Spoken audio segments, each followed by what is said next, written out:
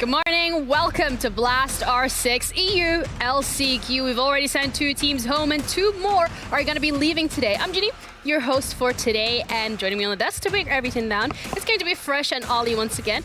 Hello guys, how are we feeling after walking in the rain? Yeah, it was good. Me and, there was only 2 of us today, me and Medic. Yeah. Nice long walk in the rain, we got drenched. Sounds romantic, doesn't it, when you put it like that? It was really nice. We was having a nice long chat. Yeah. We was talking Rainbow Six, we was talking Observing, we was talking everything. It was good. Nice romantic walk. Wonderful. Yeah. I mean, it wasn't so romantic for us. We kind of cheated a little bit, but we got here. We got here anyway. Yeah, we're here. We're having a good day. Yesterday was a good day too, and if you miss anything, don't you worry, because first of all, why did you? Second of all, we got you still. We'll catch you up. But let's look at the bracket first. Let's start off with how everything started and what we're going to be looking at today. Yesterday, Wild took on X10 and they walk away with a 2-1. They're now in the semifinals up against BDS, who won versus Unlimited. But if you have like any presence or social media, you know that BDS versus Unlimited game reduced Jack's lifespan by like 10 years. Yeah, it was. There was a lot of clutches. There was overtimes. Genuinely, I thought BDS were going to throw it all the way against Unlimited, but just about pulled it out. I think Brede was the absolute clutch god yesterday. Without Brede, we would have been looking at a very different bracket, I think. We would not necessarily be looking at BDS through. It doesn't do it justice, does it? A 2-0 scoreline, because it was so much more than that. And even the first game of the day, the Wild X10, for me, again, another one that could have gone either way. We could have been sat here looking at 10 advancing through into the bracket. However, we are left with Wild and BDS, which, for the most part, is probably what a lot of people would have expected. Yeah, I think so. I think the 2 favourites won, but like you say, the scorelines don't really do that justice at all, because those games yesterday could have genuinely flipped. Pretty much every single map could have gone either way, and obviously left us with the result it did. Absolutely, and which also brings the question of the competition in general. I mean, the fact that X10 and Unlimited were able to push EUL teams to their absolute max leaves a question of, where do they find these players? I mean, I don't know. Where do we find these teams? Secret. Like they are born in ranked, aren't they? They are born in the depths. They play the game. A lot, they've played the game. A lot of the players, of course, they're going to be scrumming EUL teams. Yeah. Like 10 are going to be a very good partner for when you think about majors that are happening in Europe. Absolutely. Teams inside of EUL. Obviously, the teams that they will have scrimmed for this will have been a little bit different, given that they were going to be going up against a couple. I imagine they weren't scrimming BDS, for example, because they were hoping to obviously advance through the bracket. Yeah, well, the bracket has been advanced, but also we have another 2 games coming up today, which means 4 teams in total, and therefore 2 teams are going to advance and 2 teams are going to be dropped. We're going to be starting off with Heroic up against Wolves and Team Secret versus Koi. All in all, 2 best of 3s coming your way once again, so that's a lot of siege that we can be expecting today. Which game is standing out to you most, Fresh? I actually like both of them today, and I know that's a really generic answer. I think the Koi Secret game for me is probably the one that I'm a little bit more fascinated by, I would say, because obviously Secret beat Koi to go through to deciders phase in the EU League. Koi are they were major champions all of 9 months ago. So it's kind of like there's a lot of underlying storylines there. I want to see if Koi will get their revenge on Secret, because I know that loss that they took against them did hurt. I'd like to see Wolves in a best of 3. I'd like to see if they've got what it takes. They really struggled inside of the regular stage. Yeah. There's no other way of putting it. Heroic, a team that we've seen already have been pretty hot, pretty cold. You don't really know what you're going to get with that side. So there's a lot riding on that in terms of which team shows up on the day. And then the second one, I feel like it's one that's kind of close to us, isn't it? Because obviously we know a lot of the players on Koi, we know a lot of the players on Secret, we know some of the backroom staff as well. So you always look toward those as almost a little bit of a friendly derby. No bias though, right? Everything is like completely... Zero bias. There's never bias. No, here... Never bias. No, absolutely not. I mean, listen, both of these games are going to be quite interesting to watch, and I think, unfortunately, there is not a lower bracket, so that means that you need to show up today or you're out. And we saw that yesterday. I mean, Unlimited and X10 gave it their absolute best, and they pushed the teams to their maximum, but today, for both Wolves, Heroic, Team Secret, Koi, every single one of these teams needs to show up. From what we've seen in the past here, are there any potential predictions that you already want to throw our way? I'm going to go. Go for it. You know what? I'll go for it. We're going to see 3 maps in map 1, 3 maps in game 1, right. 3 maps in game 2. You're going to go for a full... He wants to stay here for the whole day. Yeah, we're going to see 6 maps today. We're going to hit the 40 rounds as well. It's going to be close. Are we going to see a kill record? Ooh. Do you know what? I tell you what, yesterday Skipper would have had it. Skipper, no. If we'd have gone map 3, he would have had a best of 3 kill record. That would have been something. Yeah, screw it. We're going to have a kill record broken today. That's what I'm expecting. Okay, a lot of expectations that we have set here today. We have the first game coming up, which is going to be Heroic up against Wolves. We're going to break that down. Expectations, emotions, feelings, thoughts. But first, we're going to take a little break, and we'll be right back.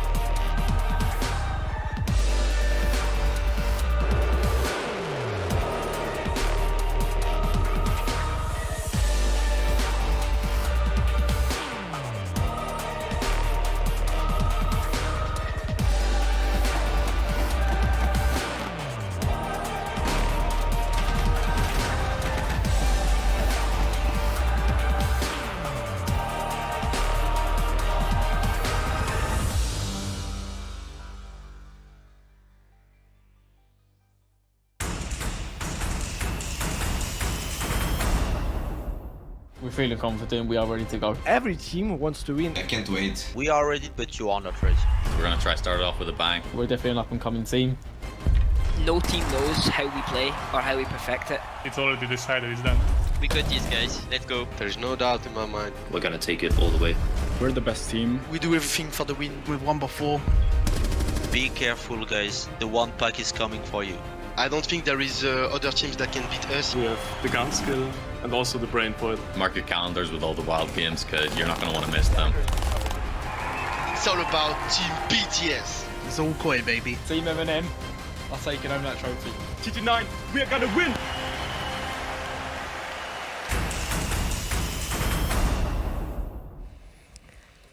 Welcome back. Our first game of the day is coming your way. I'm Jeannie Fresh and Ollie are also on the desk, and we're going to break this one down. It's Heroic up against Wolves, and we've seen both of these teams in EUL we've seen them consistently. We might not have seen them perform consistently, and that is going to be a little bit of an issue here today because you have 3 maps, well, potentially. You can have 2, and you need to hit the ground running. Absolutely, like this is absolutely last chance saloon, right? Is every single EUL team? We're going to talk about every single one of them today. the top and bottom of it for every single one of these teams is they've not had a great group stage. Yeah. They've not had a great deciders. Otherwise, they wouldn't be in the last chance qualifiers. That's the big thing, isn't it? You know, we've spoken at length at this point about the quality of teams and almost the pedigree of the teams that are in this last chance qualifier. Yeah. But at the minute, they're here for a reason, and that's because they have underperformed on the whole. Yeah, looking at Heroic as well specifically, I mean, I think a lot of people were very surprised when they took BDS to Clubhouse and then they actually won. But then you go from that to here, and it leaves the question as to what is not going quite as planned. I think I like this team a lot, Ginny, but the one thing that I think is it's a new team that's bedding in a new support player in terms of bedding Kayak into this, but also a brand new front line in terms of bringing in Blast and Skiddy, right? So it's kind of a merge of two existing teams, you know, the old Na'Vi pretty much, and then obviously the existing Heroic, and then adding Blast into that mix as well. I like them a lot. I think they've got a lot of good things going for them, but I think it was a little bit of nerves, a little bit of form, and a little bit of just that kind of desync that you feel when you're in a new team. Comms are, you know, sometimes always there. You know, the 3-2-1, sometimes people are going on 2. Sometimes people are a little bit nervous to make a play and therefore go before the 3-2-1. That type of stuff is what I think Heroic were experiencing. They've had a little bit of time now, and I think we'll see them improve over the course of, you know, the stage, and especially into stage 2 on that, because they have got a good, solid foundation. Time's always something that Heroic are going to need in this instance. You look back to the team and who played at SI for them, entirely different. Yep. So they've not had that consistency. They've not had that regular 5 where they've been able to get the hours in and really start to develop that sort of synergy. So for me, like you say, a little bit of time off. They've been able to sit back, watch everything unfold. Again, they've known who they've been going up against now for a very long time. Yeah. It's no stranger that they're going up against Wolves today. They know that, and they should be ready. Yeah, absolutely. I mean, they have all the right ingredients. We just got to let them cook, let them stew. And they've had the time, as you said, it's their best friend, see whether or not that's going to work out today. But they are going up against Wolves. Now, Wolves is an interesting one as well. They had the change in terms of leadership, and that seemed to be quite substantial. I think that's one thing that is the big point around Wolves is they're taking a very, very short-term hit. And I think this is the feeling coming out of the Wolves camp as well, is that they're taking a short-term hit in terms of removing that leadership. Yeah. To bring in the firepower. Now, Deadshot, unfortunately, is the lowest rated player on Wolves. But we know from CL, you know, you've seen him through CL, be this unreal player. And I think the long-term view is, if Shinka, if P4, if Bibu can develop into the more leadership figures, you know, the IGLs, the shot callers, then he can come in and add a lot of firepower to this Wolves team. But they are currently having to go through that short-term, you know, kind of lull. This team is missing Rise. It really is. It's missing that leadership. It's missing that experience, and it's missing that older head on the shoulders that's saying, look, this is what we need to do. This is how we need to move forward. You say they're bringing the firepower in. That's great. But so far, Deadshot, he hasn't been that firepower. We know he can be devastating. But Wolves didn't even manage a single win inside of stage 1. They got a couple of overtime losses, which is what gave them a couple of points. Yeah. But again, not good enough. It's another situation very similar to Heroic where we're kind of asking for a little bit of time here, and the teams have had it. And now it's time to show what they've done with it. Yeah, they've both had equal amounts of time. They know that they've been going up against each other as well. So in that regards, I think one of the things for Heroic that we touch upon as well is kind of the comms situation, especially a couple of interviews as well, you know, kept mentioning it, that sometimes the players just don't want to speak. So when you're in that scenario as a team, you've now had time. Are you expecting it to have improved? You would expect improvement. Like, it's a time and it's a process type thing. You know, these teams will be working on it. They're very aware of their issues. But one thing I will say for Heroic is their front line are very quiet, you know. Yeah. Blaz is a very quiet guy.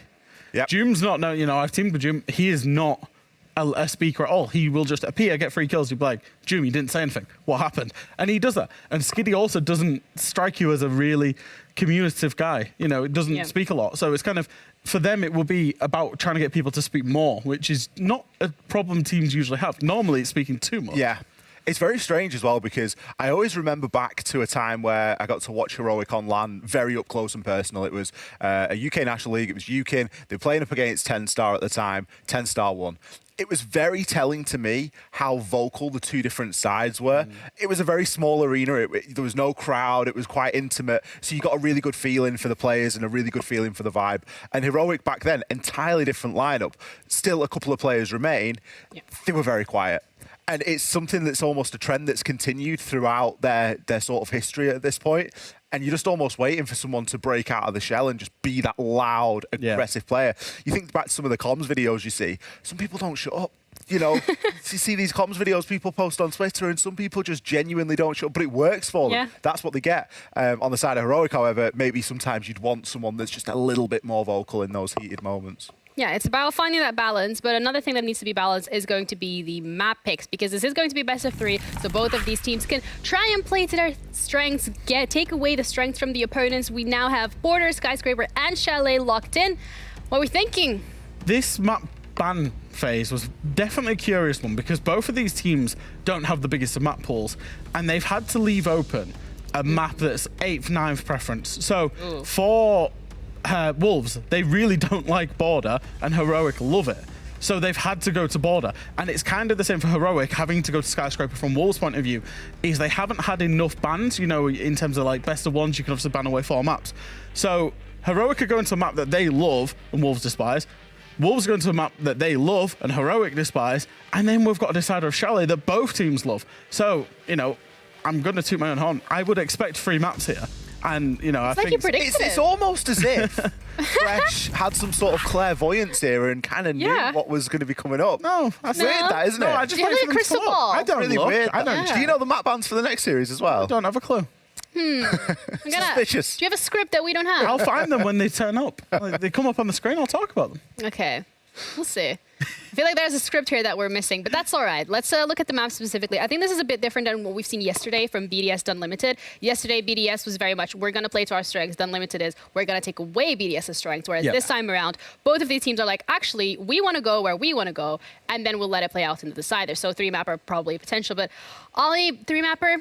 Yeah, you think it's got the makings, hasn't it? You know, you look at the pool and you think Border. It is going to be a map that Heroic have got a little bit of a preference for. A map that Wolves, you know, have they got the firepower to come up on Border? We talk so much about how Border can be very heavily led by that opening kill. It's a very control-heavy map. You need to be keeping control of, in some cases, 80% of that map to actually be able to defend it. Or, in the flip side, you need to take 80% to be able to attack it effectively. It's a very gunfight-heavy map. Do you know what I'm looking forward to on Border as well? Is there's a little stat that I've been tracking, which is like the most unique operators teams have played. Yes. We've got Heroic, who have played the most unique operators so far in EU League, 57, against Wolves, who have played the least in 40. So we've got a big range of, like, I guess, you know, ideas on the two teams. Yeah. But Border is that playground for unique operators. Yeah. We saw Grim yesterday. We saw Gridlock. We might see Ascent. There's all sorts of operators that we could see coming out for Heroic today that I'm genuinely very excited to see. Yeah, also when it comes to Border, we're always expecting a bit more of creativity. So yesterday it felt like we got a little bit of that, but not enough. So when it comes to Wolves, Ollie, is the creativity there? Can it be there? I think it could be there if they want it to be there. It's one of those classic things where if they want to be creative, if they want to try different things, they can. Is Border the map for that? It can be in a lot of ways, particularly on the defense. You're going to see some fairly standard bans. You're likely going to deal with an Azami ban. You're probably likely going to deal with a Solace ban or some sort of information. But on the flip side, with the prevalence of the new operators getting banned, other things get let through. So we often see a Valkyrie, something like that, gives you that opportunity to play something a little bit different. I think the one defender that we're looking for at the minute is Cav. I don't think we're going to see a Cavi today. In terms of the bingo card? Yeah, for the bingo card. Someone would have to be, or one team would have to be just so astronomically ahead. Yeah, guys, for the bingo, to pull that out. But Heroic did it for you last week. They did. They did. They just kept playing. They kept playing new operators. So. It was great. We want to see a Blackbeard as well. We need a Blackbeard, Blackbeard and Cav. Okay, guys, can you please make that happen? That would be really great. We do want to take off the bingo because what does the winner get? What the winner gets? We'll figure that out at some point. Well, Twitter we're bragging completing rights. it, aren't we? We're just completing it's it. just like it's like a team effort here. Okay, we're all like working together on it. But this is going to be a team effort as well for both these teams in the server. And I think when we're looking at Wolves as well, the fact that we don't know how they are going to perform in a best of 3 is a little bit of an interesting one as well. We've not seen them. Well, we have seen them in the best of 3, and we've not seen them in the best of 3. We saw them in the best of 3 in the open qualifier playoffs that they had to play to get here, but they played up against some non-EU League teams. When they hit the EU League teams, they beat Koi, but then they lost quite convincingly to BDS as well. But again, both those points, they knew they'd qualified for last chance qualifier. So how much can you really even take out of those? So I think it is a big test for them today. I think that Wolves know that they're in a transition period as well, and they're going to be fairly aware of that. So, like you say, tempering their expectations going into those open qualifiers, knowing they've qualified into the last chance, takes off the pressure a little bit, gives them opportunity to try new things. And again, it's that building phase. We're talking about it all the time, how the more rounds that they get under the belt, the more experience that they're going to be able to get is only going to lead to the betterment. On paper, the side looks great. You think about it, you've got Deadshot, you've got Mowgli. All of a sudden, you're looking at this really aggressive front line, this solid back line. Like, you just need to figure out where the desync is. Yeah, we're going to figure that out as we're going to be heading on to our first map, which is going to be Border. We have Fluke as well as Hap covering this one. So, guys, take it away. Thank you very much. And yes, we are getting underway with one more quarterfinal. We have 2 more to go before we are getting to the final 4 teams to fight for that final spot. This early in the morning? This early in the morning. This early in the morning. It is what? 10 a.m. here in Paris. It is 9 it's so in London. Early in the morning. It is very early in the morning. Because of, I assume there's a lot of these going on right now. NAL, obviously they've got theirs after ours generally. Yep, they will be tonight, a couple of hours after we end our stream. I mean, I am struggling. You were here first out of everybody. I was very here eager. Around 7 in the morning, local time, 6 a.m. if you're in England. And yeah, so I can't imagine playing Siege this early. Saw some posts about that yesterday where people were like, how can people get up this early? Yeah, I think hold their mouse. Jake said they couldn't hold their mouse in the first map. Yeah. I've seen posts from Mr. Officer regarding it's early. It's early. I just want it said that it's early. Is it early? It's early. What is the definition of early? If you would have if you have to add a time to it. Anything before 3. So they're just moving in a new drywall here. At the there's a piece of drywall that just came through the studio. Maybe we were imagining it. What we're not imagining is these 4 bans. Solace removed on Border. Yeah, I appreciate that. You're thinking of, obviously, control of drones, control of intel. It's a small map with a lot of softs. You can not have to take too many steps to take probably a lot of intel and a lot of control in that space, but also you're looking at certain reads, certain holds, certain plants, especially on the top floor site, the first pick site for a lot of teams, the Armory Lockers and Archives, where we find ourselves. Archives? Yeah, delicious. Yeah, we're going to get underway with an aggressive Border, usually explosive. But how will these 2 teams go up against it? Now, something we heard on the desk as well is something that we've said ourselves, is that with the new kind of Wolves, with the roster change that came in, there seems to be a lack of leadership. Yeah. You want to see this Wolves activate, because they haven't. That's the sort of... No, I don't know whether it's worth calling it a worry yet. It's a worry in that there's only 2 stages. That's why I would say it's a worry, right? Yeah. There is no second stage. Well, there's a second stage just very late in the year now. There's no third stage anymore to make up for any of the losses you've gained in that early year.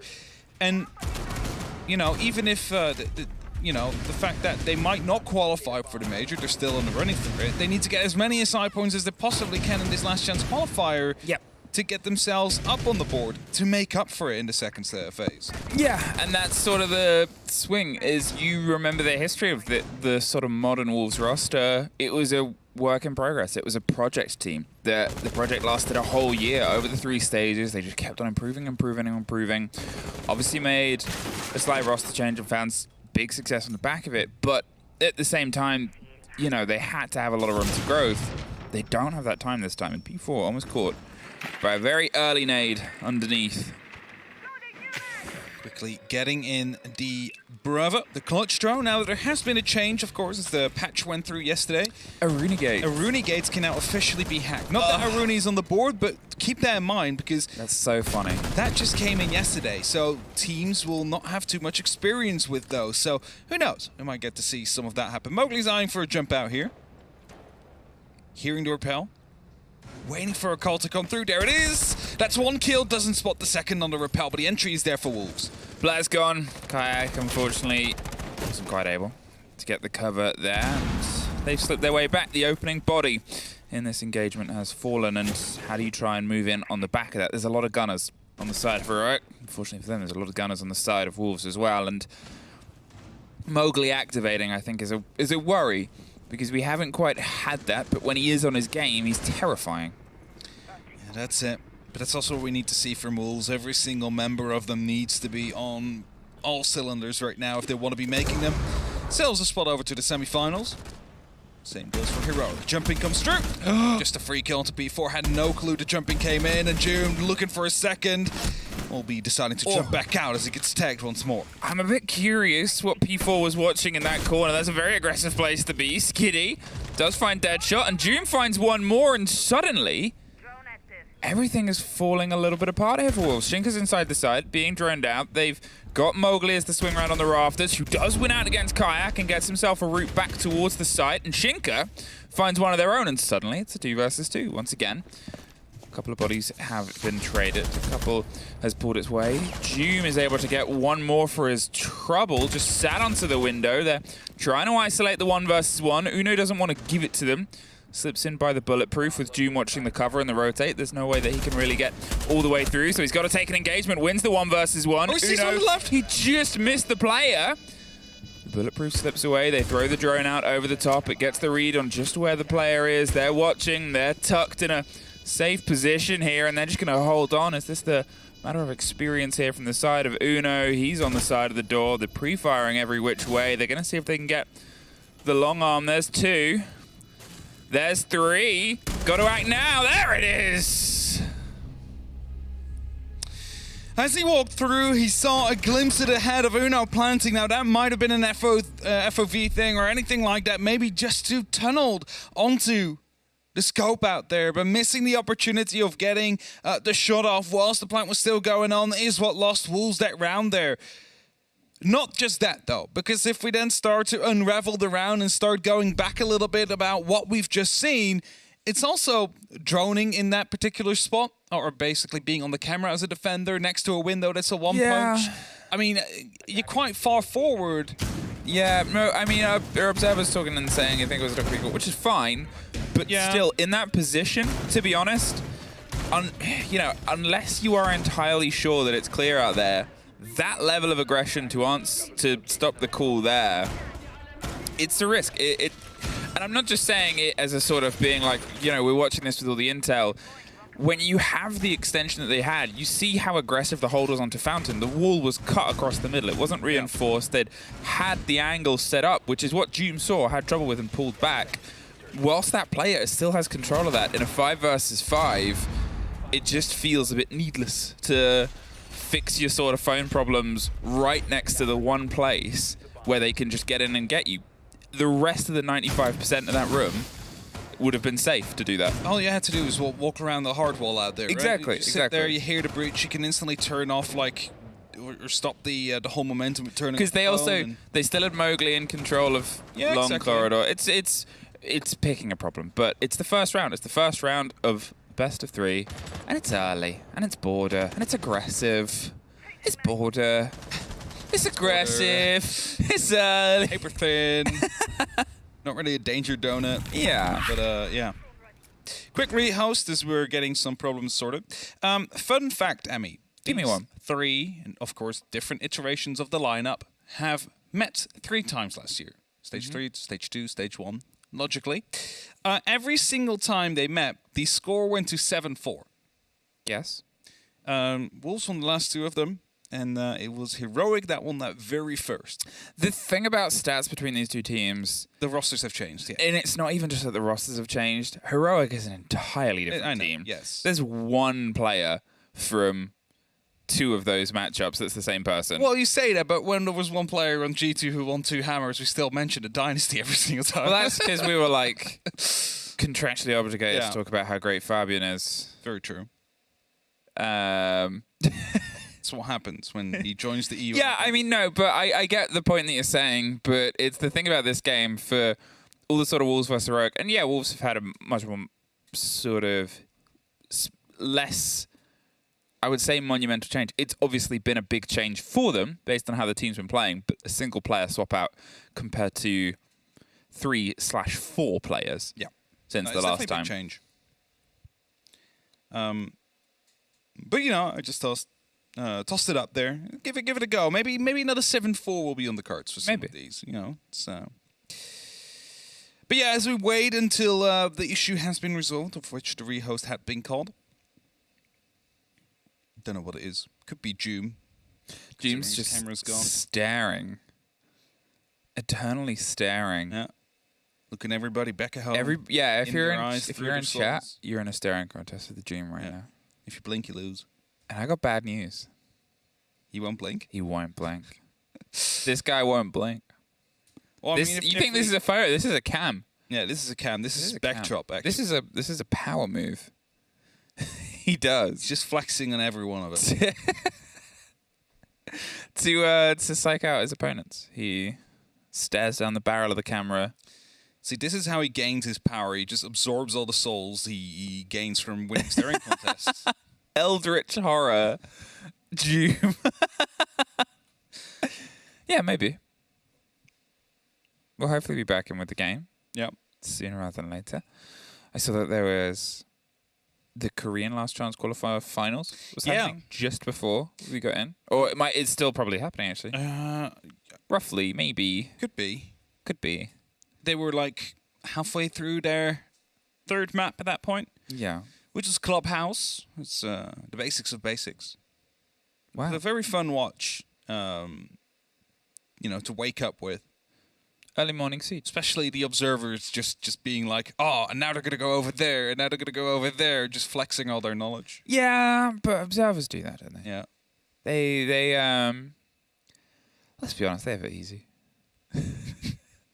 They have a easy? They have a easy. And they have it easy. We still need to find a nickname for the second North American observer. Schreikel? Yeah, Schreikel. Because we have Red Like, the Italian Stallion. Yeah. Medic's Creation Sensation. Easy, the Dutch Disappointment. And just Schreikel right now. And just Schreikel. Just Schreikel. Just Schreikel. Hey, we're back in. We're back in. Apologies for that. We're back in. Round 2 here. And the first one has gone the way of Heroic, but it's border, it's attack, it's Heroic's map, and it's going to sort of warm up, I think, this game. There's going to be little moments and little mistakes, as there often is at the start of a long series, at the start of a day of Siege as well. So we'll see how this grows, and obviously whoever takes this series will be facing the winner of the later series tomorrow. Yeah, tomorrow's going to be a brutal day. Tomorrow is a long day for any team. There's 3 games, theoretically, ahead of any of these teams if they want to claim the last spot to Copenhagen for EU. And it's 1 today and 2 tomorrow. Mm-hmm. And we're all best of 3, so you might be playing 9 maps over those 2 days, all in the morning. It's good Eminem isn't here because not have enjoyed that. No. Do you think there's anyone that does enjoy it? I mean, I don't mind getting up this early. Yeah, but you're not a professional Rainbow Six Siege player. It's very true. I have an approximate winnings of $61. Wow. Yes.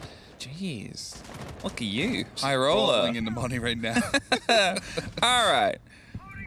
Here we have some focus being paid towards the CC hold. They've got obviously the synchronized hop over, the pressure onto the window. Mowgli with a little bit of a dance towards the door, but how long are they going to stick around becomes that point of pressure. You want to waste time, you want to waste utility, and if you can, waste the body as well. But if the wolves are, well, being circled by wolves, you try and pull out. You have to not give them that body advantage because you know Heroic, you know Doom, you know that they're just going to try and execute onto you. Try and make sure you're playing as a pack. Have your backs. Have those crossfires. That's the first grenade to come through. They tried it in the first round. Were not successful this time.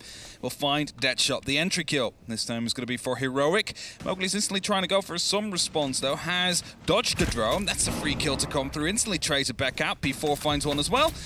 Shinka goes through. It's suddenly Heroic falling apart rather than Wolves this time around. There it is. The Wolves weren't as solo as they thought. They obviously lost the first body. They moved into the position. There was players underneath that were able to get a body as well. I believe one of the kills came from the verticality. It was just a well-threaded hold there from Wolves. They knew what to expect from Heroic. as I said, they know Heroic. They know that the pressure's going to sort of come in. They're going to try and get the pinch and pull the player. Then you play against that expectation. You sort of set yourself up. You have P4, as I said. They were the one with the vertical underneath. You've got the swinger Shinker as well, too. And I'm not sure if that was a run out from the main door or not. But either way, they're around that position, and it puts a lot of pressure onto Heroic. Entry kill turns into a 2 versus 4. It's not ideal if that happens. It's everything but ideal. Also, to mention for Wolves, they basically haven't received any pressure onto the site yet. Like, all those kills didn't happen on their hold either. Azuno now looking to walk in from Archives. Makes his position known, and he's going to be walking right into a gunfight here. Made sure by the Keeper Berry he couldn't actually cut the angle rightly. People takes him down, and that leaves it only up to Kayak now in a 1v4 situation. Yeah, and it doesn't last very long. It's a good response. It's a good turn back in there for Wolves. They, as I said, knew what to expect. They knew how that approach would come. They had themselves set up with the verticality. They sort of left that player an idea of try and take this fight. And they did. And it's all you could really ask for. As the return to the first round slipping away from them, they take the second technical site. And they're going to go back to their first technical site, Armory Lockers and Archives. And this started to fall apart because of, I think, aggressive positioning, which, unlike that round, wasn't able to be properly punished or traded out. They seem to have less of an awareness on how the approach was coming. More so less opportunity of going for refrags, right? Because what you saw there as well, I mean, at that moment it was a 2v4, but you see, you know, pushing out on a fountain, a keeper barrier gets tossed up, which means that he no longer can cut the corner properly and basically limit the amount of angles he can be vulnerable from, which is as soon as he walks in front of that door, 2 people will watch him, right? And there's a crossfire, there's no way there was you're also a C4 as well. There's also a C4, underneath. I mean, you know, that kind of synchrony is what we like to see. That's what we always, you know, commend for these teams if they portray it. Because sometimes, or a lot of times, when teams aren't having a lot of success, it is due to the fact that the synchrony is just not there. They're not working together. They're basically playing solo to some extent. And that last round we just saw, that was Wolves working together. He borrowed that kill from Mowgli onto the door. He instantly tried to trade and used the opportunity to slip by a drone, but the rest was looking pretty synchronized. Okay, Heroic took the site before. Slight difference in the operators. Will it be the same result? There's also expectations, obviously, on Wolves. Have they warmed up a little bit more into the hold, and will they be ready for this? An approach that actually starts down in detention and via customs seem to be the route. Cut themselves underneath the site itself. See if they can try and get preparation on the big rotate. There's not a huge amount of rotate possibilities for this site, and to try and hunt against the back end of the wall. Remember, it started with a jump out that wasn't punished. It's a spot coming through, a grenade instantly, supposedly to follow up, but Skitty was a bit too late. The drone has been taken care of, and that means they're aware of the fact that something might be coming. Doesn't stop him, though, from still throwing that grenade. Almost finding Deathshot again. He's now having fun in these early rounds, finding these grenades under his feet every single time. He lives this time, but they definitely have it out for him. Yeah, he's unfortunately got the sort of target on him. Blast is going for another one that just falls on the wrong side of the hard wall. But look at this. Ooh, Mowgli, he was so tempted, and he double dips. Gets Uno, gets a cold kit, and removes the Brava. Pulse, unfortunately, a little too late. That drone not going to stop them. And with Deadshot as the cover, the 2 slightly rotate back. He's not entirely sure where he's dying from, but he's going to fix the floor. Get that repaired and make sure that hole is something that he can replenish. Look at this, he's just retaking the space. He's using that Architect operator to force another clear with P4 getting Blaz. A very tight angle right there. Karg will not be happy to actually go for that, and Impact gets tossed out. It's definitely going to be forcing him back. And Mowgli, low on HP, he's going to get himself punished for it now by that 416. And that brings it to even numbers now as Skitty finds one as well. It's this, it keeps being these trades of bodies. Deadshot. Do they know about Deadshot? Well, P4's there to offer some support. He wants to try and hold on to the door, and oh, Skitty gets one in the meantime, but there's the plant going down on the back end of site. Skitty pulls back as they're in the 2 versus 2. Doom cannot get the full cover, and there it is, point proven. Deadshot's able to get that. That's the kit once again cold, and P4 watching from 90. This could be the angle that they don't expect. He's being cautious, doesn't get fired upon, pulls the kit back, and is going to see if he can stick it. When do they swing? Well, they wait for P4 to rotate rounds. They can push it from 2 different angles. The perfect L shape. He's caught in the middle. Oh, no. Oh, he's able to swing onto the first. He's looking for the second fight. He's holding on. He's peppering across. They've gone to beepers. It's going to make a bit of noise when he comes through, so he fires. In the meantime, Doom! Unbelievable take there in the 1 versus 2. Wolves, I mean, they did things right. They waited for the rotate. They wanted the 2 versus 1, but how do you stop a man swinging around and 416ing you in the head? The last player dropped through the hatch on Wolves. They went for the double swing. One person misses the shots, the other one drops through the hatch. And it's like, the hatch. That's very unfortunate as that happens, because otherwise they would have been able to play that trade game, you know? He turns around, it's going to be a free kill on the other. But no, he accidentally fell through the hatch or hit it on purpose. I'm not going to be quite sure which it was. But man, that is rough on the side of Wolves, because they had it under control. They had the diffuser down. They had the cross. They knew that June crossed as well, because they were aware of the fact that he was out on the balcony. And he just clutches it out like that. Good for Heroic, we have to say, right? Because those kind of plays is, you know, you're not supposed to make them happen, but if you make them happen, no one will say no against that. So it's going to be a nice little extra. Next round, we go. Not the armory this time. It's going to be up to ventilation. We're headed down a floor. Wolves hasn't been able to find that success twice in a row now. Whilst they have gotten quite close. Again, first round, entry kill, instantly turned back into a big disadvantage. Third round, we just saw an entry kill. Not just one, actually. Managed to find a bit more pace behind it.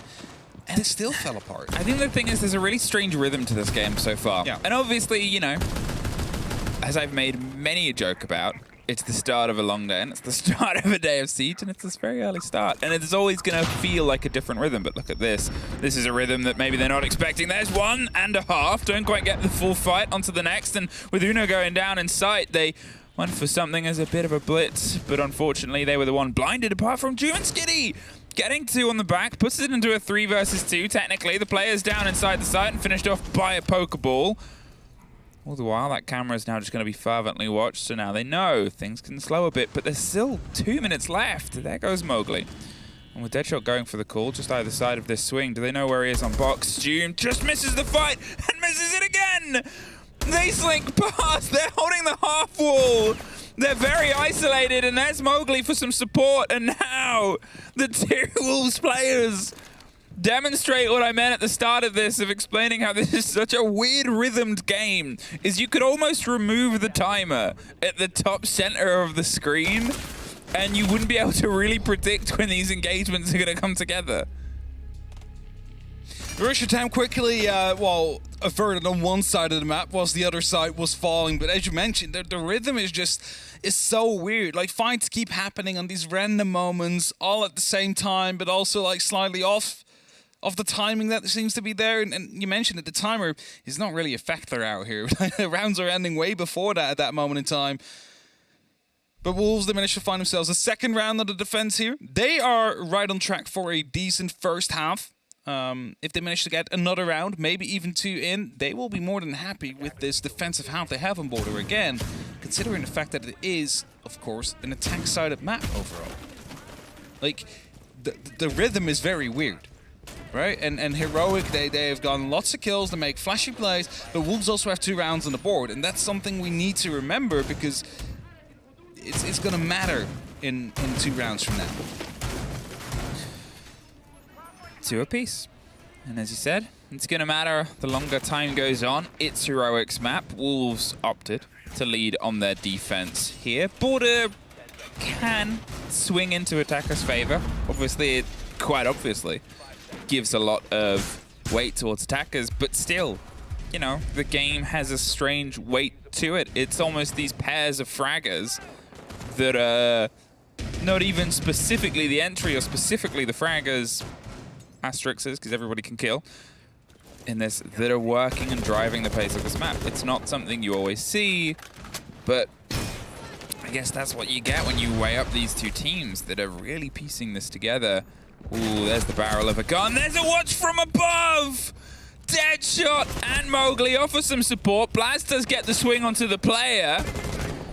There it is. That tethered hold just in the right time in the right place. A lot of trust from the player caught in the corner there of Customs. But Mowgli gets his second. Finally put out of the misery of Heroic. And as I said, it's the Warrior if he activates. He's sitting on 7-2 with 3 assists. He's been hitting a lot of shots, and it's not just that, because we had that rehost, so those kills in the first round aren't even counted in that current scoreline, because it was reset to 0 right afterwards. So he's doing better than it currently even looks like at this point. 3-3. We have a little bit of time to breathe now. Of course, the side is on the bathroom and tellers. It's not really like we've had any gunfights out there. Just like round 2, no pressure on the actual site. The fights are happening elsewhere. The fights are happening on the opposite side of the map. And, you know, that means that Heroic just lost a lot of their utilities, some grenades, some explosives as well. But they don't really have any control yet that they need for the direct site. They're starting to open up now into Fountain with some Excaros. That's going to be putting up the pressure onto the Office players. Oh, how did that Excaros... Right? How did that Excaros bounce up? Oh, it's early. It's early. The X-Kairos is early. They're having issues. Even they're having issues. Now the 3 versus 3. Minute on. They've been able to put some of the pressure on the rest of the map, but you're still looking at the vertical under control of Wolves, which means the site generally is under the control of Wolves as well. So what do you do to try and solve this problem? Well, you have the hunt for Deadshot underneath. They're looking for the angle. Do they know about Bibu? Is going to be that problematic moment. There are pings. There's a rip. There's a tear. There's a preparation to try and draw the attention. Bibu's tempted by the window. There's a flash around the corner, but the C4 gets skiddy in the meantime. They got to push onto the back of Bibu, but they can't quite get it timed. Uno's able to get himself off, and now it's just Kayak pushing and pushing for a fight. 20 seconds, and it's not being offered to him. And he just takes the drop on the hatch, and Bibu has played that, I mean, with the support of a C4 underneath, perfectly. He's got out of there. There's 15 seconds, and they don't even have the kill to show for it. It's good teamwork coming out from Wolves there. You know, he stayed up there. He was playing his life. He was looking to die in that spot. This Kayak right now, he's finding himself in a 1v2 as he finds 1 kill. Doable? Probably not with 2 seconds. Has to go for the stick. But his side decides to go off instead. He's not going to be able to make that happen with 2 players still on the board for Wolves. So, moving us on to the next. But coming back to that previous round, well played. Bibu playing his life. He was ready to die in that spot, right? That's why he played there. That's why he stayed there. He didn't instantly drop. But the idea was that he gets the call out first, manages to with that, get this C4 kill. Then he gets pushed by another, which he then manages to take down.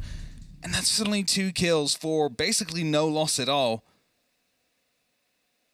It allows Wolves to take that 3rd round. A very important 3rd round. Again, attack-sided map. They managed to get at least an even half out of it. Now looking to see if they can get a half win out of it. 4-2.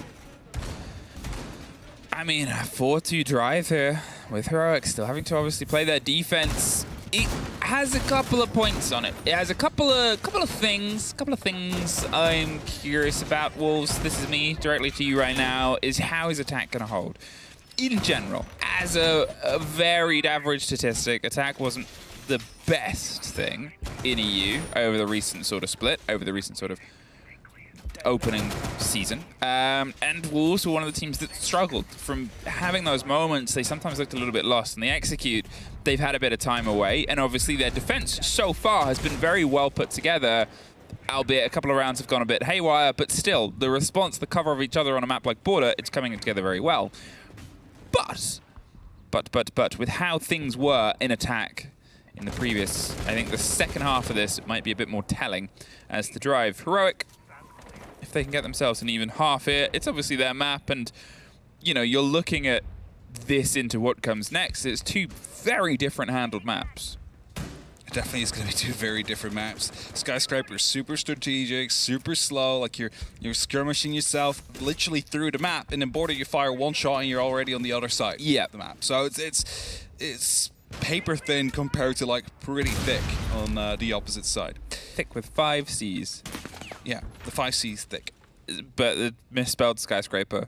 Sky thick scraper. Again, it's very early for those of you wondering why we have descended into madness Why we're already. losing our mind. Parker would laugh. I laughed. All right. No, it's you and Parker. They have the pings on the players, and Skitty wants to go grenade fishing, but he's cautious that they might get swung on. Dead shot, please no. Oh, it's P4, but he survives. If it was dead shot, maybe dead shot would have died. No, P4 lives to tell the tale with a sliver of health. Doom does not. Mowgli, still on a rampage across this map, is able to get that entry body. They lose the Nomad. They lose control of some of the rotates, something that's plagued them. You can see injured. Deadshot gets Blaz. Mowgli gets down onto Skitty. And he is unstoppable so far on this defense. Well, 2 players left. Una finds a good first kill, but he just opened up an angle right beside him, and Wolves not afraid to try and challenge that. Slight rotation coming out from the Wolves players as well, heading down below. Of course, they have a C4, they have 4 impacts. They don't need to take the fight horizontally here. They have plenty of opportunity to try and just play it passively. That's exactly what they're doing. It's the Ossa shielded kayak that is most likely going to be used at some point to try and get the plant behind, but that kind of leaves you with little space. Like, you're planting right in the open, there's just a bulletproof shield in the way to try and protect you, but if they're below with impacts and with a C4, I'm not sure if the C4 has been pre-placed. No, it's been used. So just with impacts, I mean, you're an easy target for them at that point. So yeah, through. Has the kit on the shoulder. I'm not sure if they're entirely sort of saying, like, this is where we're planting, but with the Ossa shield still to be deployed, Kayak does get 1 on the rotate. Mowgli went for an adventure, and if Kayak can get this deployed, suddenly they might have a bit of an option. P4 is still underneath with an impact, and that's the one that gets thrown and used, and there's the drop because of it. And P4 with the double. They might not have had the C4, but didn't need it. Double kill from below right there, making sure that plant was never going to stick. And that 2-4 is helpful for Wolves. Now they need to do it on the opposite side, though. They need to show that their attacks are able to come together. But this is where I usually start to worry, because they are a team that has now that leadership identity crisis. Well, this is exactly what I was talking about at the start of that round is we've seen them struggle on their attacks. The question of can they kill has never really been in question because we know what these players are capable of. We've seen these players kill. We've seen these players have these strong moments individually, not just so recently, but recently as well. And obviously Deadshot coming into the roster and starting to pick up a pickup, that's fine. But the difference between how they were pre the roster change and post the roster change was entirely around that attack, wasn't around that structure, as you said.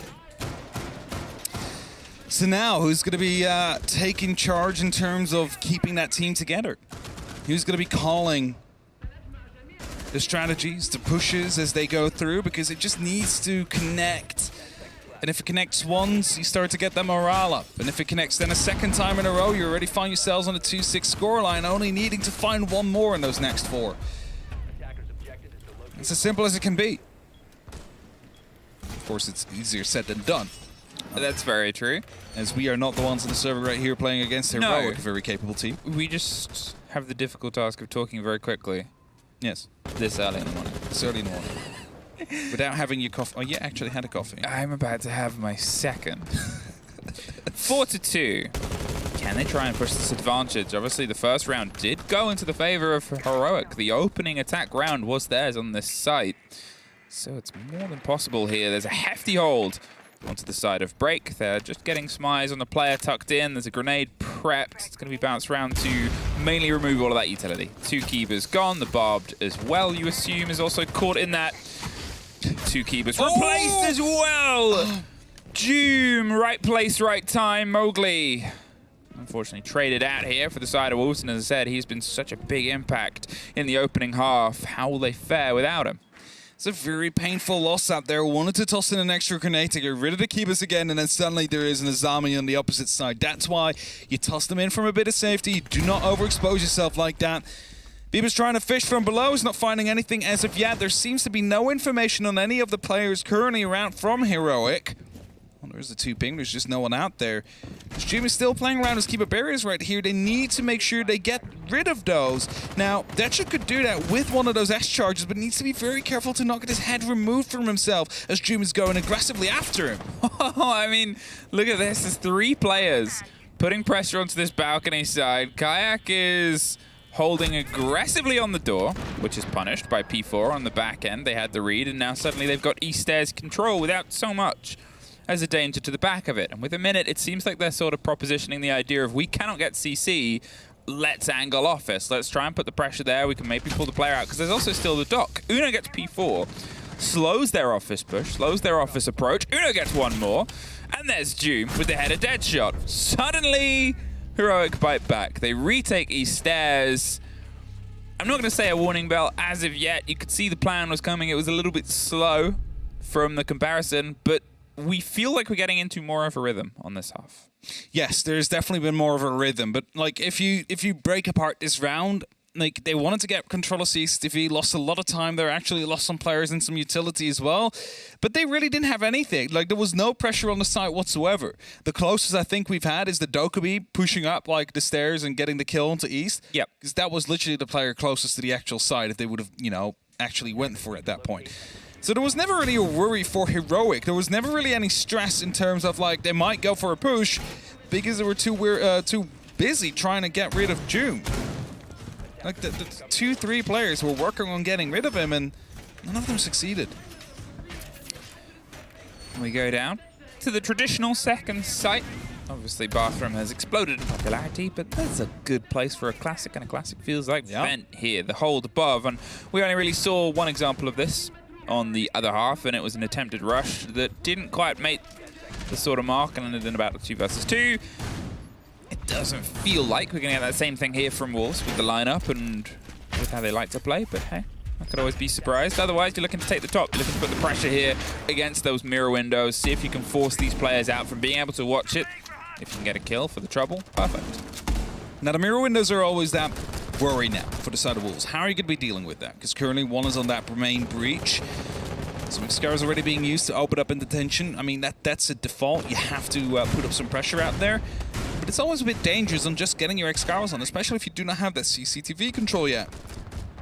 And again, we're going to be talking about it. The CCTV is where they struggled last time. They couldn't clear Doom out of it. And I believe Doom is actually the one that's inside CCTV and Break, still playing around this time with Castle. So, you know, has a different kind of architect to play with here. But more than likely, he's going to be happy to take the fight either way. Well, Deadshot might be the one that wants to step in here. Doom's just holding, ready for the chance of a swing if things come together. And as you said, the mirrors prove difficult. Suddenly you can't quite get yourself all the way around to the balcony. The grenade flies through and they hop through just on the back of it. Very well played there from Mowgli. Took a lot of damage, but can take just a bit more. That will be an impactless grenade, but that will be an impactful kill. Uno caught out as well. Blaz with the run out and the swing just misses the end of the player, but we'll give the sort of read. This is where we're at. Mowgli was watching for the rotate background, weren't quite able to catch it though. Still a lot of fight going on that top floor, whilst the side, of course, is down below in ventilation. That's something that Wolves should keep in mind, because I believe that every single player currently is finding themselves up on that top floor. The site itself, I mean, it's basically being watched by verticals. If you manage to get rid of one of those players, there is going to be an opening you can suddenly start to play with here. And I believe some Excaliburs are going to be placed, or have been placed, yes, inside that mirror window. So they need to get rid of the mute gemmer on the opposite side. I think that's maybe what the grenade was for that missed. It was supposed to go through the hole, but instead bounced back and landed in front of it. So they need to find a different way right now on the side of Wolves to get rid of that mute gemmer. Yeah, it's not an easy approach, but time is perpetually ticking, and well, P4 goes for an absolute blind sprint round onto the back of the site. They're looking to see what's open, a couple of angles and a couple of holes there inside the site. Mowgli's able to take care of Blaz as Shinka goes for the plant itself. Skitty seems unaware that the kit is going down, is going to have to take a hatch drop, but too little, too late. Kayak gets the rotating player up the stairs itself, but with the hold all above, they've been able to find 2 kills. They still have to try and retake their own site at this point, entirely set up for exactly that. And suddenly all those vertical angles, vertical holes become so much more dangerous than they were just a moment ago. 27 seconds. P4. He took a bit of initiative, took a sprint, and just drove himself into sight at that point. And 20 seconds now, and it just keeps perpetually ticking. They've still got to try and smash their own way through onto their own side. Kayak gets one more, but they're running out of time to actually get to the kit itself. Will they even be able to make it in time? No, is the answer. And, well, there's the cover. There's one. But to be honest, even if he'd held it the whole time, he was out of it. People will at least get a 1v2 clutch out of this one, statistically, even though the round was already won at that point. Yeah. But yeah, that's going to be Wolves up to 3-5. And, you know, they managed to find those 2 early frags. They managed to find out, okay, they're all up top. What do? Phone call, we run. Right? Because they're going to be turning off their phones. They're going to be running to a Mew Jammer. They will not be watching the verticals at that point. And we can dig in deep. We can find a spot where they cannot actually see us at that moment in time and get that plan down. Of course, the post plan didn't really work out as they planned. They managed to win it because of the fact they had so many numbers on the board, but they basically lost every single gunfight, yet the round is won. So a good call mate from Wolves out there. 1 round away right now from making it at least to overtime, and 2 from taking that first map under their wings. And of course, the next is their own pick, which they feel very comfortable on. And the desk said it, like, Heroic is very good on border. Wolves is finding themselves comfortable on Skyscraper. If Wolves take this map, then we might head towards a 2-mapper. And, you know, you're sort of thinking what's missing here from the side of Heroic, and it is very hard to place. Obviously, it's a roster that also had some changes, some very major changes, some of the most changes in Tier 1 EU before this recent split. And, you know, they're piecing together these holds and ideas. There's a lot of talent on a roster, but it does take time to turn that into a cohesive unit. You know, we've seen that every single time. Every single time you bring a lot of new players together, you have to find a rhythm here. It seems like, again, that they're trying to get themselves stuck in. There's these moments of synergy like that. The 2 players fighting back in the 2 versus 5 was fantastic, minus a difference of about 5 seconds, and that could have been their round. However, to be in that situation on the 2 versus 5, as you said, they entirely left themselves offside. They weren't quite getting the communication on that run through. The call was well placed, but what you'll see nowadays is a lot of teams not answer the phone. They'll sit and they'll wait. If they know that you're up there, then take the fight. Lean into it. Yeah, it's a better opportunity indeed of just trying to lean in. You turn it off if you know you're safe. You don't turn it off if you know someone is on the opposite side of that wall. That's entirely correct, because, I mean, then you get those kind of things. What happened in that first round where someone was right next to an open window and got jumped into and destroyed. Now, Wolves up towards your next round. CCTV instantly receiving a bit of pressure. The window gets opened up, and the Wolves members, while not directly entering right away, are definitely close around the balcony. We're still in ventilation. We're still in ventilation workshop. And that means that top down, again, is going to be important. This time there's 4 players up top from the side of Heroic. Only 1 is finding itself on the site. Oh, you're so close to a kill right here. I think he's waiting for a Gone 6 or something. He's waiting for something. Oh, you're so close, Mowgli. There's the call. There's the pop. There's no ping. There it is. Hammer releases the player. The player opens the site. Blaz. An important kill to take back in. They tuck themselves slightly further around. Doom gets 1 more as well. And if you're confused why the Capcan's using that scope, obviously, that was enough. Yep. Capcan, the patch yesterday. Oh, side control. Yeah, Capcan lost the scope. Lost the 1.5. Side control. Oryx as well. Well, my gained it. Still some extra angles to be made because they realize they don't have everything under control. And Kayak, of course, still has the opportunity to take the fight if they go from the main door right into the B-bomb site. But P4 deciding to, it's not worth it if we don't have any player that can go in. So he's moving himself up top. He's going to try and see if he can actually take a fight out here, make sure that the verticalities are no longer in play. It's just that mirror window out there is very problematic. It's going to be very hard to deal with here for Wolves. Again, that same one. Same one, same place. Obviously, it has the cement underneath it to mean that it's not easy to remove anything that's tucked onto that wall. You have to either swing aggro, which is sort of trying here, but from a slightly different location. Shinka round onto Archives. The C4 bit over the top. Doesn't quite get the take, but P4's trying to find one of his own. Goes for the flash. Blaz swings into it, gets the kill. Doom gets the cover. And although Shinka does kill them with the tracks, which feels like a bingo card edition, it leaves just Bibu alone in the 3 versus 1. Not for long. Not for long. It's going to be taken down there, and even though we've seen a track stinger kill for, like, not the first time over there. Not the first. It's been a long time since I've seen one. It's Heroic with a very convincing round. That first kill, that went Wolves' way, but I still want to say, I think a bit of dysynchrony right there, right? The phone call comes through, he knows someone's on the opposite side, and E1D pops through, and when both run out, then the Gone 6 comes through. it wasn't even a gun 6, it was a hammer. Or a hammer, rather, yes.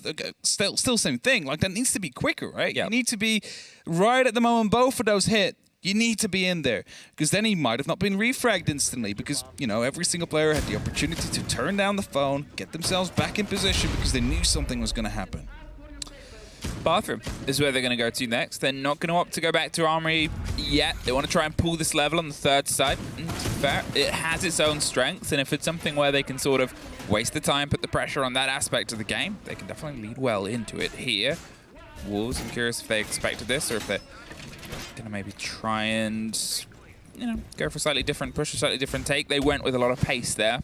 There's a couple of situations you can do the same thing. The thing about Border is you can go from 0 to 60 in a blink of an eye. Yes. That's it. There's a lot of opportunity and potential to go for some quick rushes here and find success as well.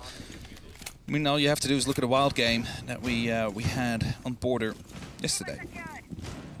Loads of rushes, loads of quick plays coming through, most of them successful as they basically won that half 6-0.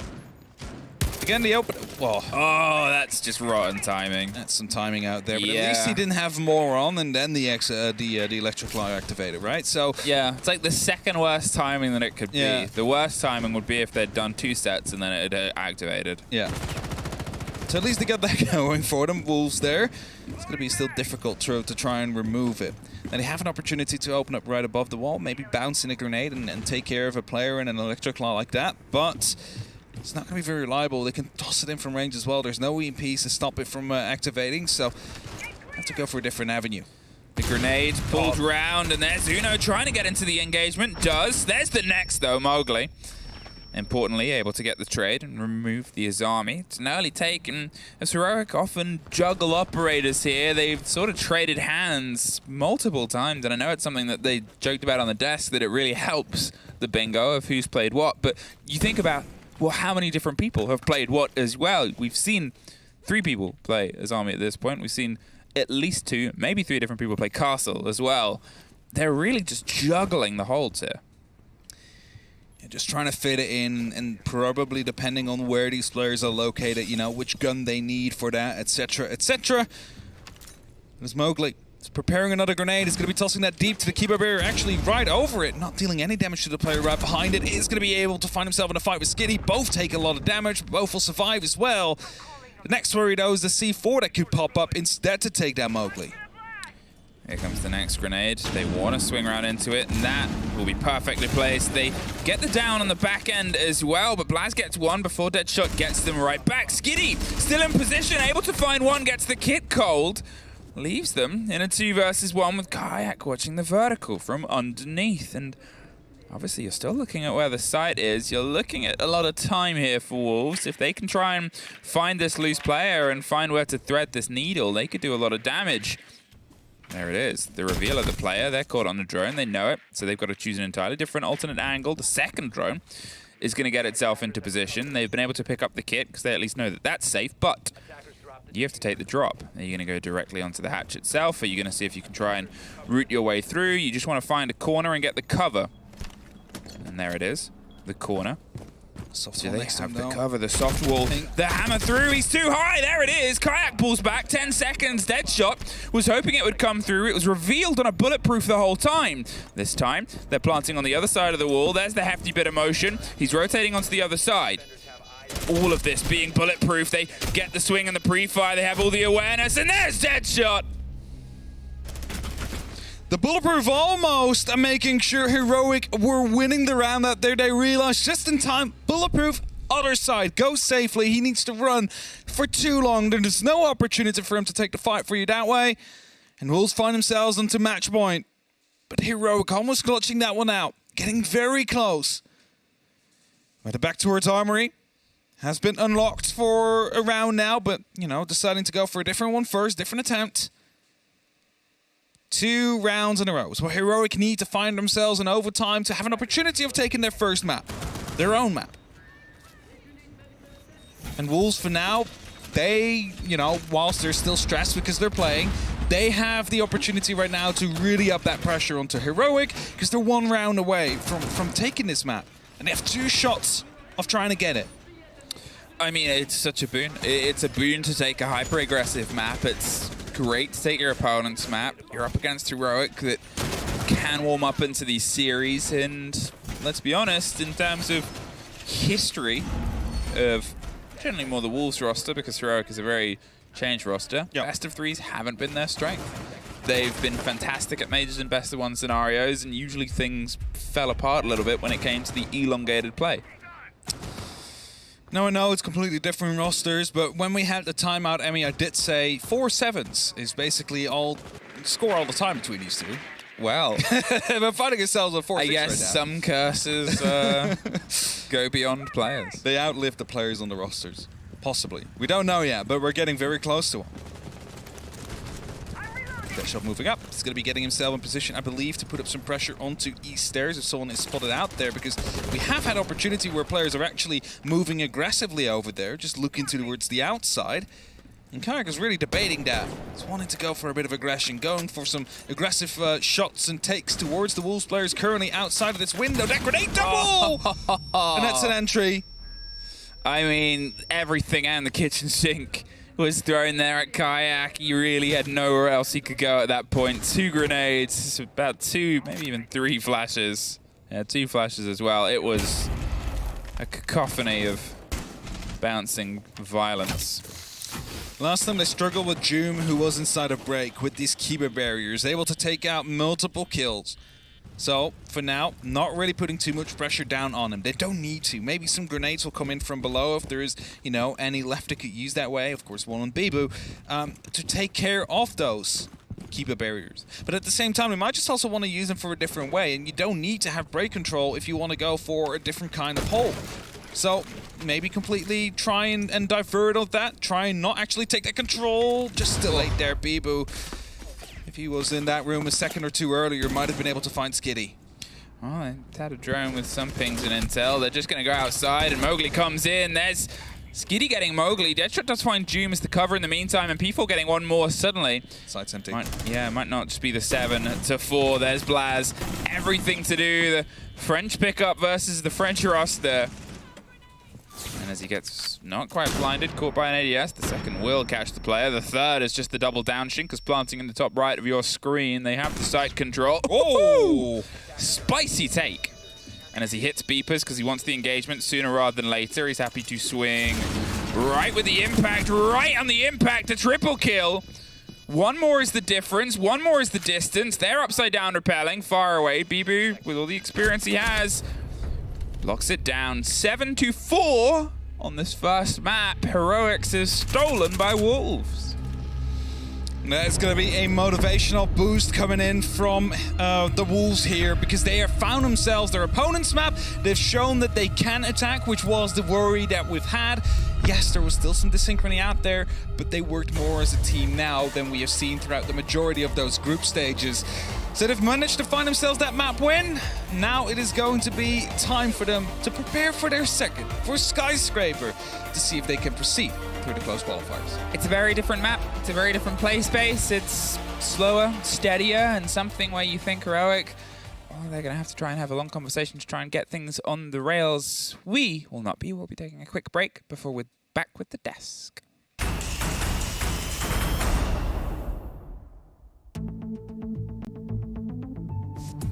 Hey guys, my name is Bakbull. I'm Leon Gids. My name is Dibek. I'm Bibu. So my name is Noah. I am Tyrant. My name is Nilo. My name is Mark Steinman. A hard support at an IGL basically means that I'm playing all the hard breach operators. I'm joining in my team, making sure the job's done. I think the reason I'm so good at this role is because I'm very vocal as a player. I've got a deep understanding in the game. I am an entry, but I'm also the person that can just go anywhere on the map. I'm kind of like that wildcard player. And I enter the map like as fast as possible, obviously, and take the map control, which is pretty important.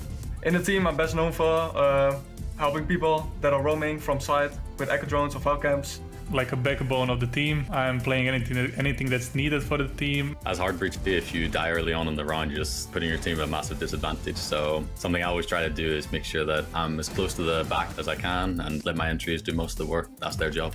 I think what I like about entry the most is I kind of get to use my teammates to just get me in the building and do what I love. It's a pretty aggressive role, I think, and I'm pretty confident on it. You need to be confident actually on that role. Like, you're normally the first person inside the building taking the first gunfight. What I like about my role the most is probably I have so much control over the round. If something isn't going right, it's on my shoulders to correct it. The best part about my role is that I get to sit back, just throw my teammates in and let them do the work for me.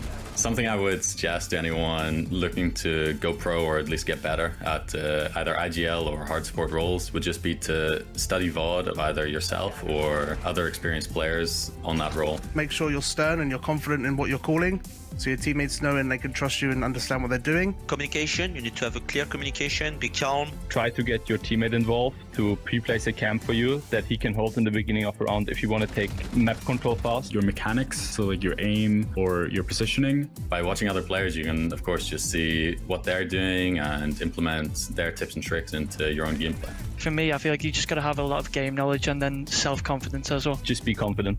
I think that's actually a very big part. You have to be feeling like you're going to win every single one of your gunfights as soon as you go into them.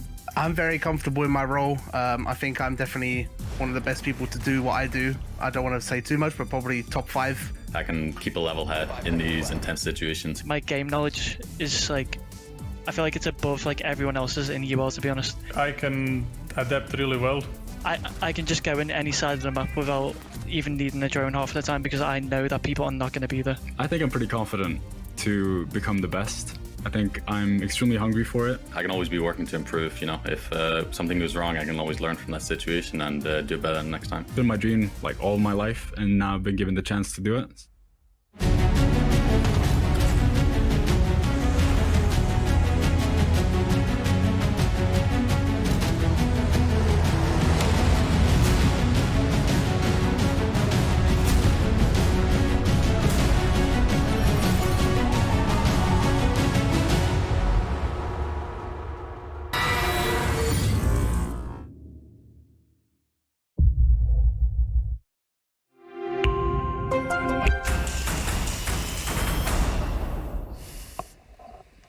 Wolves take Heroic's map pick on Border, and I think we're all a little confused. I don't think we really expected that because coming into this, we said Wolves, Border, creativity, attacks, all in all, didn't really seem like a recipe for success. But I mean, they've been putting in the work. They have, and I think it was evident there today that we got to see a team in Wolves that have been putting in a little bit of work. Yep. I loved the way that they played Siege today. There was togetherness. They were working around Mowgli. I think Mowgli ended up plus 15 kills, something like that. You could see loads of little bits of patience where they were really looking to make that play at the right moment, at the right time. There was one in round number 11, 2 nades coming in to take Kayak out, and it was just perfectly timed. There was stun grenades getting thrown in there. I think that Wolves have done a fantastic job today. My only concern, it is a best of 3. I want to see that again and again and again because they did such a great job. It would be a shame for it to fall off, but so far, I'm enthused. The one big thing that I've been kind of kicking the boot in when I've been kicking Wolves is about their team play. It's been a lot of hero plays that's dragged them through games and rounds. Today, the team play, I thought genuinely was on point. You talk about double nades. I'm seeing them recovering rounds with, identifying where they can find a 2v1, 3v1 engagement, getting that kill and moving on to the next. That's something that's been missing from the Wolves game throughout most of EU League, deciders and all. But like I say, they've been going away, they've been working on it, improving it, and did the job. Yeah, absolutely. But then when we're looking at Heroic, I think that was one of the teams where we said teamwork is something we've seen from them in the past. We were expecting that teamwork again today. But even the rounds that they won, it just came down to individuals instead. It was fluky. It really was. It was lucky. There was a couple of occasions where you could say Doom doesn't win a 2 versus 1, which he shouldn't have won, let's be honest. I think that Wolves played it really well. They went for a pinch round either side. He's got the 470. He's got the great gun for that. He only needs to hit a couple of shots, and all of a sudden it's job done. But they stayed on trend, Fresh. 20%, is that they're only picking up 2 rounds on their attacks, and they pretty much stayed on trend for that here in this game as well. Yeah, I thought so. I thought the attacks, starting out border, your map pick, and you given the attack side from Heroic's point of view was not the best to be going into it as a 2-4 split, and then obviously not able to see it out. But I think you see there, Wolves, especially Mowgli. But it didn't feel like Mowgli was on the hero plays, right? It felt like he was more enabled than anything else. The thing there to look at with Mowgli is 6 kills on the opening kill. So he's gone 6 and 1 on that entry. Yeah. That, for me, we have lost Fresh. Yeah, Fresh has just run away because he doesn't want to be on the desk anymore. But that, for me, is the sign of team play, because you don't get opening picks on your own. And on the topic of team play and the topic of Heroic and things that maybe have not gone their way, we actually do have Fresh on the telestrator. He didn't run away. He's just ready to teach us. The telestrator. So, yeah, I want to talk about Heroics and, their attacks. We just mentioned it then. Their attacks have been fairly poor, basically since they played against TT9. They got 6 attacks that day. After that, every game they've played, they've maximum 2 attacks. Now, Heroic have a lot of good plans, and I like their plans. I like their thinking. So I'm going to go through with what I like about Heroic's attack. So this is round 4. They're attacking Vent's workshop. Now, you can see Kayak create some false pressure, and what's going to happen is Kayak, he's going to Dokkaebi call. The Dokkaebi call is going to come out. At the same time, Uno's going to go and 6 the front door. Blaz is going to walk in, get the entry kill. All of this, really good from Heroic. Now, it does go a little bit wrong. Blaz maybe goes a little bit too fast, gets refragged. Uno gets down inside the site. But Doom and Skiddy also execute the initial phase of the plan. Doom is going in up on the top floor. Skiddy has gone in through bathroom and tellers. Now, that's great. You've got yourself to 4v2, effectively a 3v2 scenario. On your rush, you've got what you wanted. You've caused a lot of confusion. You've got Wolves panicking. Now, what do you do in that scenario? You either continue pushing and pushing and pushing, or you regroup, figure out a plan, and go for the next phase of the attack. Heroic basically do neither. Skiddy continues pushing. Doom is kind of just ratting out up in the armory box, as you're going to see. Now, this is where the round kind of gets away from Heroic, because as you can see, Doom's ratting, he's waiting. Skiddy's push, gone and got a kill. Kayak's only just entered the building. You can see him just down here in the overlay on the basement, underneath. So it's a complete desync after the initial good phase. Now, Doom's fighting, and this is where we talk about Wolves' team play as well, because Doom ends up actually fighting from what was a 1v1.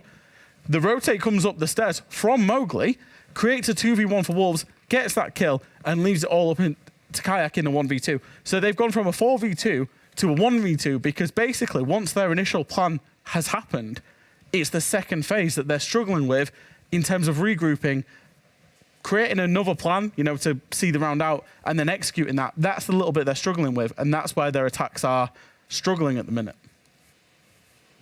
Struggling indeed, especially with Heroic losing their own map pick. And we now gonna be going to the second map, and that is actually Wolves' map pick, Skyscraper. And considering that Wolves looked very comfortable on the border, I'm not sure how Skyscraper is going to go. Wolves looking to close this out in a 2-0. Heroic fighting, holding on for dear life, as there is no option after this one. We're going to be heading over to our casters, Hap and Fluke, that are going to be covering all the action. Thank you very much. And yes, we head to Skyscraper, and obviously that was a good example of things that have gone right and things that have gone wrong. And that seems like the story of this game so far, as nobody has really had every single tick in their column yet. Yeah, it's like we cannot give everybody the straight A+, right? Yeah, so there's still some improvement for both of them, and we're headed towards Skyscraper now, a map that is going to be a bit more strategic. It's not going to be as frag heavy as what we've seen before. Often quite difficult, actually, for the attackers to find an entry, a foothold inside of the building, especially if you attack the sides directly, which means they often go for the complete opposite side, and then there's a lot of ground to clear. But we'll see how it plays out. It's going to be Wolves that start off on the attack. And they're going to have to continue what they just started. Let's see if they can actually find that success in this rhythm. I mean, rhythm is how your two hips move. Rhythm is, I'm going to say, very important on this map. It's important on every map, but more important on this map than I would think Border, because it has to be a team game. You cannot really sort of gung-ho and gun-ho your way across from one corner of the map to the other with anywhere near as much ease, because it's still technically possible, everything's possible. Yeah. With as much ease as you would on other maps. It's so sort of boxed. It's a lot of hard walls, a lot of corners, a lot of awkward shapes, a lot of slight changes of elevation, especially around sort of drum and shrine and dragon, and then it dips down and then it pulls back up. And there's just so much moving in terms of how you've got to check and what you've got to check. The team synergy, the team rhythm on this map has to be so pinpoint. There's less room for kind of hero plays, indeed, as you mentioned, where you can just walk from one side to another, kill everybody in your way, because, yeah. You never want to say it's not possible. It's possible. It's everything is possible. Less likely. It just should be less possible. Yes. Starting off Karaoke Tea, it's the main site that we often see on this map. The first one to be chosen. Often with a bit of an emphasis onto the back stairs and the balcony out there. And at the same time, also Geisha being an entry point. It always depends on where the attacking team is going to go from, because we can either have that direct attack towards the site where you attack from Geisha, where you attack from the back stairs and from the balcony, or we're going to see the entirety of house cleared out by wolves, and you know they're going to be trying to push through drum, through shrine. Shrine shield. There we go. Shrine shield. Yes. Say that 7 times right before you go to sleep, right before you wake up, after you wake up. It's like clutch. The clutch. A clutch with a clutch drone. A clutch. Clutch. Shrine shield. She sells shrine shields by the seashore. Luckily, there's no seesaw in here.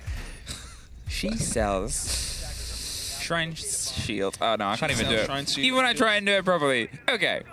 Enough of tongue twisters. Let's twist some of these siege tongues. They have the extension over the top. If you're unfamiliar with how a lot of teams like to attack this and how they like to hold it, think of it like filler. You have the sort of staircase on one side around house side and VIP. You have the two on the other, and you isolate one side of it and then push your way across from top to, well, top. You don't need to entirely ignore the ground floor. You'll still have some presence there.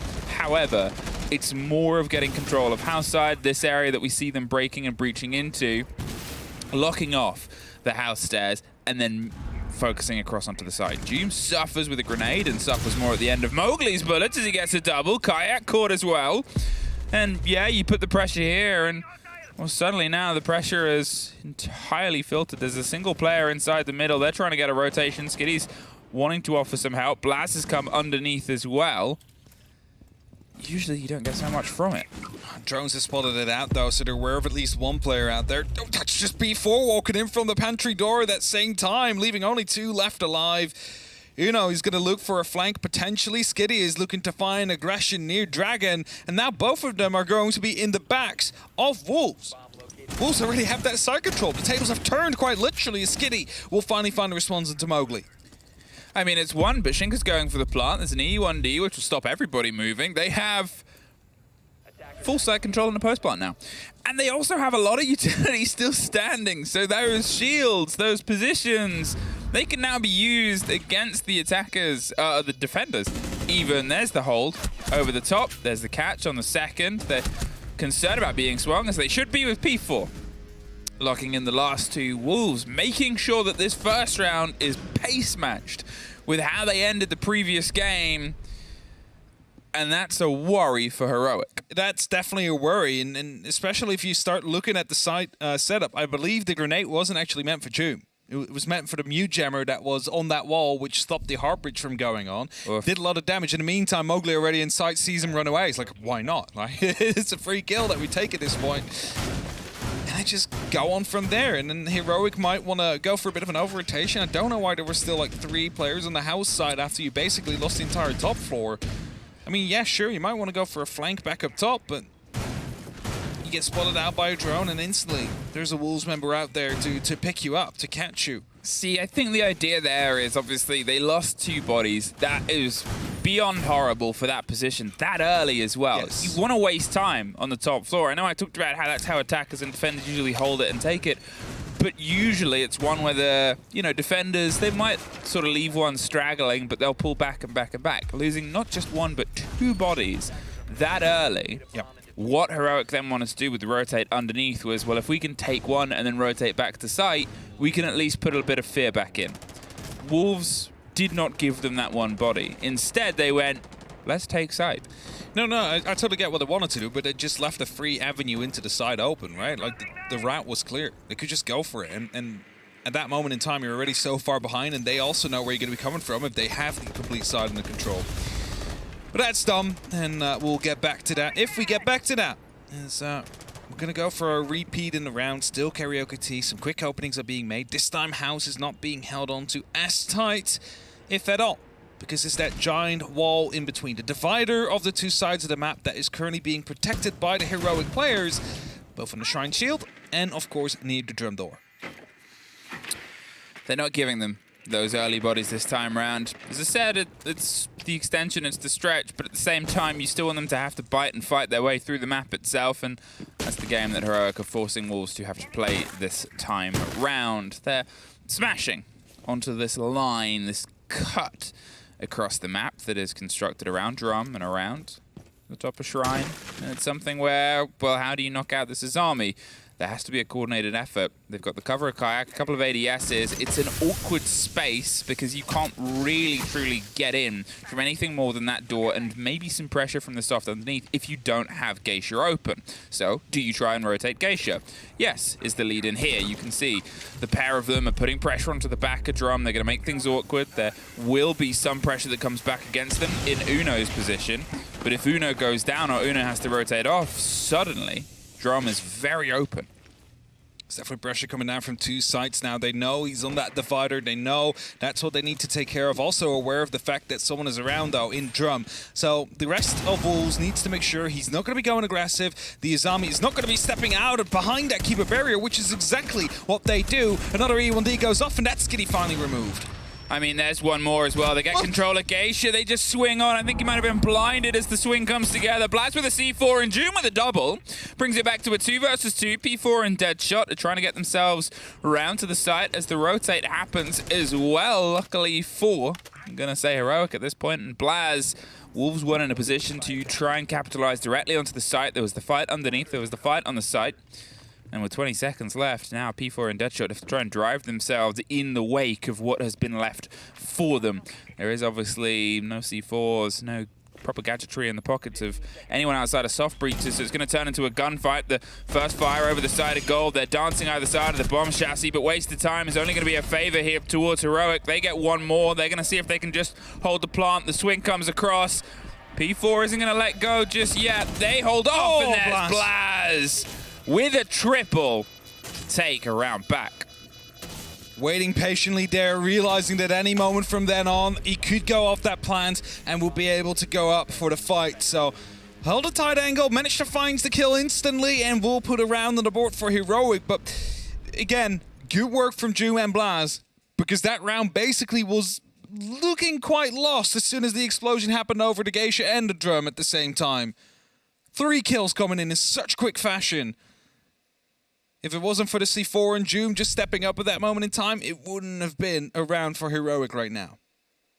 I mean, the rotation underneath as well. We sort of saw the tail end of Blaz coming up from underneath the sort of black stairs and wherever he put the damage before the first take here. Mowgli driving through on the second, and yeah, the flash just pops off. He's blind behind the shield. Bibu gets the kill inside Geisha.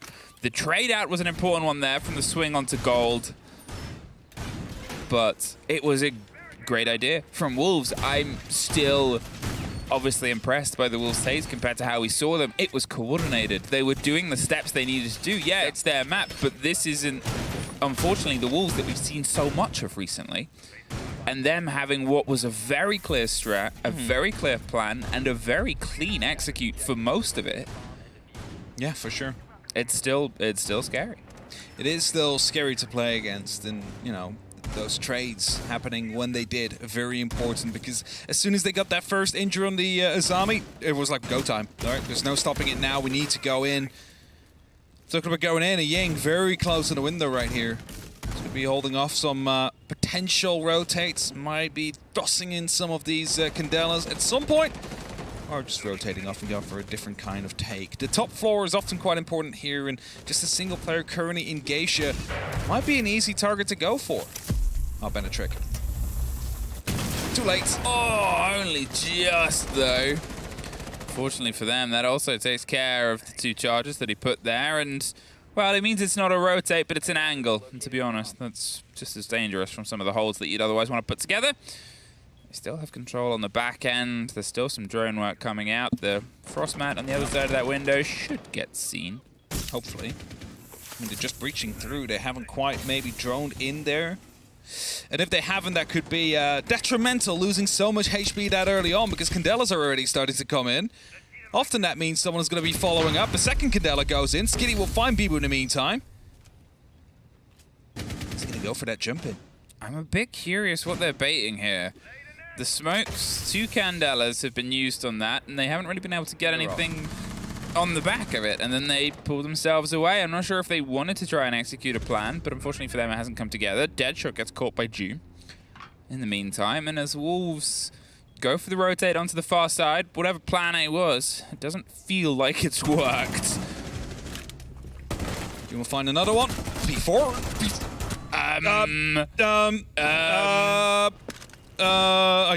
Yes. Okay. Yeah. No. Yeah. Rainbow Six Siege. Mm-hmm. Okay, well, 1v5 right now for Shinka. Nothing too hard, you'd say, as against the very first. Barely takes any damage. 50 seconds on the clock. There's going to be plenty of time to work with here, but the barricades are going to be slowing him down slightly. So, rotates come around, cameras are out there, so they should be fully aware of where he's coming from. And again, a barricade he will have to break through. He's going to be giving away the game that he wants to play. Needs to check his close, left corner. Doesn't do that initially. Blast swings in and gets the kill. And with that, we find Heroic with a second round on the board. I mean, there was some rocky moments. It just felt like that was a plan that didn't quite work, and they were trying to piece together a plan B, and that also didn't quite work. It's the thing about this map, and I know we talk about how sort of prominent the structure and the architecture of this map can be.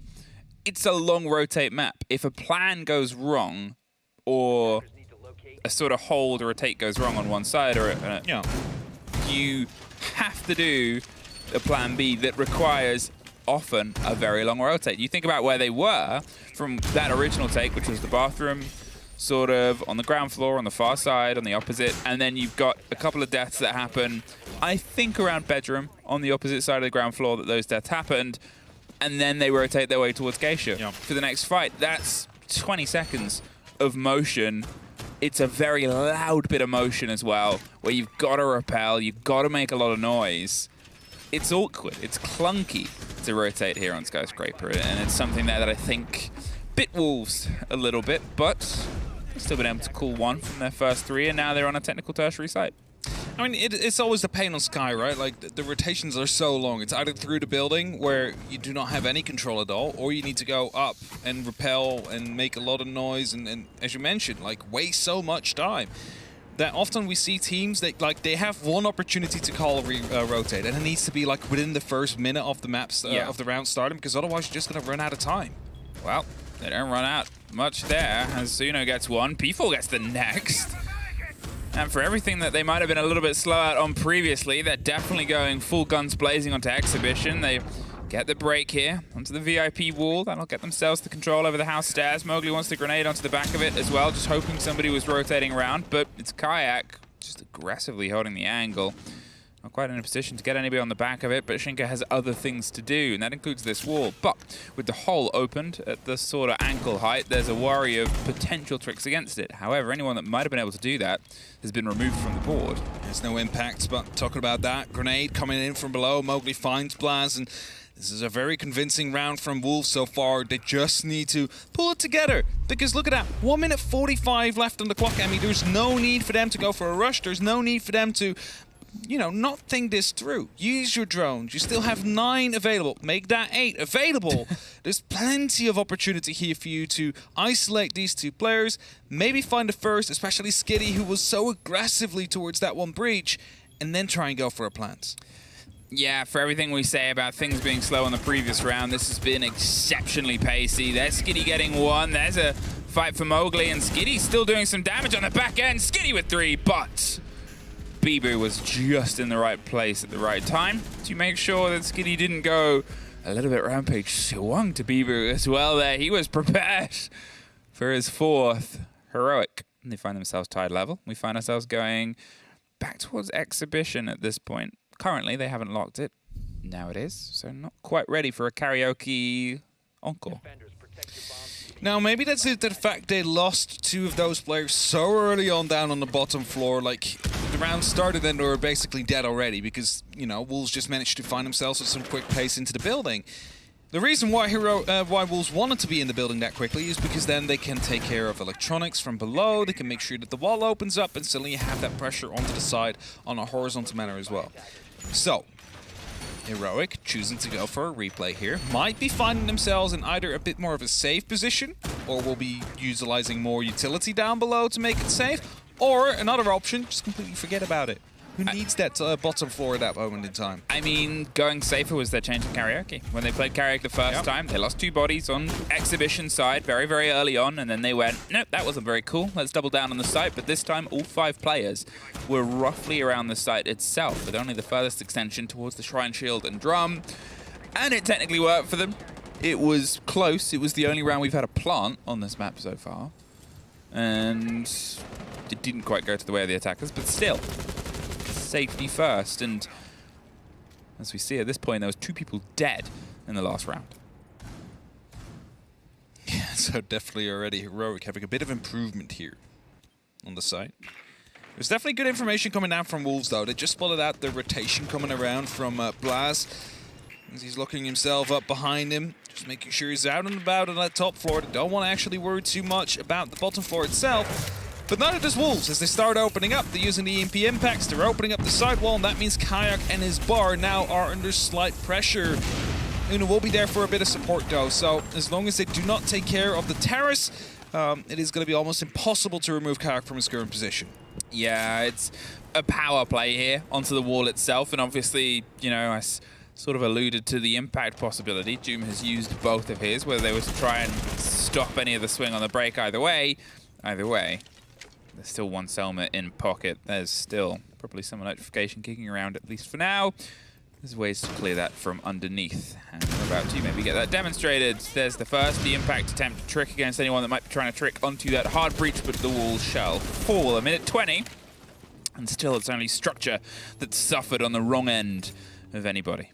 More structural kind of take indeed coming down from the side of Wolves due to the fact that Heroic hasn't been feeding bodies early on. Uno will find P4. It's going to be a great start for the side of Heroic. Something they need to leverage and something they have been able to leverage quite consistently so far as well. It was the pressure that was coming down onto Terrace. That basically frees up the opportunity to play out there now and make sure that Mowgli's unable to actually push right behind the bar.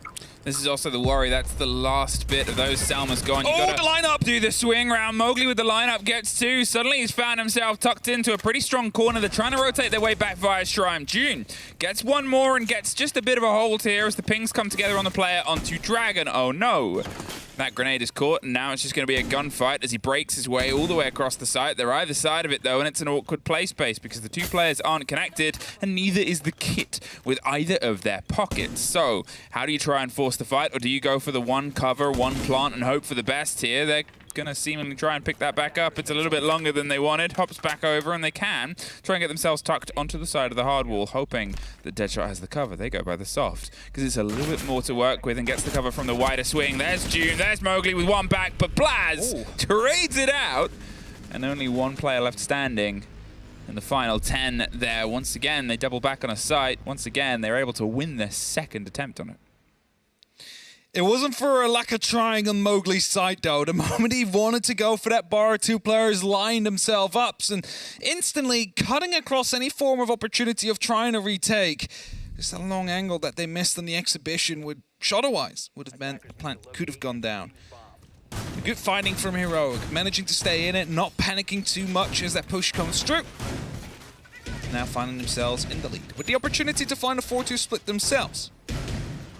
1, of course, that was found by Wolves on the previous map, as they managed to win it in the end. And Karaoke T is back on the board. And let's see what kind of an attack we're going to get this time around, because I'm still a bit puzzled by the barbecue attack with all the utility tossed in. And I'm still a bit puzzled by one of the rounds we saw on Karaoke. I think there's always still going to be those moments with Wolves. To be honest, in the current meta, as soon as a meta takes a shift and a dive, teams try things. And it's not that things are always successful. It's not that things aren't always successful, but things can be curious. You know, you're curious about takes. We could even say interesting if we wanted to unsummon Milosh. I'm sure he's somewhere irritated by you saying that. 3-2-2, Wolves could get themselves an even attack here, which puts them in a pretty good situation when they go into their defense after how well they played their defense on Border. Mowgli as well. He ended the last map with a 2.0 KD. He's currently sitting at the same on this, close to the halfway point, and as I said, when he's on his day, he's terrifying. And if this keeps up, Wolves will probably want him to be like, yo, can it be a weekend? C4 blows up. It's not going to be coming through in the end. No damage done, but the Valkyrie escaping with her life there. Blast running past as Mowgli was, well, for once, not actually too sharp on the trigger out there. Managed to let him live.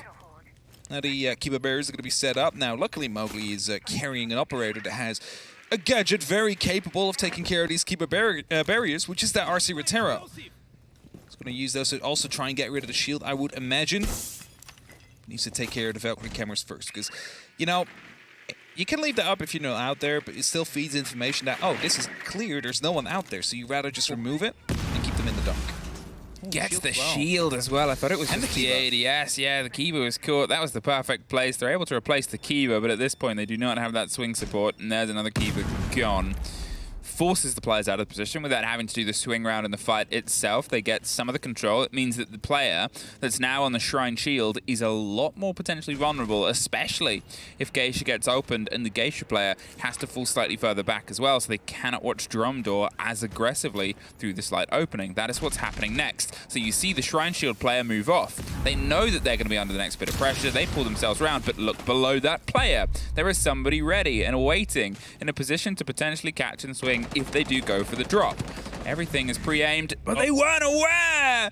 Doom is able to get them. I made too many assumptions, and now they're going to see if they can try and pull back against it, because they did the exact same thing. Mowgli with the swing round with the pistol for the second against Skitty. There was one more player on that stair set. Is he going to double dip? Flashbang is coming through. That's definitely meant to try and take that fight. We'll find it. Mowgli with a triple kill as he moves through. He's definitely not willing to stop yet. He wants to go on and put up a massive amount of numbers for the side of Wolves. Kayak gets one. He's going to just pop it around the corner, but caught by Mowgli on a quad. Will he get the ace? He's a fraction of health away, but he's seemingly no. Deadshot is going to take that last kill. I'm sure Mowgli's a little bit irritated, but I probably won't mind as long as they can keep this pressure up. But what a play day he is having. He's definitely having a great day for Wolves so far. This is what we saw from him during some games last year as well, where Wolves really started to shine, and it's what we've been lacking from this past stage we've seen. Him getting back into it and Wolves able to form up a proper attack behind that spearhead that he's forming. That's what we like to see. That's what we needed to see from Wolves, as we were struggling to see, you know, or as we were realizing they had a bit of a leadership lack off, rather. Again, great plays coming out from it. The pistol, again, saw two players out there. He was, you saw him actually swap from left and then deciding, no, I'm going to take the one close first, as the Jaeger was prone on the ground. So we did actually see both of them. And this is a great play as well. I mean, you cannot really shoot if you're detonating a smoke canister. Yes, you'll take some damage, but you're not going to get a headshot right out of it. And the option there is I either have to wait, or I'm going for the push. Or I'm going for the push. And, you know, it's not just a matter of his aim being sharp today. Mowgli's decision-making has been very good. Rock solid. It's... You got to be confident if you're swinging... Yes. An unswung doorway for the first time with nothing more than a flash grenade and a pistol. I guess it definitely helps if you have a game like this with the amount of confidence you're having, because you know you're hitting your shots. So I mean, at the start of the round, I said he was at a 2.0 KD. Now he's almost at a 3.0 KD. Yeah. He's looking to up his rating a little bit for the stage so far. You're already taking quite a bit of damage on the rappel out there. He's going to get himself a drone in. Needs to know whether or not it's safe to rappel in. Of course, wants to be on that balcony so he can start putting down the pressure onto Geisha later on. But If you do not take control of Terra, someone can just go for a jump out and shoot you down if you go for it. A lot of information being gained by Blaz here, but not actually on Bibu. He's now going to creep himself... Oh, never mind. I was going to say, he's going to creep himself up closer to that door. Well, there's Blaz, just putting the pressure underneath it. Bibu, he obviously doesn't want to die down here. No one does, but he does want to draw as much focus as possible, and that's what's coming together because, you know, the vertical control can be a big part of this, but as I said, most of the meat of the site and the holds itself is across the top, is this stretch extension. So it's kind of just a 1 versus 1 underneath for now that they're hoping Theriana can lock out against the Valk. Oh, that's a miss. Yeah, that's unfortunately a miss throw in there, and, well, if he can follow up with a kill... Oh, he cannot. June is able to shave the side of Mowgli, take him out of the side of Drum. And now as they start their focus on Geisha. A little bit sharper there on that engagement. It's going to be able to open up quite some ground, actually, because that's a kill, but it's also most of the utility, if not every bit of utility removed from Drum. So Heroic now have the opportunity to start putting pressure down inside that room, and with that, you know, help gain some control of Geisha, because there is, of course, that wall that leads right into it. I think that's what they're opening up right now. Yes, there you have it with the Selmas. That is just all meant to get rid of that one player out there. And if you have it under control, that's the full southern side in your hands. You start working on getting the actual side under control afterwards.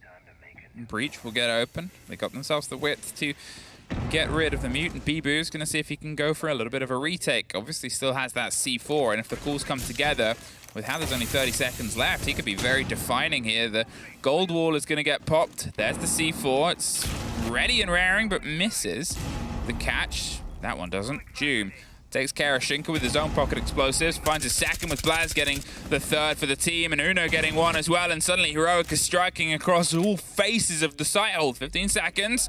P4 in the 1 versus 4.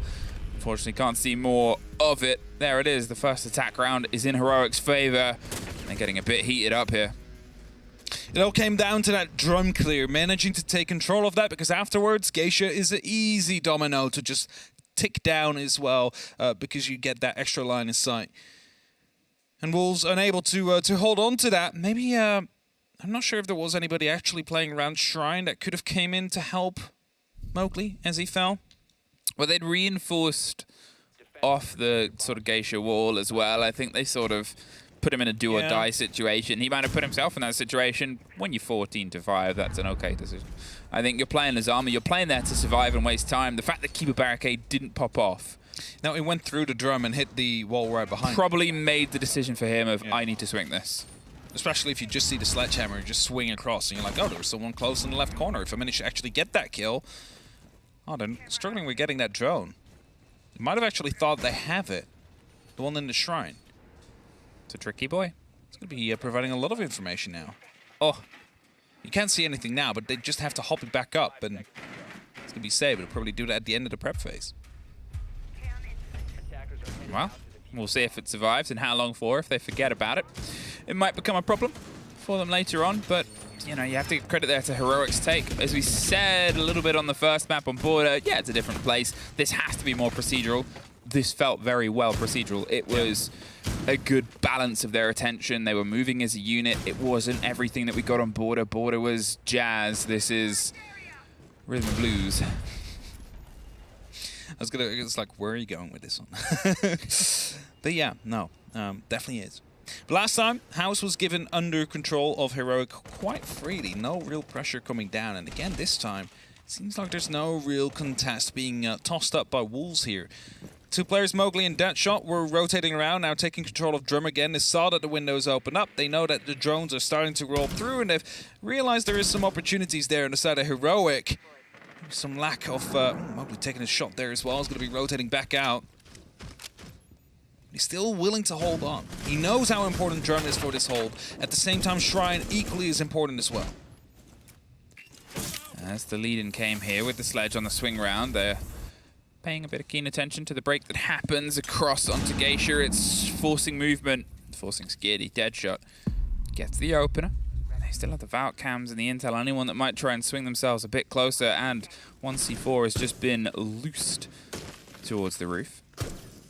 Hasn't been popped as of yet. They're hoping somebody drifts slightly in to where they can do some damage. The Swing back up and back down the stair set itself. They are watching. They're paying keen attention. That one doesn't quite catch anybody, but Mowgli is more than happy to lead in against them with the Emp itself. More grenades, more explosions, the pop of the E1D, and another fight against the sledge on a doorway. But still, nobody is handing anything to anyone. They're waiting for more pressure to come here, Heroic, and it's the same for Wolves. Bibu steps up, and it's really just turned into all focus on a single doorway here. I mean, they don't really have to go for anything else as Mowgli swaps around, manages to find a kill. Quickly, he's going to go for a check up onto the balcony of Geisha, sees the player out there, and now he's in that situation. Do I go for the fight? The answer is going to be yes. Finds the kill as well, and leaves it only up to Kayak now in a 1v4 situation. He's holding off on the win, though, upside down. He's not going to go for a push anytime yet. There's 35 seconds. If he repels in, it's a death sentence.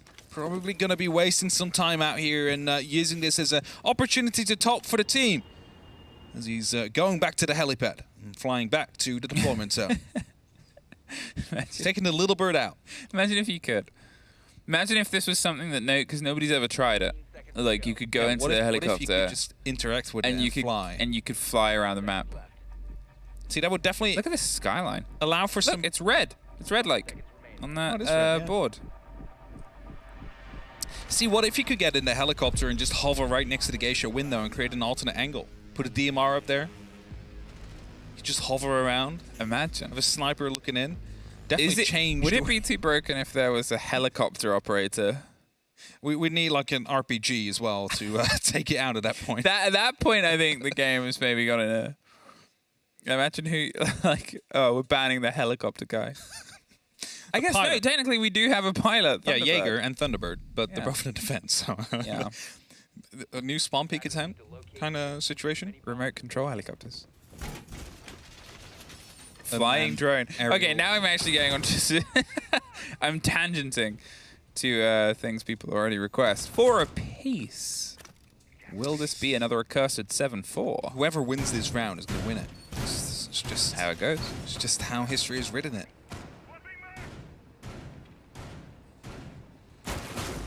So, as we head back towards the karaoke, we saw a good drum clip to come through. And the structure from Heroic that was necessary to win the round.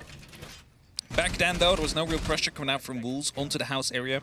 Wolves fell quickly. Or rather, the house fell quickly. And with that, as they managed to go for drum, then Wolves fell quickly.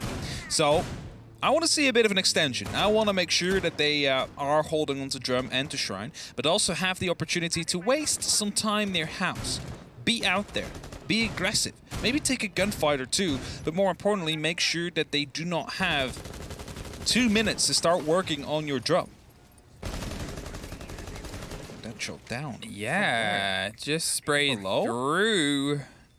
I'm entirely... That must be from below, as we had the entry coming in from the sledge, using the verticality to take him down. That's very painful this early on, and now a grenade is going to hunt him down. Oh, okay, just safe. Just safe, just underneath. I think the thing there is obviously we almost had an entirely comparable situation with what happened to Doom very early on the very first hold when he too suffered a grenade underneath, tried to rotate out, but got shot. The slight difference here of Heroic not having a player in a position where they could shoot them, but to be fair, it was Mowgli who otherwise just burst onto site, I believe. Ooh, swings into an engagement, suffers more against it. Now you're looking at 2 of the Wolves players that are in that sort of lower threshold of health. Yes, but Deadshot is staying quite hidden. They haven't quite drawn him out up until just now. The pings are starting to come through. And now this becomes a grenade from below coming in. We'll find Deadshot again. I was going to say it becomes an issue because they need to deal with it on the side of Heroic. P4 will find a response. Mowgli leaning into the fight. It's definitely going to make Uno shake a little bit, but how are you going to get out of this now, Mowgli? You need to cross at some point, so you need to take a fight. Just run in blind, gets taken down. I mean, he was entirely trapped there. The sort of caged animals surrounded by keepers with zappers that were prodding and poking and putting pressure until they're able to finally get them caged off and put an end to the run and the round. A minute on. There's still the hold of the site itself. There's still clearance and clarity that Heroic needs to try and get control of, and with that shield falling, it's going to be a little bit easier here. Get out of there, BP. I was going to say, sees the red and decides to just stay in there. He's like, no, I can stay here for a bit longer. But the drum has fallen, and that means that Geisha will fall soon as well, because there's no one there able to actually try and go for an active challenge anymore. Shake is still going to be doing his best to try and put up that challenge, to try and stay active for as long as possible, but the RC Retiro has spotted him, has removed him from his spot as well, and has forced him to fall back slightly, using the Ramedesh to break through and hide on the site. There's no active fights going on right now from the side of Wolves. They're hiding, they're waiting for passive angles, and that means it's just free reign right now for Heroic to open up what they need opened up. Well, it seems like they want to angle themselves towards a little gold plant here, and well, they have enough utility to juggle this, but for not very long, the time is the worst thing. And look at that, P4 for 1 and 2. There's almost 3, but Skitty has to recollect the kid. It's a 2 versus 2. They're going to see if they can tuck themselves on the plant. They're close to the left. He's got to take the fight. Swings into it, but they're out of time. It doesn't really matter if you have the man advantage if you still have so much work left to do. And a great clear onto Mowgli leaves an unfortunate end to the round. Wolves pull ahead, and Heroic pull the timeout button. A huge play from P4 there, though, as he was repurposing his keeper barriers, just tossing them in where they were necessary, sees the sledge open up, takes the opportunity and goes for 2. Maybe 3 was a bit too aggressive out there as he went for the swing because he had been spotted. He just went through that doorway twice. Surely they're going to be watching at that point and lost that gunfight, but again, the time wasted by both P4 running out, but also Mowgli and Deadshot surviving that long in house is what won them that round. You know, it's entirely the credit of playing the site. It shows all those points that we've talked about this map. What makes it hard to handle, what makes it awkward to clear is the shape of it, is the structure of it, is having to actually physically clear it. Takes time. It's a process that you often can't just skip. You need to go through those steps, and it leaves you such a little bit of wiggle room to try and do when things come a little bit off the pace that you wish. So, what's the pace conversation here? We find ourselves on a tertiary site, potentially 2 in a row with the stop bringing it back level, 3 in a row, putting themselves to map point. So I still think going for the third there was a bit greedy from P4, but huge play. Just seeing the opportunity, taking down a sledge. You have like a half a second before the comms properly come through, like, hey, there is someone swinging out the door. So there's a half a second you have to try and get a free kill, which he managed to utilize quite perfectly. 4-5. Exhibition. It's the opposite side of the map this time around. So will we see Heroic cleared from the opposite side of the map this time around? Gonna be quite some barricades out there. It's just wasting time, but also putting up some extra noise. You're gonna get information if they get opened up. And because of that, little players are often like, they see the barricade, especially if it's like a 2v4 situation, like, do I really want to punch it? Or do I look for an alternate way in that is a bit more stealthy? Plan A or plan B? Ooh, that's not plan A for Heroic. Mowgli kills Doom, an eternal battle throughout this series, and one that Mowgli is still one up on, I believe. They lose Doom. They lose that buck from underneath. They lose what might have been the lead in here with the Yings and the Candelas and the chance at a bit of a blind push. Suddenly, you've got to try and pull back some of this pace, and pace, as I said before, has been the big cost factor that unfortunately was out of pocket last time. You instantly see that rotation coming in from Heroic. The first initial plan kind of fails due to the fact they lose that early buddy. 3 players are now finding themselves on the karaoke side of the building, trying to make sure that they can start battling through. But all these barricades, I mentioned it before, they're slowing you down. They're taking some ammunition or other utility out of your pockets, but also make noise. So they're going to be fully aware of the fact that a player or 2 are coming in from that side of things. And that means that Wolves is going to be able to put 1 or 2 guns aimed at that direction to catch them if they start walking through towards the actual site. Bit of a pause. Bit of caution to be paid. Heroic can pull themselves level here and get closer towards tipping this map into their favor, or otherwise they're battling back to a potential OT, and as we said, the 7-4 is the worried thing. Yeah, it's a slight rebuild. It's like you've made this breach, but I'm going to be using it, and I'm going to be modeling it in such a way. That's a camera. This Deadshot was just out there on his Valkyrie cams, getting himself spotted out, but he didn't lose his life out there as Mowgli goes aggressive, but gets punished by Skitty. Yeah, it's Skitty swings in, does a bit of damage here. You can see Heroic circling around towards this plant. They get themselves flashed on the cover to get the breach onto the half wall. They're clearing space, but space again is still a factor where you can only really have the safety of time. And that is continually ticking further and further away. The Candelas start the execute. Deadshot's blinded around the side of a shield, but he's able to stay safe, and now his vision will have returned. Do they know the players rotated off? No! And Blad's able to get the punishment. The blinds continue round onto the cover. 28 seconds. One more for Skitty. Suddenly the 4 versus 2. Bibu swings out, gets the drop onto a single player, but they're very quick to pick it back up. They still have to plant here. P4 has the position. No. I was going to say, potentially to get a swing on, but unfortunately being watched from the back. 5 apiece, we are put back level. Unaware, indeed, of the players right behind it multiple times. Like the player from VIP, able to get a free kill. Kerkat there from the main breach, able to just get a kill from the back. Allowed him to continue pushing through. But that's how we like to see Exhibition to be played. Like, you start putting down pressure on the defenders, they need to start moving, and then there's all these angles they need to worry about. So well played by Heroic. They did what they needed to do there. And for the first time in about a bit over a year, any of these matches have both teams on fire. Now, some curses are made to be broken. Or it's an exception to the rule. You know? Or it's an exception to the rule. Not every piece of data is accurate. There's always the outlier that you need to filter out. Ha ha ha. The fun we have. It's like I feel like such an adult one talking about outliers and data and having to filter them out. So, yeah. And then you reference that your job is working professionally around video games. Yes, exactly. Talking about them. It's all gone again. Yeah, then the word adult is removed. All right. Wolves have found themselves in barbecue. Hungriest side of them all. Cannot go without saying it every single cast of these. Yeah, go out. Yeah, so. We have to mention it. So, if it gets played, that is. Top floor will be quite important. Now, we did see a bit of a house extension the last time around when we were here from Wolves. Doesn't really seem to be out there now. No one on the bottom floor, at least. Doesn't seem like anybody's on the top floor as well. I believe maybe a player around on Dragon, but that's as far as it goes. From the opposite side of that big divider wall. No, actually, just falling back. So it's going to be Drum and Shrine that they're holding on to now. No Dragon, no Terrace. Trying to find that loose thread to pull on here, Heroic. They want a body, and they want sooner rather than later, but obviously the hold is a little bit more two-story tucked on one half of the map. Sure, some players might go for adventures, as they are starting to. Deadshot looked for a fight.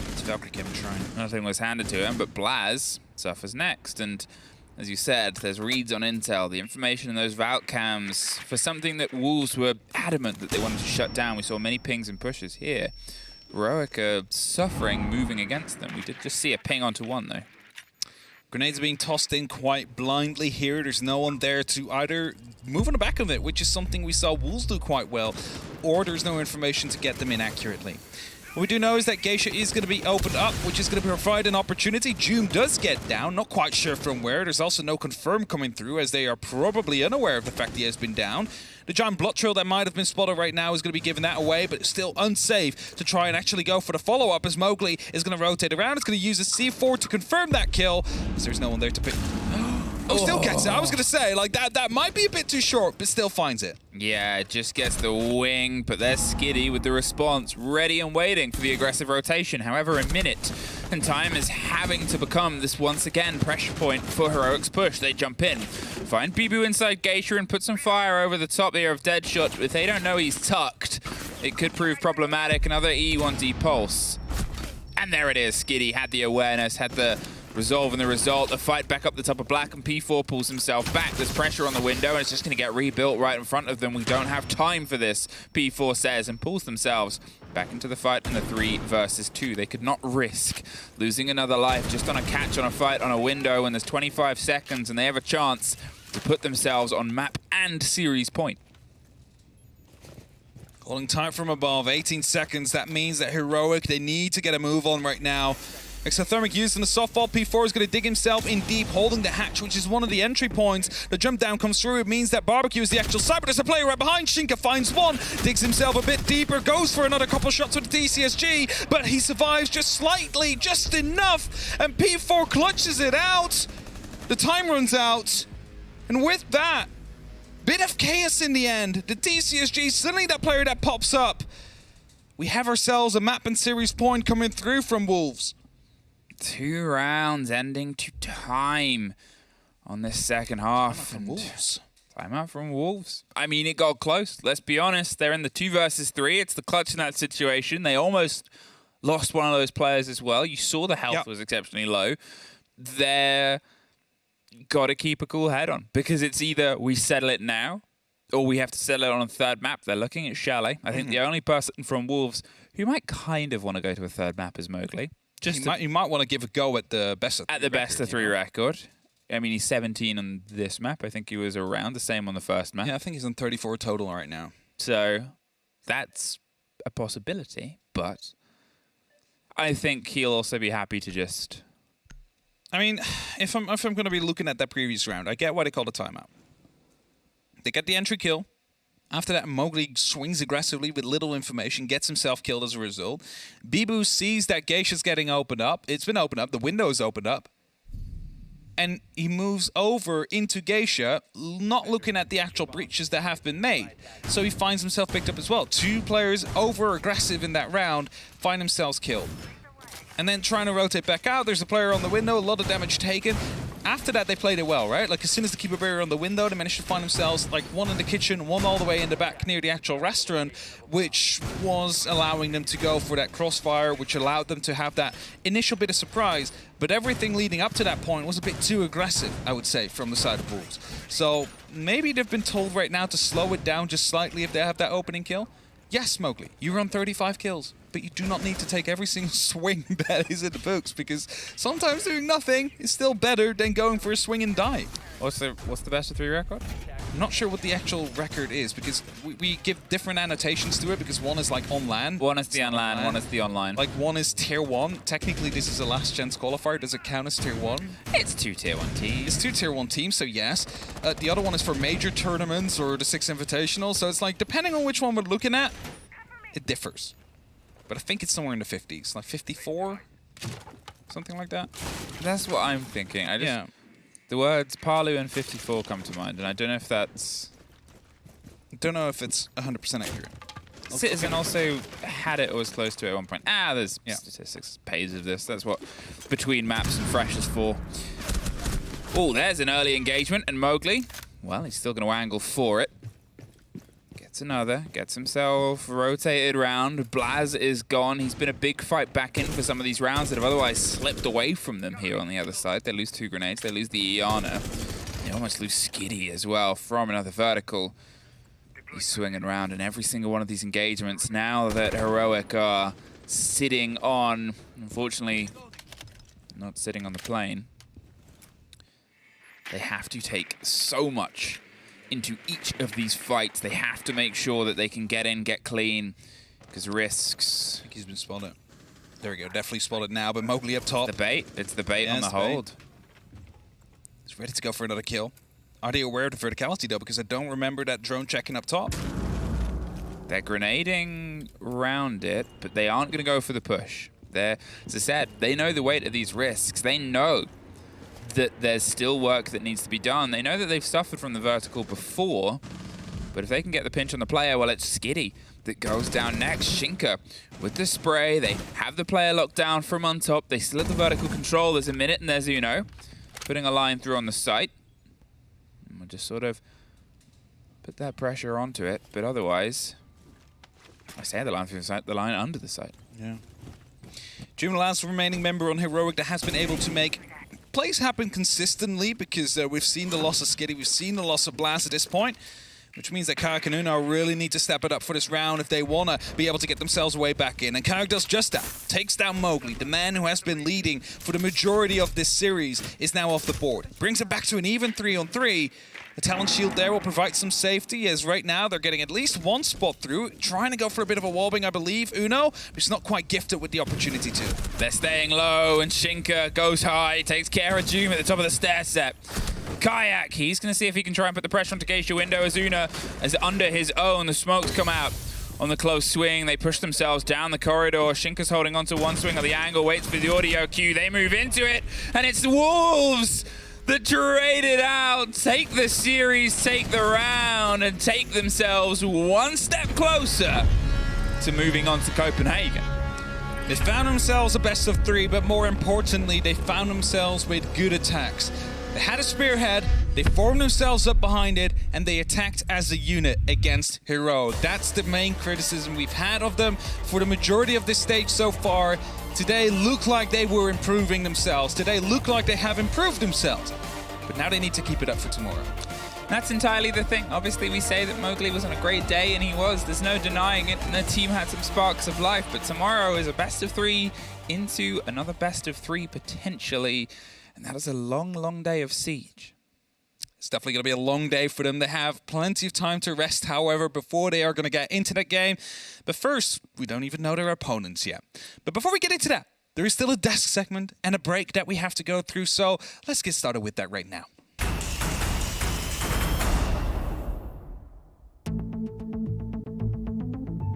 Hey guys, it's Blaz. My name is Daniel Gabov. I'm Leon Gids. My name is Savage. My name is Pasha. Hi, I'm Nathan. I'm LM. My name is Kendrew. Hi, my name is Mark Sterman. So roaming is pretty simple as it says. Basically, you just roam around the map.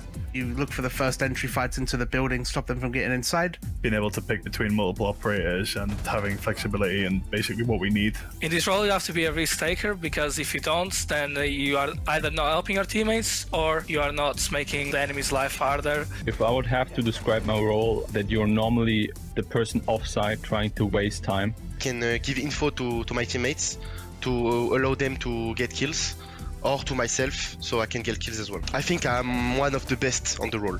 Best thing about intel gathering is, and why it's one of my favourite roles, is it means I can be more creative and I can counter the enemies, come up with ideas and plans for us on defense to come up with good team plays. I like the defense play because you don't be attached to only one position. The creativity and the flexibility that I have. If I want to play more supportive, I can. If I want to play more flexible, I can as well. I like have to have some creativity. I think the thing I like the most about roaming is that you're always in their faces. You're trying to stop them from getting that early play in, and it really influences the round and how you play. Also, the freedom that you get. There's a few shots where I get a lot of freedom to just try to help around my teammates. I'm free to play whatever I want.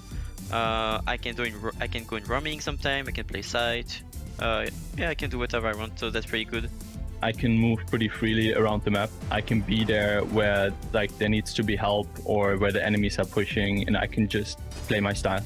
Yeah, the skills I think you need to have for the intel gatherer is having good communication and coordination, so you can tell your teammates where to go, what to do at the same time. Learn when to take the right gunfights and when you should be peeking. Play smarter.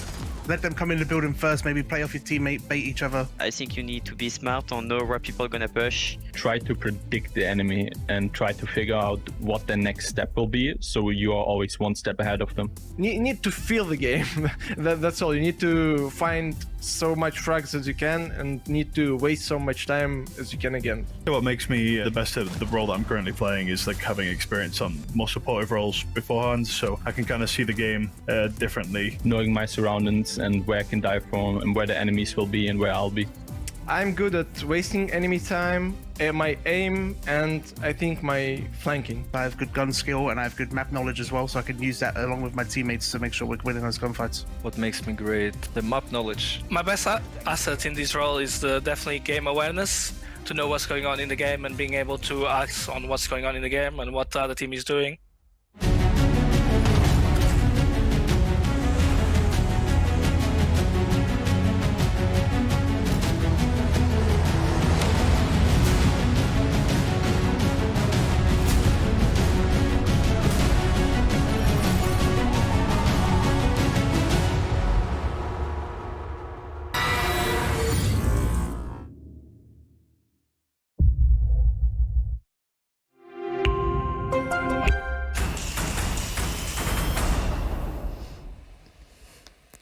Beating Fresh's predictions, Wolves have secured themselves a 2-0, winning both their own map and Heroics map as well. Incredible performance that we've seen from them in this best of 3. So let's hear it from them themselves. We have Bibu ready for the interview.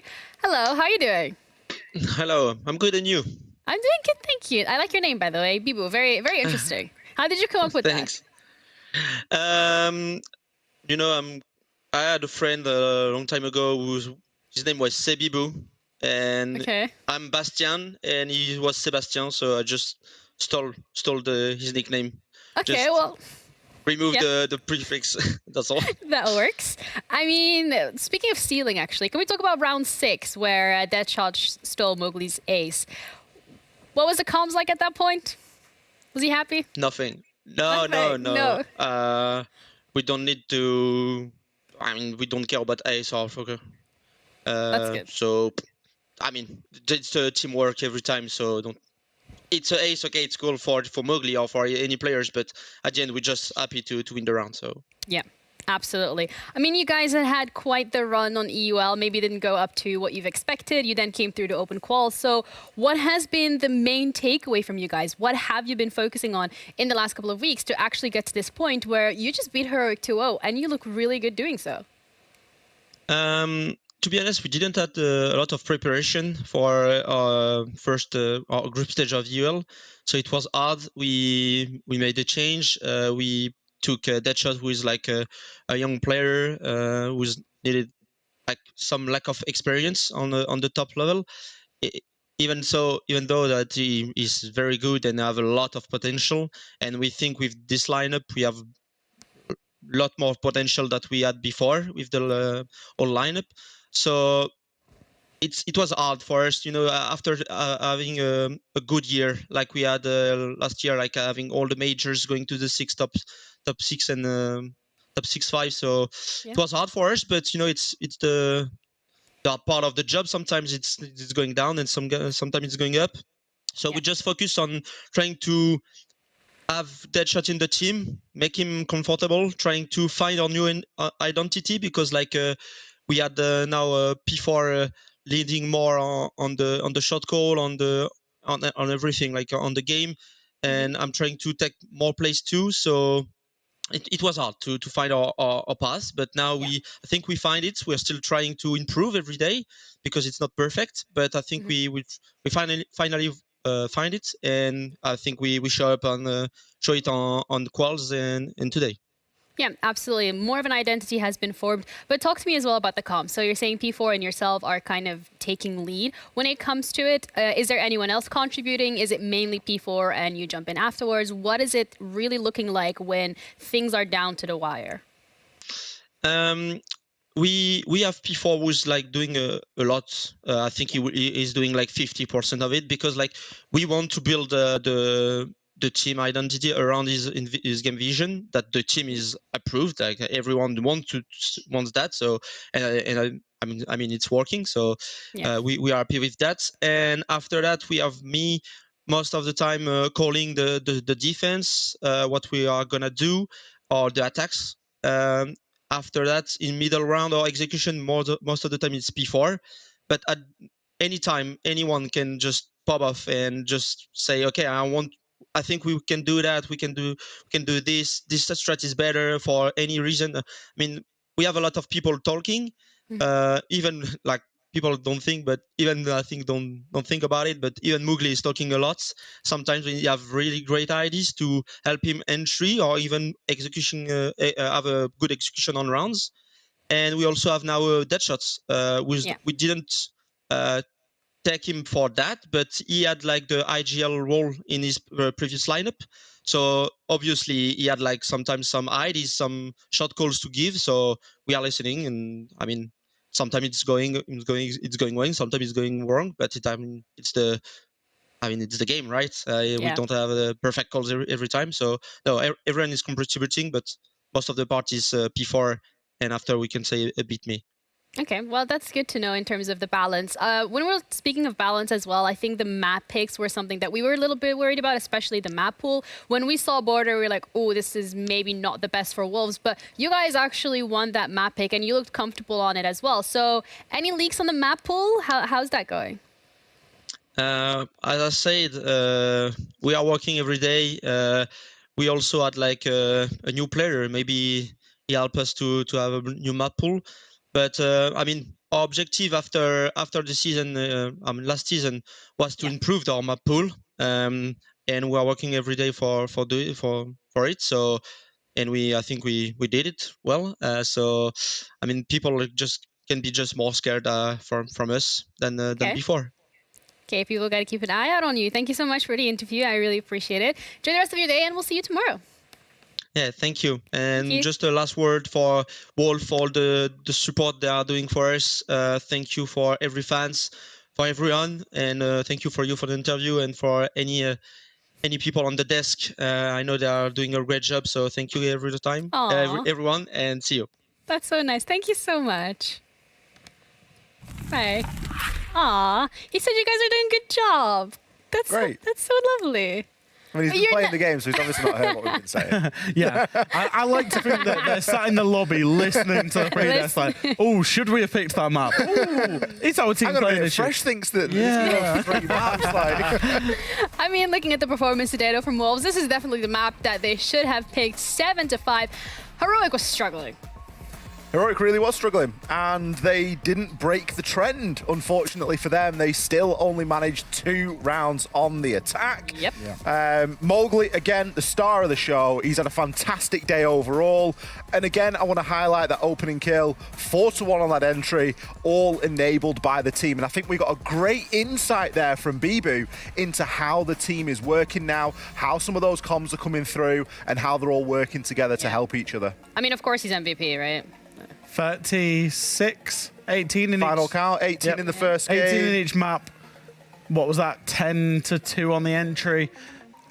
High levels of cost. Like, it's not just like, yes, he has carried the hell out of Wolves these last 2 maps, but he's not having to carry them. Yeah. It's a great team performance, but Mowgli's had an exceptional day. We know he's the pop-off player. We know he's got that star player material to be that game winner. You know, when he first came into this Wolves, we was coining him as the next Shaiko.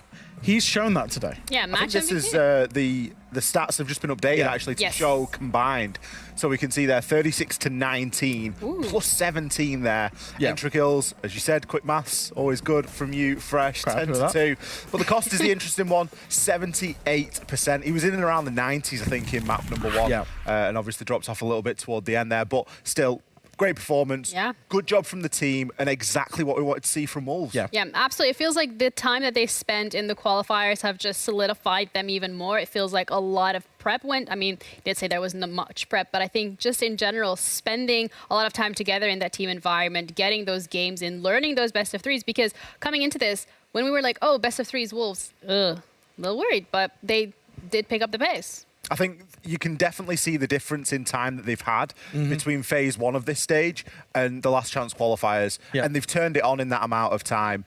On the contrary, Heroic have almost gone further off the boil. It seemed like they've cooled down even further from where we've seen them inside of the stage.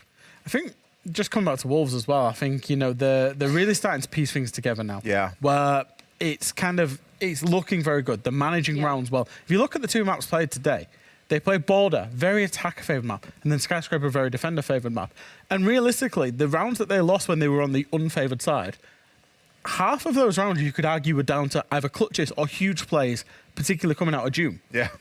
I'm not saying, oh yeah, if you take away all the rounds lost, that they won everything. But if you take away like Doom's input into that, they've actually controlled this game excellently and thoroughly deserved that 2-0 win, which makes it like a very promising sign going forward. Yeah. Unfortunately, though, for Heroic, they are out. That's it for them and their chance to get into the majors. So it brings the question as well for Heroic. I mean, there's going to be a lot of time in between now and stage 2 for them to prep. And it's what potentially went wrong, because when we started out EUL, it was like, oh, Heroic are looking great. They're doing great things. They're beating teams. But now it just felt like more of maybe the honeymoon phase was over. I mean, you've probably got a bit to say about this, Fresh, because you obviously were there from the start, but they went up against TT9, and that was almost like a bit of a false start for them because TT9 proved to not be that higher quality team inside of EUL. They're not up there at the top. And so a little bit of a false start from Heroic, a little bit of false confidence potentially. And then couple that in with some of the changes that they've made. Their attacks are the thing that struggle for me. And it's not just the fact that they struggle on the attack, because as you showed in the Telestrator clip, they have the makings of a very successful attack. They know what a 3-2-1 looks like. They know what a trigger looks like. They know what they need to do to coordinate a nice little pocket play to get Blaz in, get him a couple of kills, get him traded. It comes in that mid-round, and it comes in that decision-making and that picking up the pace. I do still have a lot of faith in this team of Heroic. I think, you know, they've got nice balance. They've got some good ideas. I genuinely just think with a little bit of time, a little bit of consistency, and a little bit of conviction and belief in themselves to actually execute those attacks, they bring that level up. You know, we're talking about them going through today, potentially. So, you know, they're not far off. It was just maybe a stage too early for them in terms of building a brand new roster and expecting to be competitive. Yes, the time, consistency, confidence, some of the things that Heroic potentially is going to have to look towards. But we have another game coming your way, and that's going to be Koi up against Secret. See what other team is going to be facing semifinals tomorrow in terms of what we're expecting here. I mean, I don't want to make any predictions yet. I don't want to head into it yet because we're going to have a little break, and then we're going to do just that.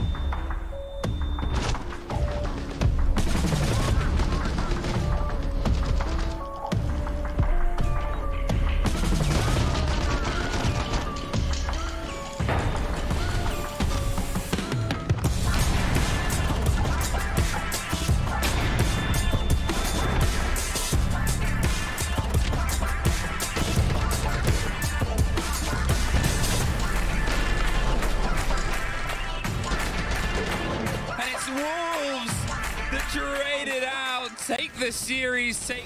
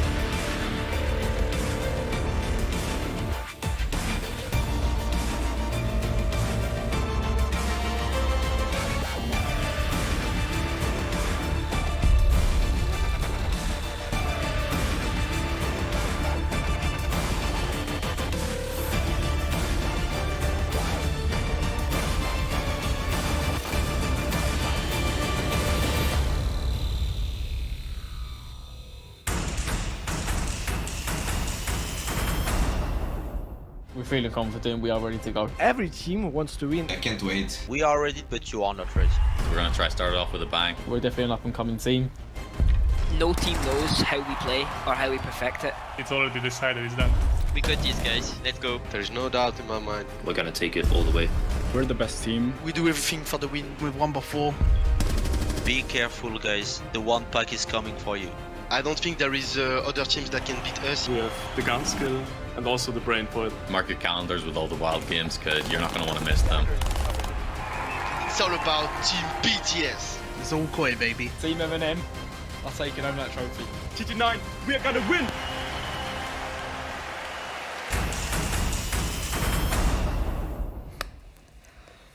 Welcome back to Blast R6. What a way to start it off. We're back with the second game of the day, and it's going to be Team Secret up against Koi. I'm Ginny, your host, joined on the desk by Fresh and Ollie, and we're excited about this one, I think. Yes. Good. That was such excitement from me. I certainly am. Yeah. It was the game of the day that I highlighted, to be honest. Little revenge match coming in. There is a bit of a revenge match here. This was, of course, the prize for winning the 5th place last chance qualifier that we played last week. Of course, it was Secret versus Heroic. The winner went through to play Koi. The loser went through to play Wolves. We've already seen what happened in the first game. Now we get to see what happens here. Yeah, first game was an interesting one. I hope you guys didn't miss it, but if you did, Wolves won 2-0. Surprise.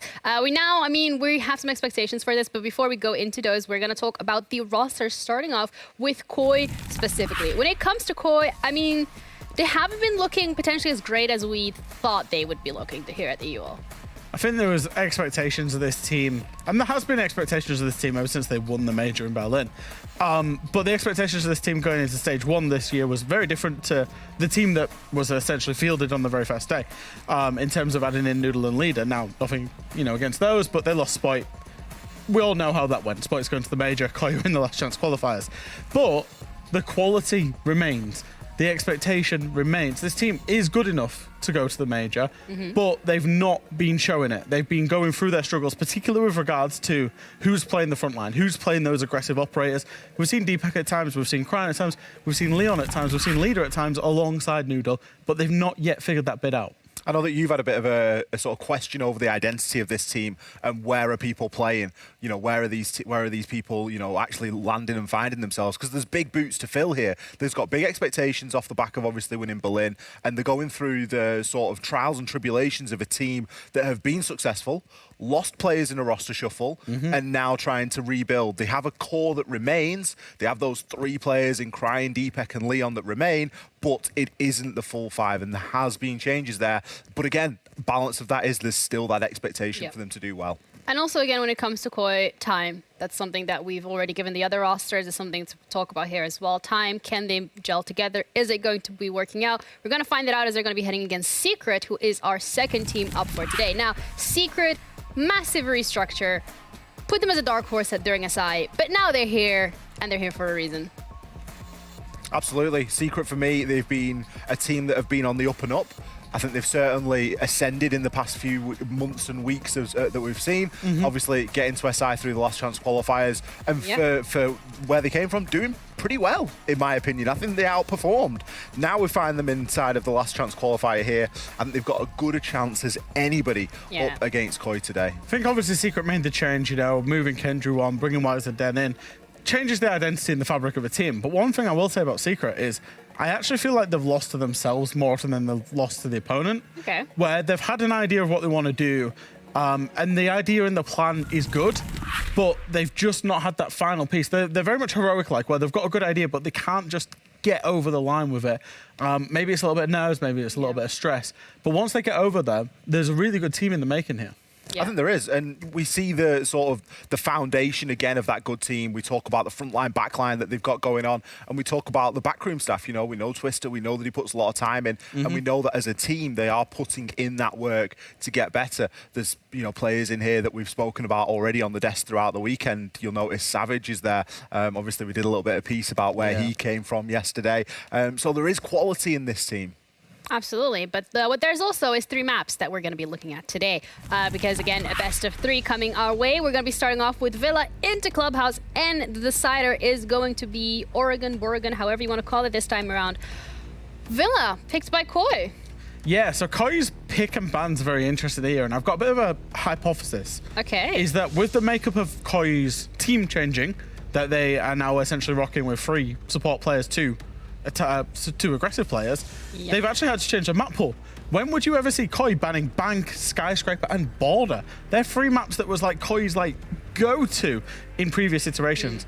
I think now they want to end up on the more process-driven maps, the more team-oriented maps where you don't necessarily rely on your frontline players having pop-off or lurks or whatever else. And I think that's maybe why they went for a Villa pick. I know that you love your spreadsheets, Fresh, and I know that having that information is really important, and you can graph out map picks really nicely. It goes against that. This goes against it because there has been a significant change in Koi, and a lot of that data is being drawn from games that are a little bit too historic at this point. So you think about it and you think, yeah, we've gone for a couple of what would be typically mid-preference maps for Koi, but I think that they've done really well to get that Villa through and to get that clubhouse through, because you start to look at it and you start to think, this is something that they can really work with. Like you say, very process-driven, ability to play that frontline, backline. I feel like this looks quite good for Koi, to be honest, in the map picks. Yeah, when we're looking at Koi especially, I think the last game against Secret said it themselves. They were a little too slow, which meant they kind of like stumbled over themselves. So we're going to be heading on to Villa. This is definitely something you don't want to see. Good expectations? Koi have picked a map that, you know, like we said, it should be good for their processes. And I think the one big thing for Koi, and the one big thing for Secret that they need to be careful of, is Koi have got that experience of playing against Secret. They've got a better feel for them. Because Secret, I think, early in the group stage were a little bit more unpredictable, didn't quite know what you was going to get. Whereas I think they've now found that balance, and Koi will be a little bit more ready for that. So, and Secret don't actually have that good of a track record on Villa either. So combine all that in, I would say for Koi, it's a very good pick. Okay, well, we're going to be heading on to Villa to see whether or not it is going to be a good pick indeed. We have Fluke and Hap covering, so guys, do your thing. Thank you very much, as we are getting underway with the last quarterfinal to make up the final 4 teams that will be fighting it out tomorrow for that final major spot that is up for grabs in Europe. Other Korea's Secret can move through. Who's it going to be? Any gambles, any bets you want to make on this right now? They have to play. They have to play. No, very true. They still have to play. These 2 teams did meet in the stage 1. They did. It was a Secret victory. That 0.724. Ooh, that's close. That's a very close difference. I think the thing here as well is what we've seen today as well was Wolves last year, strong EU team. Yeah, big presence at a lot of majors. Struggled at the start of this. Came back today, came back with a better performance. Are we expecting the same from Koi, who, for storybook sense, are a similar sort of tale, I think, of Wolves over the past year, albeit a little bit more successful with the major win? Yeah, they have that major win. Of course, they weren't at every single major, but they have that win under their belts. And with that, it's always a team you look at. But, of course, Kento gone, Spoit gone, 2 new players to come in Leader and Noodle. And they still have been trying to, you know, get everything pieced together properly, because that bit of cohesion that was there is suddenly gone. The reliance of, you know, Spoit being able to just rip open his side by getting 3 or 4 kills and working on the back of that is also gone, which means that someone else needs to fill those shoes. And, you know, don't want to say it, but the shoes of Spoit would be quite big to fill for any of these players to come through. Shoes of Spoit not confirmed. Physical Spoit shoes, but you know. Shoes of Spoit are confirmed for the major. That's very as true, well. yes. The actual one that are filled by Spoit with the roster from NA. Spoiler alert if you haven't watched any NA, but they were one of the first teams to be confirmed, so I don't mind saying it. M80 are going. They're already on, and Koi, or Matey as we like to call him every now and then. Yar. And Koi want to be there too. Koi want to be, if anything, you know, you want to play against the people who have left your team. Heck, I would go as far as say you want to beat him. Grand finals between Koi and M80. That would actually be a really good game. For the revenge. It'd be a pretty great game. We still have to qualify. We still have qualifiers. We still have a whole tournament. We still have a lot of great potential games. We still have a lot of brand new teams from regions that we haven't even ever seen on a major stage.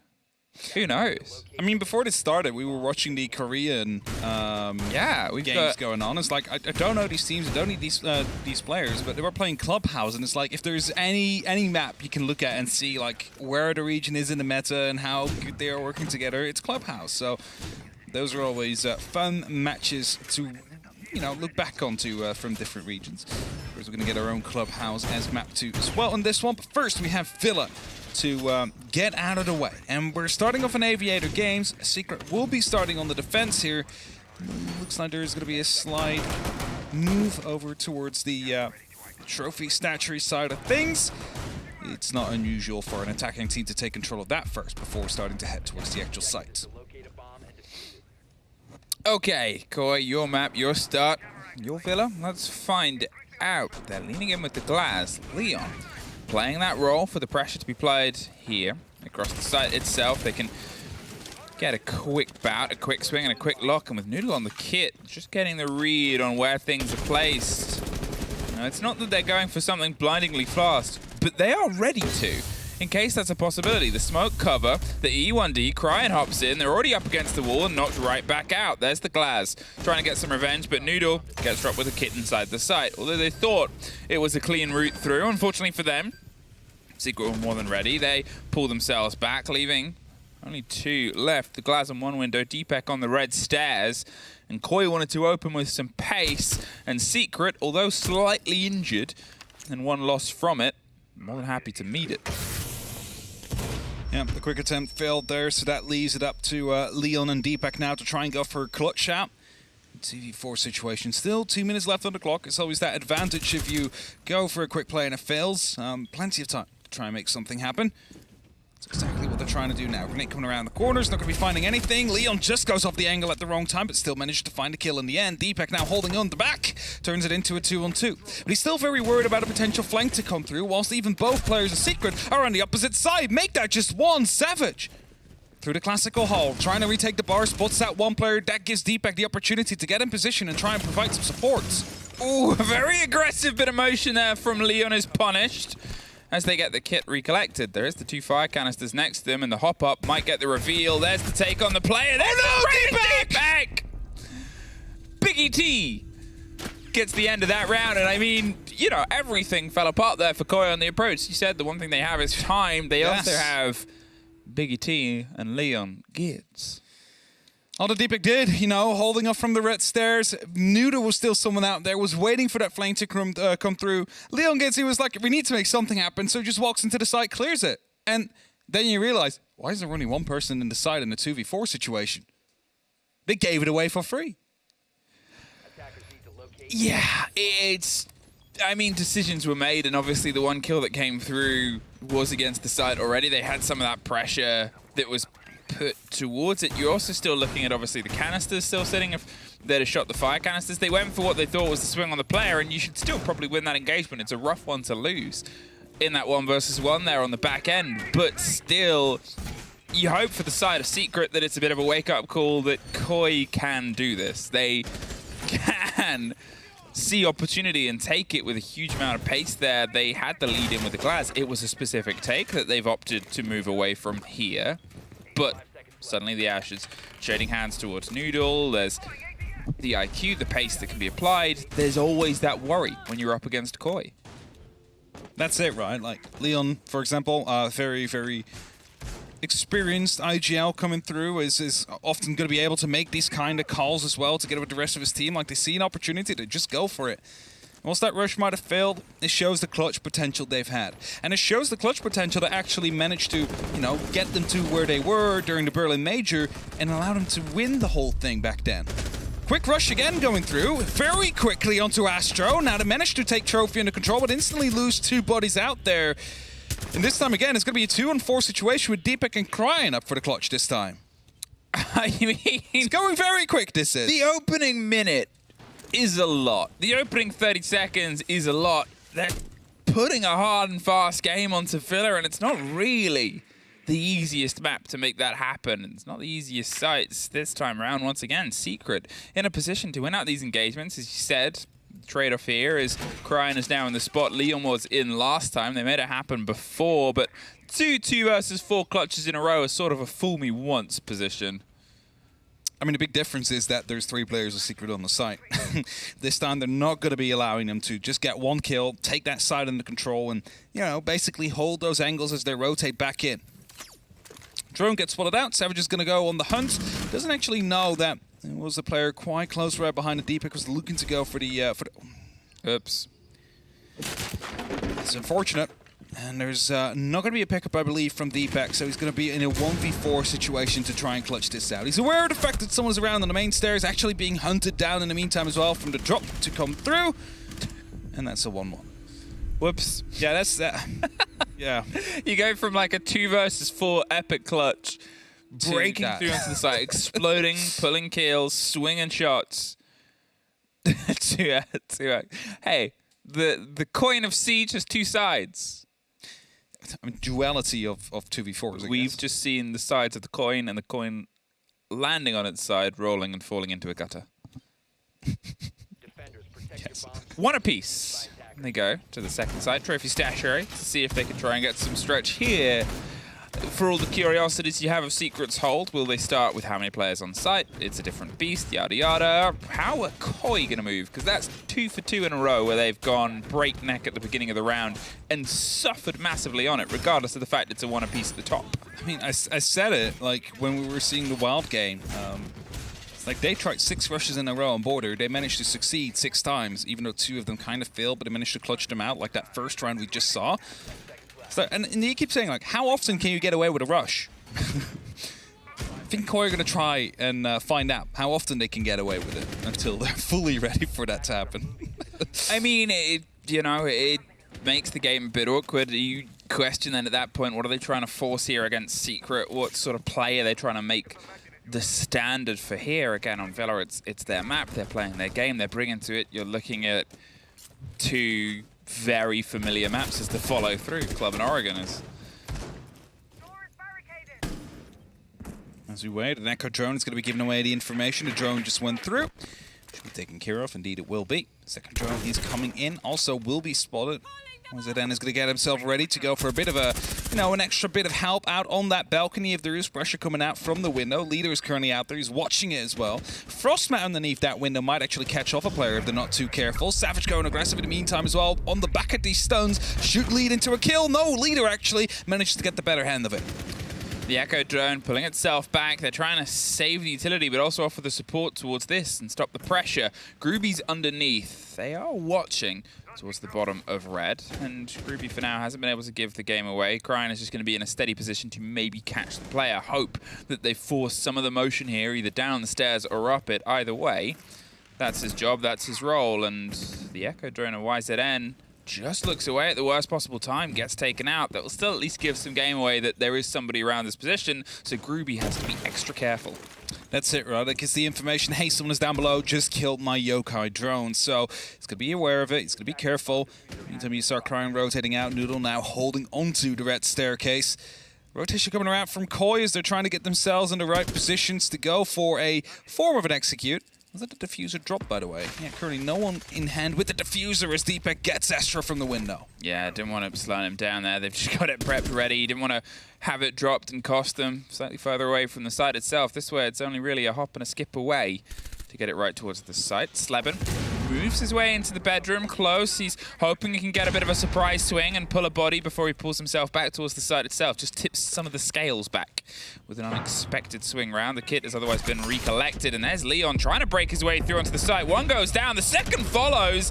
With Leon on the ground now, it's suddenly a 3 versus 2, technically in the favor of Secret's hold here. For the advantage that they had, they just tried to force themselves into the site. There's at least one back. Groovy gets the end of the down player, and Cryin finds another. A 2 versus 1. Groovy. All that's left, 27 seconds, but look at the health on the right-hand side of the screen. Noodle and Cryin are just a scrape away from death. He also has the diffuser in hand, Groovy. He can stop them from picking that up, and he goes a bit aggressive right here. Sees the pre-fire coming, but doesn't fire back. Cryin will manage to find that kill at the very last second, because I think if 1 or 2 more bullets missed, the pre-fire would have been returning from that point 50, and well, that would have been a 1v1 after that. gives Koi their second round. This one a bit more under control. Started early off, of course, with their double opening they managed to find. But then again, it slightly starts to fall apart. A bit of a lack of information. They hop through the window and instantly get sprayed down, both of them. Those kind of things, they will cost you rounds. I mean, they almost did. That was the sort of moment there where, you know, you saw a great lead-in from Koi. They put the pressure, they had the fight, the slip through, the bait on the play. They give themselves the second angle on the single fight at the top of the sort of brown brick stairs on the far side, main stairs, and then suddenly, you know, they get a second body. They're rotating around, they're moving, they have to watch, and then they try and shove 2 people in from the small box door. It's not ideal. We've seen it happen too many times in these past 2 days where if 2 players try and push through a single door, we often see them being lined up and instantly taken care of. And this, again, was one of those things coming into play. Frostmets are being sent up just to, again, hopefully catch someone off guard. I mean, we've already seen one happen when it was on the opposite side of the map. Who's to say we will not get a second? And the thing about Frost is, like, it's not always to confirm the kill, right? Like, sometimes people will jump in and they have to shoot it, and that means they're not actively taking the fight on you, which gives you the opportunity to take the fight to them. Or if they are not paying attention and are a bit rushed in time, they'll just jump right into the Frostmat and actually cost their team even more time. There's a ping coming down on Sleben, I think. Sleben, I mean, has the castle to protect him from the damage that might come across the side of the bedroom, and the one on the bathroom window as well, means that he can pull himself out before maybe some destruction was about to rain in from underneath. Secret. They're trying to not give the loose body. We talked about it on the very first site that was lost on AVG, that they had themselves a bit too spread out. Here, they learned the lesson before, and they almost failed it once again, but it came close. So this time, they've once again brought everybody close around to the site itself. Leon's going for the clear. They're tucked on the other side of that soft wall. He doesn't quite know. Ooh, just misses the rest of the engagement. Leon catches one, almost. Gets caught out as the spray through, but the cover just comes across. Yeah, it was a vertical up above from the hatch. Savage almost able to find Leon and go for the instant trade, but not successful. Koi find themselves the entry. 7 minute 40 left on the clock. The bathroom as well, seemingly going to be the next point of ingress here for the side of Secret. There is going to be some magnets out there, so grenades probably will not reach the mark, and that means they need to physically get in there on the back of an E1D to try and clear the player. Couple of pings onto the player. Bit of a lull. Ooh, crying. Able to catch the rotate here. Sleben bites back. Drops the hold onto the window, and that allows him to move up into the bedroom. Oh, will they get caught by that drone? The hop out, the takedown, the Claymore. It's a trade-off, but suddenly they've lost their hard breach, and you're looking at a lot of castles inside the site, and, well, only really 2 breaches from range in the pockets of Noodle. How are they going to be able to get this growth, this pressure towards the site? There is this. A showdown on the top of red on the far side. They're concerned about the shield and the angle. There's a ping on the box player as well. He doesn't quite have the width to find it, but that should reveal that maybe there's only one on the site itself. There it is. YZN with the swing over the top of the shield. 40 seconds, and Noodle tucks himself in, but they do not have the kit. That's the cost right now in this 2 versus 2. It's a gunfight, a ring around the rosies. They give the game that we're inside. There's the split push onto the side of it. Nastro, he's going to move back in. He gets the drop onto one. A 1 versus 1, 20 seconds. Still no kit. Crying on the rotate. The ping of the procs gives that motion away, and he just wins it out. Koi, they're able to put a little bit of distance in and find their 3rd round. Unaware on where the final player was going to be coming from out there. That's why he sticked around a shield. Like, I don't know where to run at that point. Like, he could go downstairs, but at that time, they also did not know that the diffuser was dropped. The Secret are going to call themselves a tech timeout, because the rounds have been very chaotic. A lot of high-paced pressure coming down from Koi that has worked out sometimes, has worked against them in 2 of the rounds as well, which one of them they managed to clutch back through. But they just need to tidy up their defense a little bit, because they're getting these fights to go back their own way. It's just the lack of that first trade, I think, that's the issue here. Yeah, it feels closer than the game is. Yes. And it feels more like that's driven by the mistakes of Koi more than anything. There seems to be a great first lead in, and then from that point onwards, things have otherwise fallen apart. There's always an idea behind the take, obviously, but... And they said it themselves, the communication, getting used to how each other plays, moving when a round is in motion, that is something that takes time to learn. That is something that takes time to get together. And how Leon drives the team, as you said, is something that, is still being picked up on here.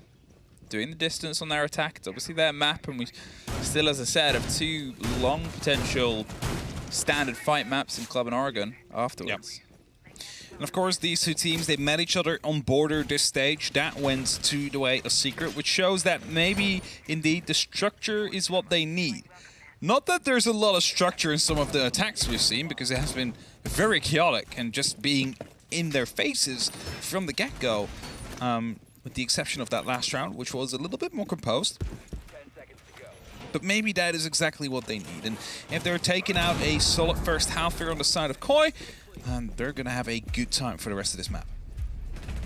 I also think of Clubhouse. What? I also think they would have a good time in Clubhouse. Okay. You can always have a good time in Clubhouse. Yeah. The basics are the basics. Capcan! Getting the stretch and hoping to maybe take some of the Koi players by surprise. It could always be a possibility. They are, I'm not going to say blinkered-minded, but they'll see a fight and try and hunt it down. They'll lock themselves towards that chance of an engagement, whether it's by the calls that we've seen Leon using, or whether it's just by sort of intel. The Impact plays against the Breach, the second. Plays against the Breach, the third. Now he has to go aggressive, but I believe someone might be there to provide some support if he does. Oh! Leon caught Astro, who had the break just above. They were trying to get themselves the angle, and technically they did, but with the wall opened, now it's just the focus on controlling the space and locking down that bedroom side. All of it popped together. There is no more hard breach, though. In the pockets of the attackers, whatever they've got to make use of, and they do. Leon takes care of Groovy as Slevin holds onto the site itself. Noodle, he's got himself just tucked in on the washroom. There is a single soft next to him, so that could be slightly destroyed by the C4 or charged through if they want to give themselves a little bit more wiggle room. So for now, they'll just hold on. They don't want to give them a reason to try and isolate and take the fight itself. YZN, he's watching from the far side, waiting for the swing too. Noodle has some good ground here, right? Like, he can just stay, he can just wait. He doesn't need to move necessarily right now. The rest of Koi just needs to get in position where they put that pressure down, where they start moving those defensive players around, and at that moment, Noodle has the opportunity to strike and clean up in the site. Because already being so close is that big help.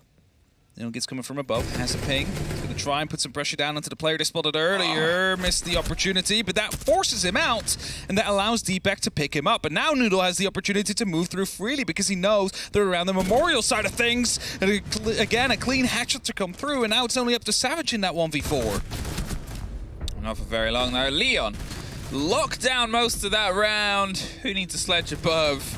If you have Dockerby with DMR, she just does everything nowadays. Takes defenders off of cams, reveals lurkers, hits the DMR against players and against the softs. What can she not do? That's a big question. Maybe frag grenades, right? That's the only thing I think we can still add to her kit to be more effective. That would be a nightmare. I have to say, the closure of that last round, like the start of it, I mean, that was the phone call going off, the kill to come through, Leon gets holding an angle and finding a second. Back then it was a 5v3. The close down of that round was very chess-like, you can almost say. Yes. You move one piece, which forces the defense to move over, and instantly basically manage to reply, take it off the board, go for the next because it opens up some free space. And it was just very well choreographed by the side of course. So can be very proud of the attack that they just managed to put on the board. Round 5 looked very solid. And let's see if they can do it again in round 6. Back to Aviator games we go. The site we played in round 1 and 2. Won once on the back of a failed rush clutched by Deepak and Leon. And lost right afterwards on the back of a failed rush again. Will we get another rush? I mean, my heart says...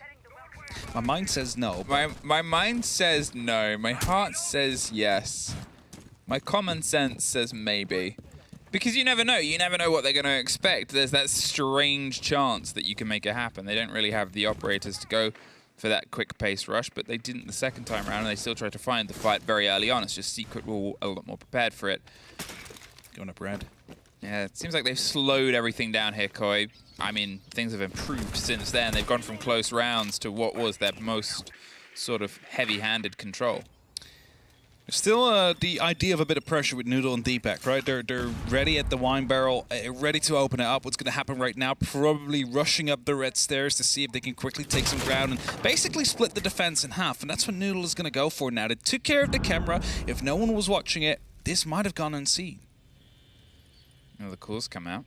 Savage is a bit loose around the library, holding on, but it's YZN that gets Leon from the angle from the top rope. He tried to put himself just at the bottom of the stair set. I'm talking of, we're now at the top of the stair set of red. There was a drone heading ahead. There was a bit of barb. There was a watch on maybe the loose player. So Noodle takes Astro. Great connection there across the head of the player that wanted to swing into the fight. Groovy is toying with the idea of rotating back to offer some support, but he doesn't want to turn an even game into a 3 versus 4 without at least having some of the rest of his team ready, which sounds like it's Savage. You'll hear this grenade pop onto the corner, and he'll swing behind it, and he'll get an easy take. Yeah, Noodle should instantly go for a reply here, though, as the C4 pops up. He's seen the player out there, fails to actually get the connection, though, but Savage is just going to lean back into the fight, hoping to find a head. Misses the opportunity. Now Truly's going to be rotating back up the main stairs. They have the man advantage. There's no need for them to throw that away. They did the right thing here. Found themselves with 1 extra. Trying to fall back, trying to play it safe, but very heavily around the main stairs here. Leaves for a weakness if they do attack from red. Wow, look at the time, though. For everything that was being done by Koi, everything's kind of been a bit undone. They had to all leave the positions pretty much that they were in to try and maybe catch Savage and get themselves that trade back. They've been unable to, and now, well, they've got to find new positions once again. A third sort of take here as they've bounced back from the study side towards the opposite end, towards the top of the strategy table, with that player now tucked onto the side of that. It's going to cause awkward to prove it. Kryan has the kit. He puts the pressure onto Sleben. Sleben can take the drop on the hatch if he wants. Savage is offering some support from the top of the stairs, and Groovy tears the head of the player rotating on the back. The Vector tears up the player. They can't get the kit in time. Doesn't even matter. 4-2. Koi get on their attack, so still in a pretty good position. The lack of knowledge about the player still being downstairs is what hurt them out there. You mentioned it, like they were unable to actually take that control. They had to leave their positions, and suddenly you find yourself in a rotation with a lack of time. Due to the lack of information, losing some buddies that you otherwise would have needed. 2-4. Koi now going over to the defense where they have the opportunity to lock it off. Of course, it's their own map. They're supposed to lock it off, but how often in Siege do we see it that the opposite team takes their opponent's map? Well, just earlier today. Yes, exactly. In the game we had just before. But we often do have, like, the, you know, I take your map, you take mine, and then we head towards the decider. We have every variance of map stealing. As does any esport. You gotta. Otherwise, it's not exciting. It was kind of boring, right? Yeah. It's like we can just well go to map 3 if it never happens. It's like, who cares? Way to sell it. 4-2 Koi. Can they get their first hold here? What are we going to see from Secret? As I said, it is a hefty sort of structured map. There is something that offers itself here, and it's a map that Koi, you know, wanted to bring the fight to, wanted to bring the positions to. I wonder if we're going to get Secret seeing opportunity and trying to smash and grab and take it in the same manner. I don't know. I mean, they are currently 2 rounds behind, and that's usual, like, a demotivator for these kind of things. Like, maybe if you have some pace, you could try and go for the attempt, but I think that first round, unaware of the fact that there's a player in the bathroom there, I think. Drone hasn't checked, just quickly turned around in the bathroom, saw nothing out there. Might turn into a... Whoops. Whoops, that's another drone taken care of. Suddenly, there's no more hot droning up the staircase. Oops. And Noodle still just in that bathroom. I don't think he has been spotted. This could be a free kill or 2. Well, he's getting clean, getting himself tucked in, hoping nobody... That's a good bait there. ...disturbs bath time. And he just has to be as quiet as possible before he tries to clean up this attack that might otherwise come all the way around him. That call, well, that's the call that he's got to leave. I think he read that he was surrounded, and there, not a catch. Groovy missed out on what really should have been a body take. Oh, and Noodle does not miss. He's like, you try and take my life, I will come for yours. Takes it out. Leader now down below has the opportunity for a C4 if there is any form of pressure coming down from Trophy, from Statuary. But he also has the opportunity to go back up the stairs, so even though they just had to abandon the bathroom there, the potential hidden spot, there is always the opportunity to just strike right behind them. Because Secret doesn't really have anything for the flank watch. 2 EDDs, E1Ds, they have one more phone call left. So there's those run out. Leader's completely free to go.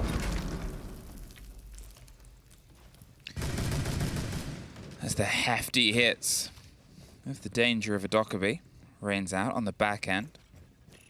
They're just going to let another call go and maybe finally trust that they've done enough as a clear. Astro swings 90. Savage swings Leon. Takes care. Once again, locked out a big player.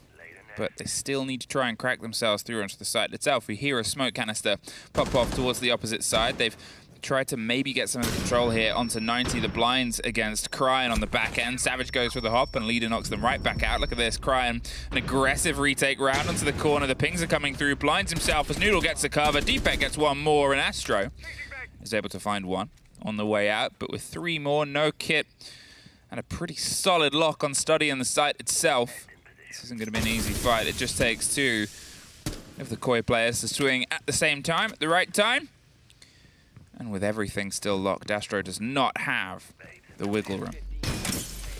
Opening up, the Gurmine in his feet is definitely not going to be helping him out, and Noodle cleans it up. Koi is going to find themselves up onto their 5th round on the scoreboard here, closing or nearing towards that map point.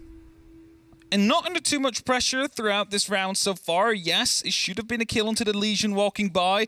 We did see the instant transfer towards the Dronal trying to shoot the feed as well. But didn't quite expect Noodle to just lean back into the fight and take his head clean off. Oh, no, not in any sense of the world. Like, it was a shame because it was a missed kill. Yes. That he was entirely in that position because they wanted to catch out any roamers. And they might not have known specifically when a player was coming through or who it was. But then the swing back in. The double dip of death. Hello, I'm here. And you are no longer. You failed to take me down, so I will take yours instead. And now we leave ourselves to 5. Again, 2 more rounds, and Koi find themselves at the first map on the board going into that second. Again, tomorrow is going to be a long day, so if you can prevent playing a 3rd map, I think both these teams would like to do so. But so far, Koi have looked above Secret's capabilities of dealing with them. Dining. It is dining. Second site, not going to go to Trophy Statuary. Not going to go to Library. What? What? No library. What? No living. No, they're instead going to go down to Dining. It's got some good feasibility. You can get a good hold. The Ossa, I love doing an Ossa take here onto Laundry. You just sort of clear the bedroom, clear a bit of the damage as well, get some of the control around that pocket of space, and then slink an Ossa shield just around the corner and get yourself a sneaky plant. Bandit. Putting down, I believe, was it a bandit? No, it wasn't. A mute gemmer being put down, I believe, just in time. No, just too late. The opening is now there. I was going to say, because I believe someone was putting something down on the ground out there, but wasn't able to actually stop that breach from happening. And that means they've opened it up quite quickly. Koi struggled with that. They were, you know, being targeted by the impacts that Secret was tossing at them. Nothing there on their side to stop that breach. Oh, you were saying? Well, that's a bit of pressure coming down. Noodle taking out some of the X-Caros and able to rotate back out. I mean... And back in. Yeah, it's a punishment here. Noodle has just felt free. You said it before. It's not that Koi have really felt under pressure. The pressure that they put on themselves was when they rushed and failed. Since then, it's very much been an even-handed and even sort of played hold here from Koi. And it's been tricky. It's been tricky for Secret to try and break that mental, to try and break that momentum when they feel so free to just take swings like that. Well, what do you do now? Well, it's tricky. They've only really got 4 of the X-Kairos left. They've got some flashes and maybe the drive behind the shields, but structurally, again, once again, everything is going to stay pretty solid. Everything's going to stay quite locked here. It's awkward to make things happen on Villa when all those hard walls are still standing. Izadin just saw the shadow move of a player on the other side of the Dronal. I don't think he was actually noticing it or going for it. Like, you see it right here on that Dronal. Someone's just walking by every single time as the shadow just turns dark. It's Deepak right next to it. Be a grenade underneath if they had one available. Savage won't find it first, though. Leon gets taken down, and that is going to be providing an opening as Deepak drops in Memorial as well.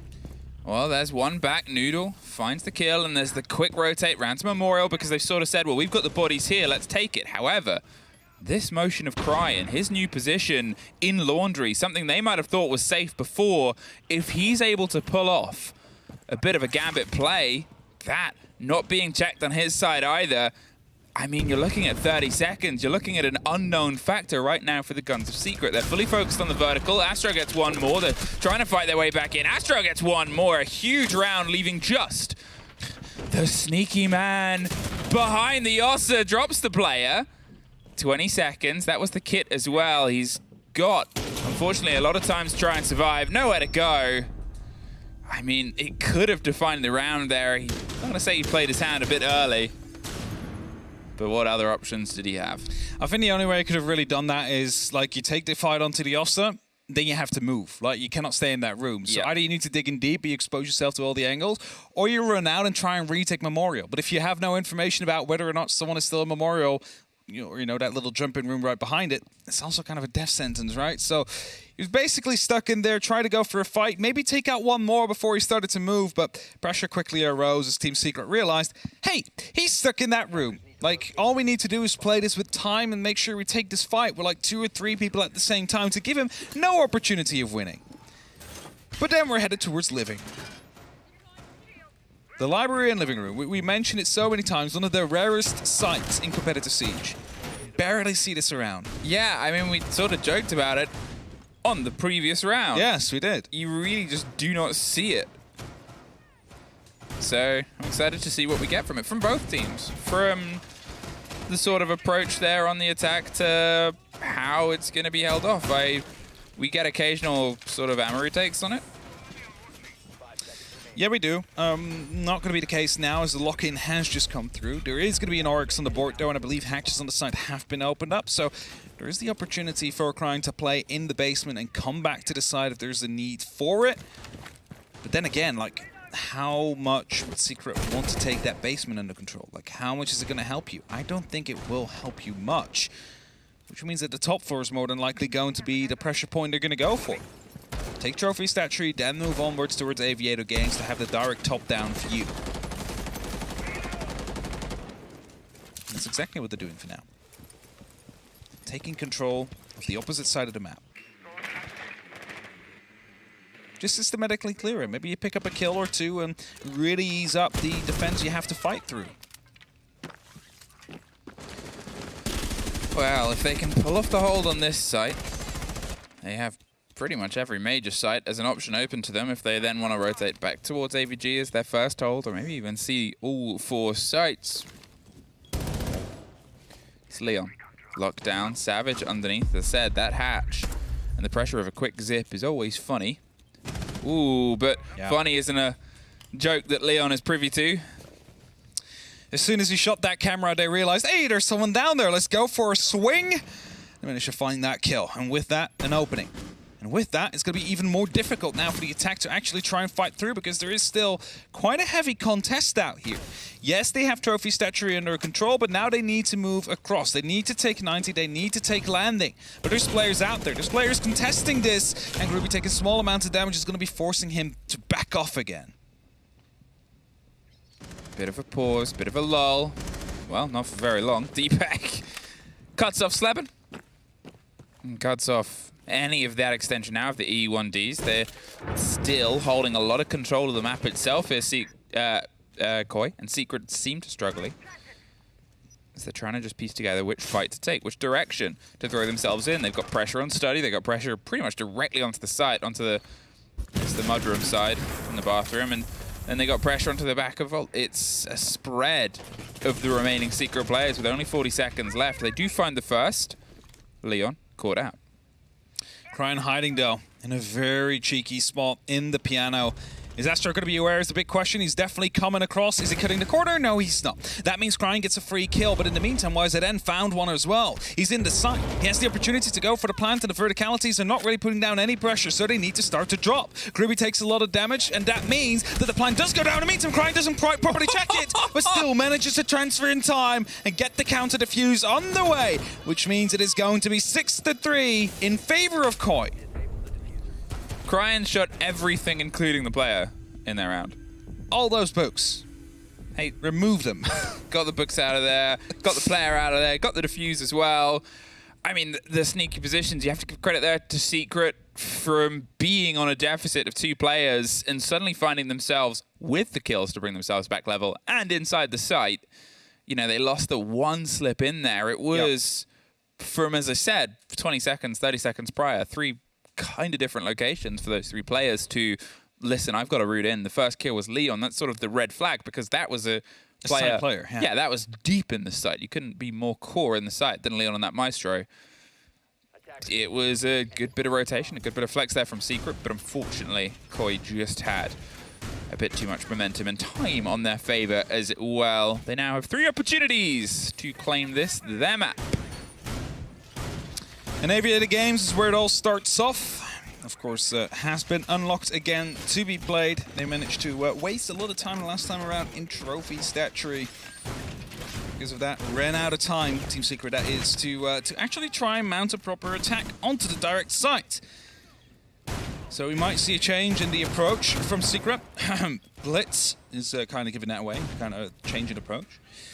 Whilst we see Koi maybe, you know, play differently as well. Like last time they were seen playing in Trophy Stat Tree, this time they might be roaming on different kinds of areas of the map. And Gids is looking to go for a spawn peek here, hoping to find a repel or someone to just show his head out there in the ruins. The door gets opened up, and that means they might not be aware of him being prone out here. Oh, beautiful shot from Sleben. Loses a little bit of HP, but the opening kill's definitely there. And well, with that blitz on the board, that's going to be very helpful. I mean, you're looking at that sort of charge now, the heavy chug that they can sort of bring as that frontline battle against the site there. Still prepping, still getting themselves the angles, the smoke, the cover, the rush, right all the way in. And what do? Not much. Sleben actually gets the kill. YZN leans in, see if he can get the next. There's fire covering any of the swing round. They force the players back in. And Secret with a hefty hammer hit. Now have the 2 players in sight, Noodle underneath, and a 2-body advantage. Take approach here. Savage holding off the rotation, making sure no one can move back up the main stairs. And as the next E1D pops, is there to see if there's any form of information they can gather and maybe move on the back of it. Leader leaning in aggressively, spots out a player out on the study next to the door. But YZN with that diffuser now with cover from Groovy starting to move into Classical Hall, trying to take the bar under their own control. Now there is an Alibi out there who's being pressured from multiple sides. Gets 1 kill. But a 4v2 and YZN right behind the bar can go for a plant. Oh. The player underneath. Oh! Leader swinging around in the side. It's just the Blitz trying to find the 1 versus 1. They've run off a Noodle! What? And that really should not have been Koi's round. The Blitz going for the plant. They had 1 player in sight. It was a 4 versus 2, a 5 versus 2.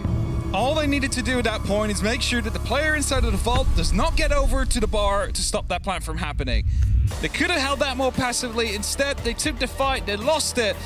And Koi showing that they are here to play today, sharp on their gunfights. Even though they had some rushed rounds at the start, for the rest, looked very, very solid. I'm still a bit lost for words of how that... I didn't expect that to happen either. It's like, oh, that's a 2v5, the plant's going down. That should be the end of it, right?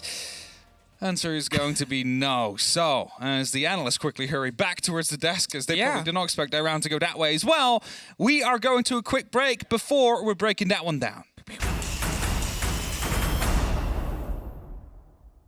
What?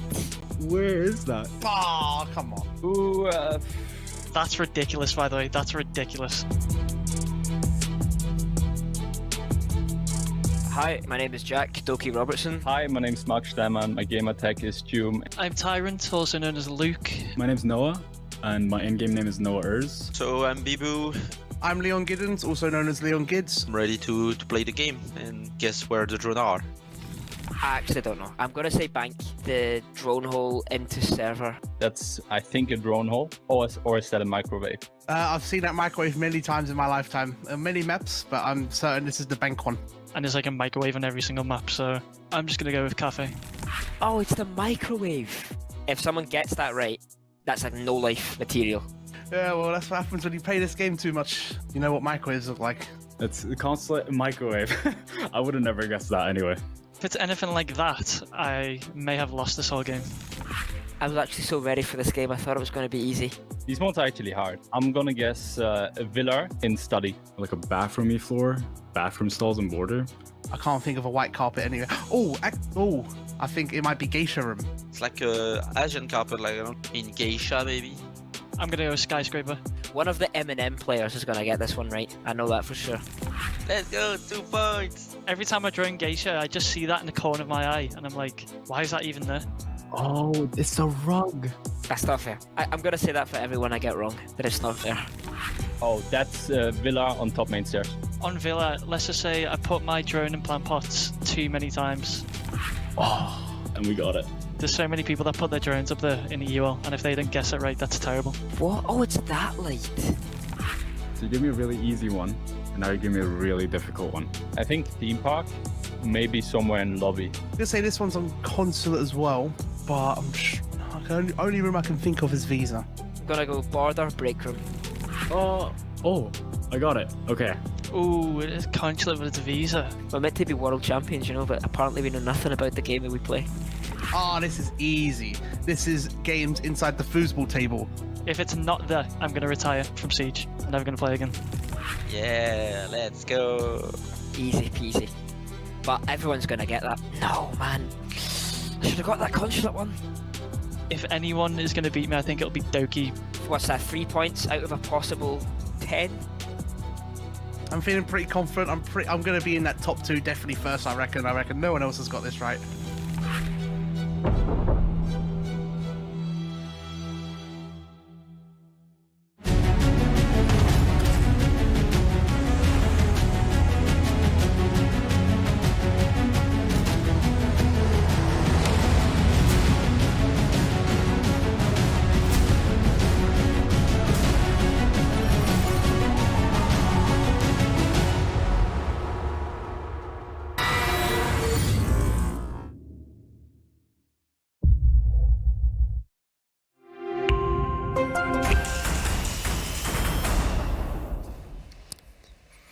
Welcome back, everyone, to Blast R6 Europe, where Koi just take their own map pick Villa, putting them ahead 1 map in this best of 3 series. I'm Gina, your host, joined by Fresh and Ali. No banana bread. No banana bread. No banana bread. Okay. Koi, though, 7-3 Villa. I think coming into this, we were expecting them to perform, I think, especially with what we've seen in the last couple of days. And all in all, looking solid. Koi looked really good today. I loved the confidence that they were moving with. I feel like they were confident in their attacks, confident in their defenses. There was a lot of flexibility on this team. We know it to be a talented lineup. We like to think that there's a frontline, backline. But one of the things that they demonstrated today was that everyone can do a little bit of everything. Yeah, I thought they was, Noodle's obviously going to be the top-rated player there. But Crime Leader, Leon, Deepak, all within very similar ranges, having very similar moments in rounds. Leon recovering around early doors. There was actually a wild early doors in the first 4 rounds that Koi could have been 4-0 down, genuinely. But Leon recovered around in round 1. Crime pulled one back. Noodle pulled one back. They seemed like they pulled it together today. They had a Villa. They had a good plan. Sure, they had to recover a couple of rounds, even the very final round, what was that, 2v5? Yeah. With Noodle and Leader there, yeah.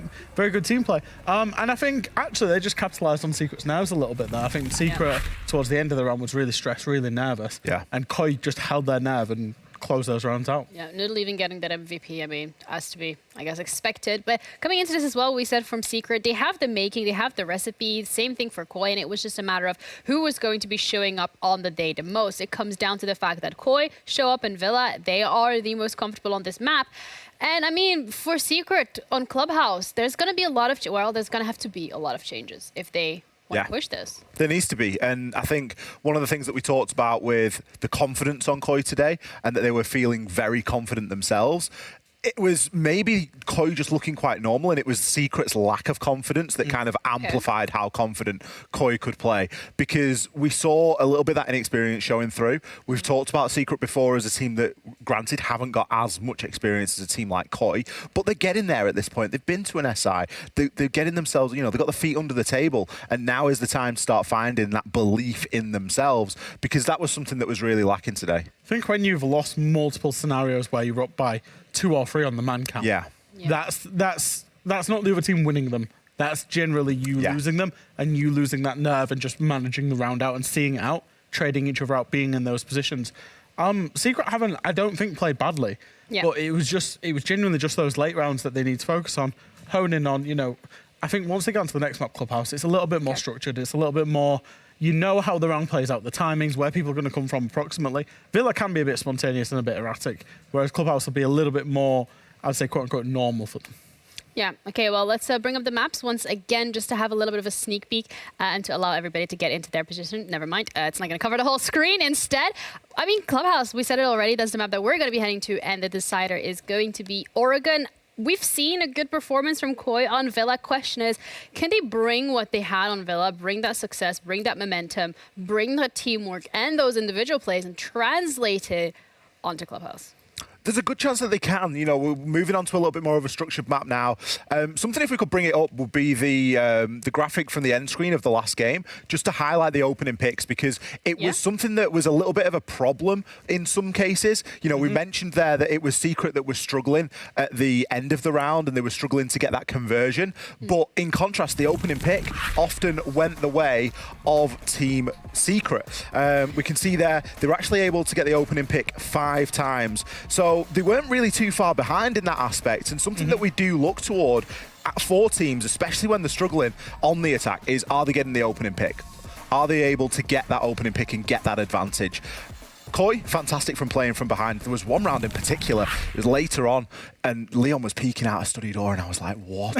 There's going to be no room for that. Round, yeah. There's going to be no room for that, honestly, on a map like Clubhouse, because man count advantage is so important. And if that's something that Secret cotton onto, and they're able to start capitalising a little bit more and just fix a few of those mistakes in the late round, they might see a bit more success here. Yeah, success is necessary for Secret if they want to push this to the decider, but it's also their map pick, so we're going to see whether or not they are as comfortable as we might expect them to be with Hap and Fluke. Thank you very much. Thank you very much. Cool, prepared, calm. Didn't hear that we're coming to you, Cole, so.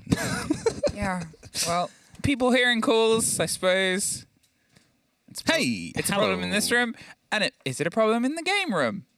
That's the big question, because we've just seen a pretty comfortable first win from Koi to come through. Yeah. And now the question is, we're going to Clubhouse. Okay, well, socials definitely don't think we're going to see better Secret. That was close to even. Yeah, that was 53-47. Apparently, the Koi fans are back on board. Yeah. And the Secret fans have gone overboard. Oh, no. I hope you can swim. But it's still the second map that we're getting now, which is Clubhouse. It's the basics. We always call it like that. If you... Okay, no, not if you. Everybody knows how to play Clubhouse. Yes, some teams are better than others, but everybody should, in general, be able to at least get a couple of rounds out, at least make this a little bit closer. It's very rare we see 7-1, 7-0 blowouts on a map like this. No, entirely that. I think that's the thing here is if we talk about what might help teams, if we talk about where we've seen weakness and where we've seen strength, I mean, there was a couple of 1vx's, technical 2vx's there from the side of Koi where they shouldn't have been able to get them.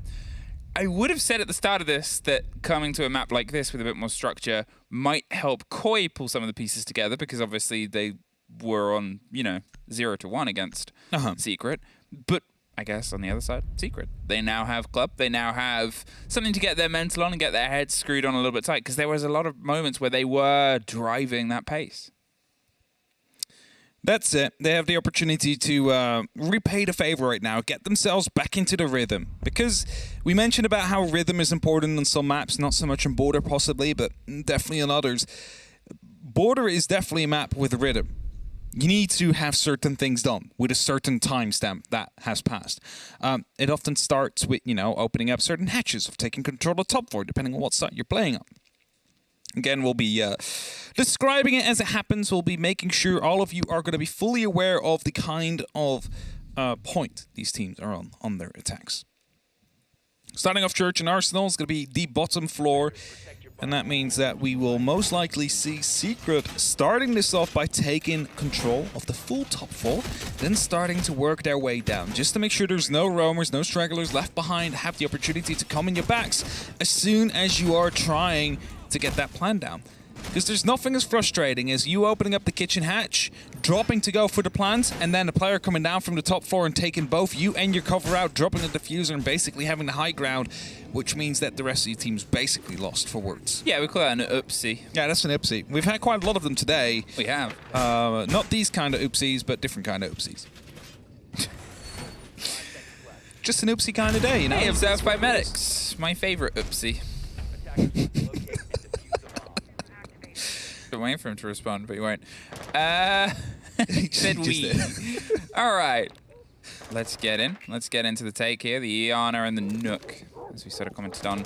It's a big game with big gunners leading in the fights. You look at the names across both these rosters, and there's quite a few of them that you would give the keys to those operators to and let them sort of run wild. Is it going to be, having both of them gone, a bit of a detriment to either of the teams, I guess? Obviously, Secret, they've got the pressure on attacking first. They've got to see if they can try and pull this together. There's quick breaks here with focus onto Noodle, who had a peek towards Logi Hatch, the double up, and the Azami barricade on the CC breach. They're full sending top floor.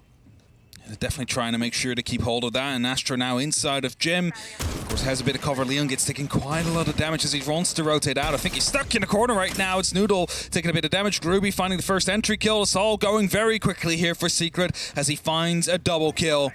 And Noodle now, yeah, well, you have a choice to make. Are you staying up there to try and make something happen, or, well, are you going to try and fall back towards the site? It's that risk, because you've given so much to the top floor, the utility usage, the fact that the Azami was trying to hold on to the top. I mean, they've just been teared a bit apart here on this basement hold. And now, Secret, a minute 30, they've just seen the player. This should be an easy pickup for Savage, but he's not going to do it too fast. Now it's the only player. A flawless opener? No, not quite, but almost. Secret, they smash in onto this, the first round, and they just punished that top floor hold from Koi. It's what I said they needed to do, right? Like, you need to take the top floor under control first, and then you start moving your way down. But Koi not really having a fight in them in that first round. Secret won the round before they even had to go towards that basement, so we haven't really seen any kind of hold coming down from it.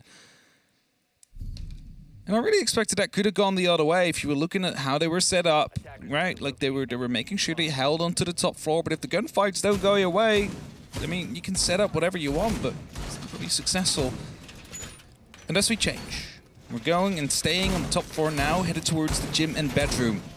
I'm not going to see a replay of that bottom floor, even though it was never really assaulted.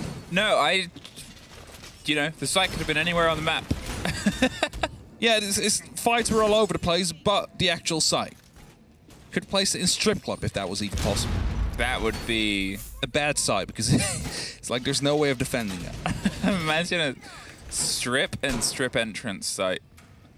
That would be probably like the fastest round you've ever seen. I think that would be you just need to take the possible two-room combination. Because all it takes is one wall, and you're inside. And you could go for a plan. And you know, in other sites or other maps, you have to worry about a potential flank. You wouldn't have to worry about it on this side of the map. Oh. All right. Enough about our silly. Let's get into the serious. And YZN might have some of the quick zip up. I'm curious if they're going to try and hit that. Yes. Perfectly demonstrated there. There is a frost mat. Would be funny, but out of range. Out of range. You're generally not going to back up into that. You're looking to try and move in and forward here. He's also got the kit, and with that castle, with that hard wall, that's what he wants to do. There it is. There he is. He's going up. Oh, they have the cover. One into the frost mat, and a couple of bodies lost by Koi, but YZN, he's still inside with the kit itself. Astro doing huge bits to keep some of the control there. The camera goes down. Crine finishes off YZN, though. Astro is all that is left. Last second idea. The Bulletproof was watching, and what could have been a pacey punch towards a plant, unfortunately, has petered out into this, a 2 versus 1. Sleben, still in the frost mat, watching and waiting. Hasn't been locked down, and obviously with 1 kill happening on that position, well, now they'll find out either way. They tried to go for something pacey there. I mean, half success. Still a failure. Is a half success. For those a rough wondering. way of saying it. It's a failure of It's a a round. failure. Technically, they didn't win, but No, you it's know, true. they got in, they had the kit. If the frost map player hadn't been caught out, they probably still would have secured the plant itself, because then they have the cover. See, However, I would have said the line didn't have to actually go in there. Open up the window, you could have held it from outside. All you need to do is stop them from getting too close to the actual reinforcement and hurt the player that's going for the plant. Moving yourself in there is always a bit of a risk because, first of all, there's these ankle holes. Second of all, there's frost mats on the ground, which they didn't take care of. And that actually might have lost them there. And that's a lack of information, but do you want to drone too much if you're going for a play like that? Because if you do, you're kind of giving away something is coming. If you don't know what is out there that might be coming for you. So it's always that bit of a balance you need to find if you want to go for a play like that. Either way, Koi will find themselves with their first defensive round, and now they will be headed back down towards that basement. How are we going to see their play work out this time?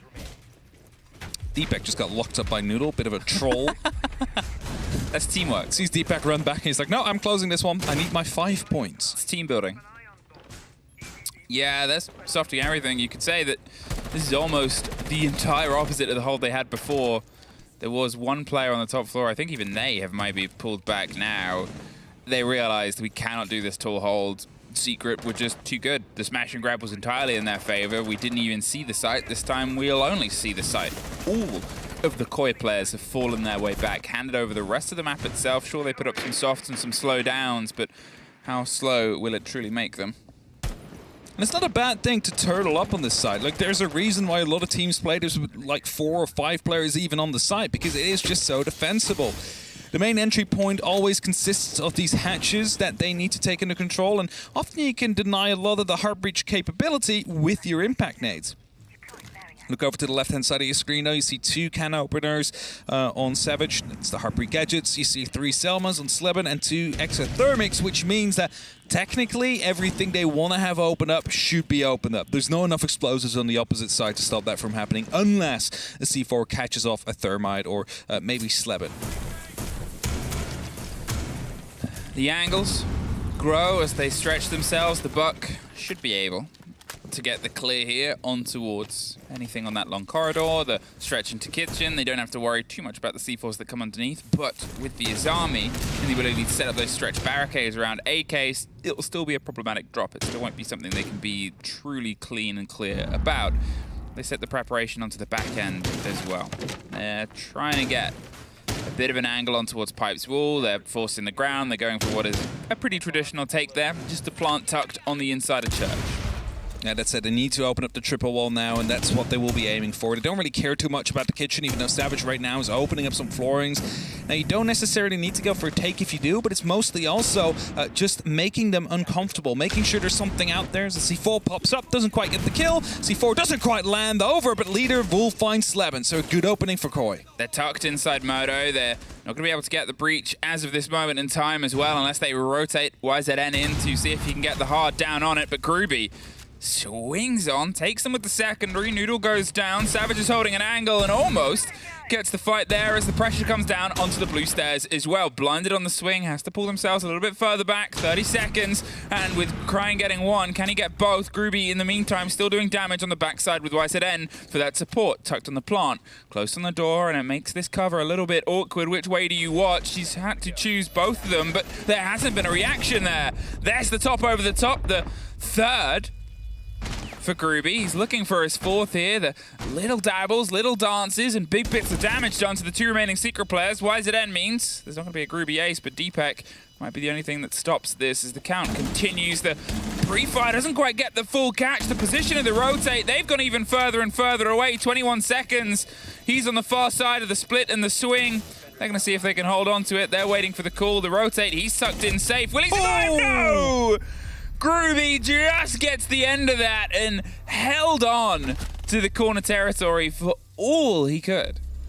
He was on 1 HP as well. Like, somehow those MPX shots that came out of Deepak's gun managed to draw a circle right around the body right there. None of them managed to hit, and he gets that clutch done. He gets that kill on the board.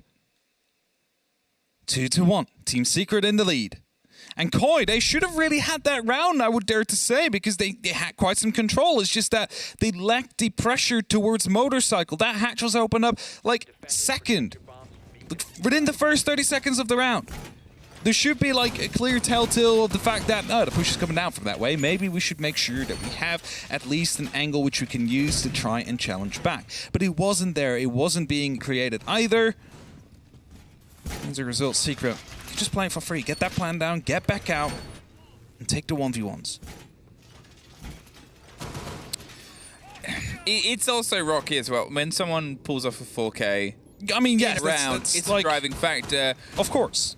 But it could have been stopped. What you do is to follow up there, put him on a shield. I mean, he might be shaking right now after a game like that, you know? You might know it. It's like you get like a huge round and you're like shaking from the adrenaline. It's like, I need a round. I need a bit of a break. I mean, it was great work. It was great work by Groovy there to sort of dig his heels in and refuse to move anywhere else and sort of take all the fights. They're going to see if they can try and charge that Monty here up onto the rafter stairs. The quick broach towards the wall. There is a bandit in a position to try and trick it out. They'll have the awareness and the reveal of that, but they've got the Zephyr stuns to maybe pop round. A classic refusal. That's why Astro is prepped up here. And a Maverick as well. A vintage take, one could say. A bit of pressure coming through onto Astro right there. Saw some shots come his way, but Noodle has decided against the opportunity of trying to go for a fight there. Leon needs to be very careful though, because they know he's out there. The angle just has been opened up. They can use that from the rappel. I believe they just went off. But either way, they could really push you into some troublesome situation out here. Crying. He's holding on underneath. He's making sure that nobody swings the full true pressure, with Sleben being the possibility of rotating. But they are droning ahead of themselves. He just sees the side of the fight. Not enough to do it as Deepak offers some support of his own. They're sort of trying to circle around who's behind who. Ooh, he's almost caught out. He's not entirely sure where. He wants to bait the swing with a bit of width, but Secret now know that they're being circled underneath, so they push hard. Groovy all the way to the top. Takes a lot of damage from the Azami. They're going to play against them. Go for the knife. Deepak, he's suffered in the meantime with Savage finally getting the kill there onto Leon. Cryan does find Sleben. Retakes underneath, but will they try and keep rolling Groovy on the pressure? There's Savage with the swing on the door. There's another one. His third for the round here, keeping all the pressure on towards Koi, who now only have the two players inside the site, and that retake underneath has entirely fallen away from them.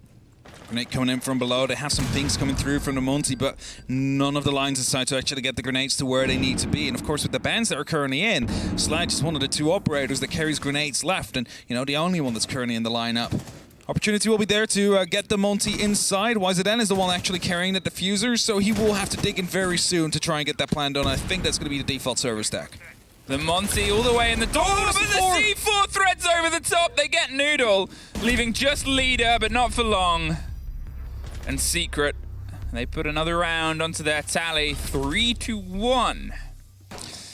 I mean, as soon as they open up the main wall, not completely, but they made a line of sight, which is the main reason why you want to have that wall opened up. They had a good line of sight onto the rafters, which meant that Leon Gids couldn't really go into many places anymore. The next step is to take control of Garage. Whilst they did that from below and also moving up the Monty on the rafters, there's no holding on to it. Like, that's a lost cause if you are Koi at that point. So Secret definitely did everything right in that round. They managed to play the advantages they had. There was nothing on the board of Koi to stop that Monty from rolling through. But of course, they didn't know a Monty would be picked out there. Surely if they go CCTV again, there's going to be at least some sort of operator that can deal with that. Like Fire from Goyo, or maybe, you know, playing the Smoke out there, or Tachanka, or Legion, or Frost, or... got low. Yes, because he took a fight, but you don't need to take the fight. He doesn't need to take the fight, but it's Groovy on a Monty. Yeah, it's Groovy, who had, you know, a lot of kills before, but... Loves taking fights. Didn't have to take a fight there, so was no reason to go low. All you have to do is just walk, right? Shepherd them out away. That's your goal there. All right, team talk done. Koi, what's been the chat about, and what's going to be the change? Back to Jim, the only site that they've been able to win so far, and obviously if they win this, they've still got to try and make the magic happen somewhere else. A 3-3 half is still possible. I think at this point they just don't want to be on the wrong side of anything worse than a 4-2. Now, the round that we saw here, that was, of course, won by Koi, as you mentioned, was slightly of a rush. I mean, it wasn't quite a rush, but also was a rush. Like, it was rushed late in the round, I have to say, or later in the round, not within the first 10 seconds. Which means that if we see a more composed Secret for this round, which seems like we are going to be getting, considering there is no Amaru on the board, we're going to get to see like a situation we haven't quite had yet. Like, the actual hold will be tested. It's not just zip it and go and move up the staircase. It's going to be some unknown territory to come through. Maybe no one being caught off by the Frostmite would be a good change as well, though, for Secret. Oh, we hear the quick break on the far side. The windows pop open and the castles not entirely removed, but at least some of them are otherwise taken off the board. It is a more focused classic take here. You would say they're paying attention towards Jacuzzi. They're going to see if they can get that breach open. The hatch is open as well. It's something where, to be honest, this is where Secret have been stronger. They lost the round when they tried something a bit off the beaten path. Here, so far, their best gameplay has been the drive through. The trick Ooh, just won't connect. You can still trick this Noodle. The second grenade just been tossed in. There's nothing out there. Nah, the door has been opened up, that's why. Yeah, he doesn't have the confidence anymore. I mean, he did a good job to waste so much utility. But at that point, he didn't want to lose his life for it. However, you look at now what's been taken out. 2 frag grenades obviously are gone. We're good with the exothermic, so they weren't able to remove any of that. They have the pocket hards as well, but still, the play underneath from the fragmentations now off the board. Noodle went all the way down below. Still has a Bennett battery left in pocket. Would have maybe been of more use going towards the bathroom, because that could have been the next point that they want to put pressure down on, right? Like, if they manage to have some security, they can get themselves in the breach towards the bathroom wall. That can be opened up next. Oh, that's unfortunate. He's like, I want to toss in this Candela and we can go, but there's a cast barricade in the way. Now gives Crine the opportunity to go for the fight, but he misses the opportunity. He misses the shots, and that means they're fully aware of his position. Still gets the kill to Summer, but the plan in the meantime is going down. There it is, tucked in the same place by the hatch, but they get the planter. They are dropped. Deepek gets the swing round, and you can see the Secret players are sort of circling around. They're trying to find a loose player. They're trying to get control of at least an angle here. Logistics isn't offering themselves to it, but it's the most logical step. However, you swing that wide, you got to stick your butt out, and that can always be cut off by anyone else paying a bit of attention. That's a nice little keeper. That one. Yeah, a really cool little spot there. Buys you an unfortunate bit of wiggle room, and you know, it's not the most common you see it, because you think, well, what can you put it on? The light. Putting on the light, indeed, is just the angle that was necessary, but they know there's someone in there now, because that made some noise as C4 comes over. It's not going to be doing any damage. Noodle now needs to wake himself and way back up. Then there was a player near the main stairs actually watching him, so that could be a next fight as Gruby gets the ping. He's not going to be able to actually go for the fight as his teammates drop, so he needs to make something happen on the site here now.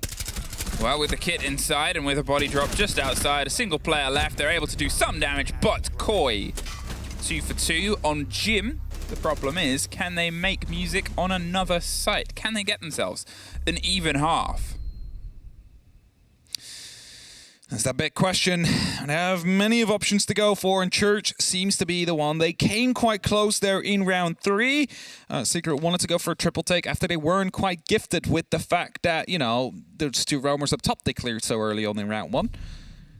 And Koi, they managed to fight back in quite well. It's just that they weren't able to deal with the motorcycle players that eventually cost them that round.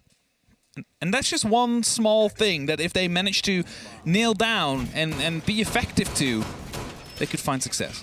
Because I was kind of wondering, because we had a Jaeger inside of blue next to the soft wall. There was a call coming down of like, hey, they're in motorcycle. They were both on 1 HP. Of course, they don't know that. They don't get to see like how much HP is left. You could be like, oh, I've hit him. Or something like that. If they would have just gone for a spray through, could have actually just lined them up through the wall and got both of them. Of course, it's risky because they'll start shooting back at you, but I'm just saying, like, there was no pressure coming down from blue, which is why they were allowed to play so safely and actually managed to get the plan down. Now they've gone for that stretch towards the top once again. They have some of the slows here, the fire canisters, the ways to battle against maybe a quick dive. But look at this, 4 Koi players currently on the top floor. That number will dwindle as the round goes on. Now it's only 3. Only. Secret will have to get a no on what exactly is going on. They need to find out how many players are there. That's a good spot. Great camera. I know they cannot open this up now, or at least they need to use 2 Selmas to open it up. That's not something they want to go for because it's just too dangerous. And they need them as well later on for opening up these hatches So Secret, in the meantime, is going for the opposite side. They're going to try and take some control from Jacuzzi, at least open it up. Now they're aware of the factors, one is CC and one inside of the rafters. And E1D is going to be starting that off, but they missed the opportunities of actually getting the shot down. The keeper barrier will provide some safe passage for Leader, as YZN does take down Noodle. Yeah, they lose the bandit, but Leon was there to strike back. He'd slowly siphoned his way up. The diffuser is top on. blue, and the diffuser is now cold. And, well, they've got to recheck it once again. And there's some of that hope of why you throw all those players to the top is, can we strike someone? They have pings on the 2 remaining players on the top. We've just seen one on Cryin in the bathroom, and there's the player tucked onto Logistics as well. But they've got to recollect the diffuser and then maybe try and angle towards the site itself. There is a rotate that's coming up towards the position, but with Savage now leading in some pressure, it might be something that tries to bait the play. It's the Buck hoping to get this angle, hoping to force some uncomfortable rotation, but the timer, there goes Leader. Great close down. Do they know about Cryin? It becomes this consistent issue as Cryin crouch walks his way around now. There's the reveal on Leon, who once again stepped up. There is still the player above Logistic Hatch. They take the drop, and he's to your left, and there it is! Cryan's able to find YZN, opens himself up the hatch, so they give him some food for thought, but the diffuser is still trying to roll its way to the site. Hey, it's a 3 versus 2 on the site. We can still try and make this happen. Now it's a 3 versus 1. And until Cryin gets back, as he gives the game away on the drop, he misses the shots, and suddenly it's a swing round on the stairs. Now it is only a 3 versus 1. Leon, fortunately, cannot get it out. A 4-2 half for Secret. Mixed feelings about this round from Koi's perspective out there. Like, it was great having Cryin up there, but again, that left the opportunity there to move to the side. Secret, they decided that well. They realized, okay, 2, that's fine. We can take that fight. And Groovy, again, popping off when it's necessary, just opening up the side, providing these opportunities for the rest of his team. And they lead 4-2. Same scoreline that Koi was able to put up on their own map. Now it's their opportunity to fight back. Push this to either a regulation win or to them at least securing overtime and see what's possible from there on forward. I mean, Koi, if they can get a good lead in here on their first site, they are often a fearless team where, you know, they could be on the wrong side of an 0-6 and they'll still probably play this round the same. And it's one of those things that sometimes it's a good trade to have. Sometimes it's a punishing one. Yeah, it really depends on the team you're playing against and the kind of day they're having. We'll get to find out. Pretty default kind of lineup if you look at it. We're seeing a lot of IQ actually coming down from Koi. We saw on the first map as well. It's starting to show up here as well. Might be to spot out any forms of utilities, maybe even some cameras out there because they've used them quite well. See if they can spot those pieces of utility, make sure they're not hurted by it. Quick call. It's going to be making sure that if there is a roamer, they're going to be fully aware of it. So it gives them some security, gives them some confidence that they can move in and they can start clearing. And because they're all over the map, like, they can basically call out, like, this is clear, this is clear, this is clear, this is clear, and that means, okay, let's get a drone in on CCTV, and then we know that the entire top floor is clear, the entire middle floor is clear, and we can start hammering down on the site. Koi, they're trying to find that first foot in. The drones roll and racket their way down. The B hatch. You can hear the stock hatch being opened as well onto the side of blue. It's steady approach. I mean, it's 2 minutes still on the clock. It's so early for a map like Clubhouse where there's still so much left to sort of do. At this point, without Secret giving them an engagement, Koi are just pretty much dry running. Definitely are. Impacts are now starting to come through. That's something that doesn't really happen on your dry runs. No. You want to make sure that the hatch opens up. First two will blow up. Second are being set up now. Savage does have another impact to go for. We're tossing that up as well. Dealing a little bit of damage as Astro takes down Leader. That's the more important part of this first minute and a half of this round. Yeah, that's pressure onto the back end of it, and there's some more some X-Kairos even, to get the breach onto the hatch, and now they have to redraw and they have to re-roll and try and get some of the ideas of where these Secret players are. But still, look at Secret's hand. It's held so tight to its chest. They're just not giving anything towards the players. Noodle's about to find a fight with the smoke down the corridor, and the smoke does not need to take it. They can just do that play the smoke canister. They have another, 30 seconds worth of time wasting in their pocket if they want to play it, and a shotgun. You cannot just swing this, but you do have to make the decision. Do I waste 30 seconds to try and win the engagement out at the end of it, or do I use that 30 seconds to rotate, give myself other options? And that might be the choice he has to make sooner rather than later. They need an opening on the side of Koi, hoping for someone to just step out of line, but Secret, they know exactly where they can and cannot be. Smoke canisters are being tossed out. There's a bit of pressure coming down from the dirt tunnel. That might be what exactly is needed. Noodle, if he finds a kill or two, that opens up the opportunities for Koi, but the amount of time that's left, it's not many, so they need to make it happen now. Noodle is able to find YZN, 20 seconds, and he fires his way up dirt. The kitchen hatches still kind of watched, there, and they're locked off, so they've got to pull themselves back round as well. It's last second choices and decisions being made that changes towards where the kid is going in. There's a swing round. Leon gets the kill. They take and scream their way into church on the back end, and there's Crying. And out of nowhere, with not much else, Koi just explode onto site.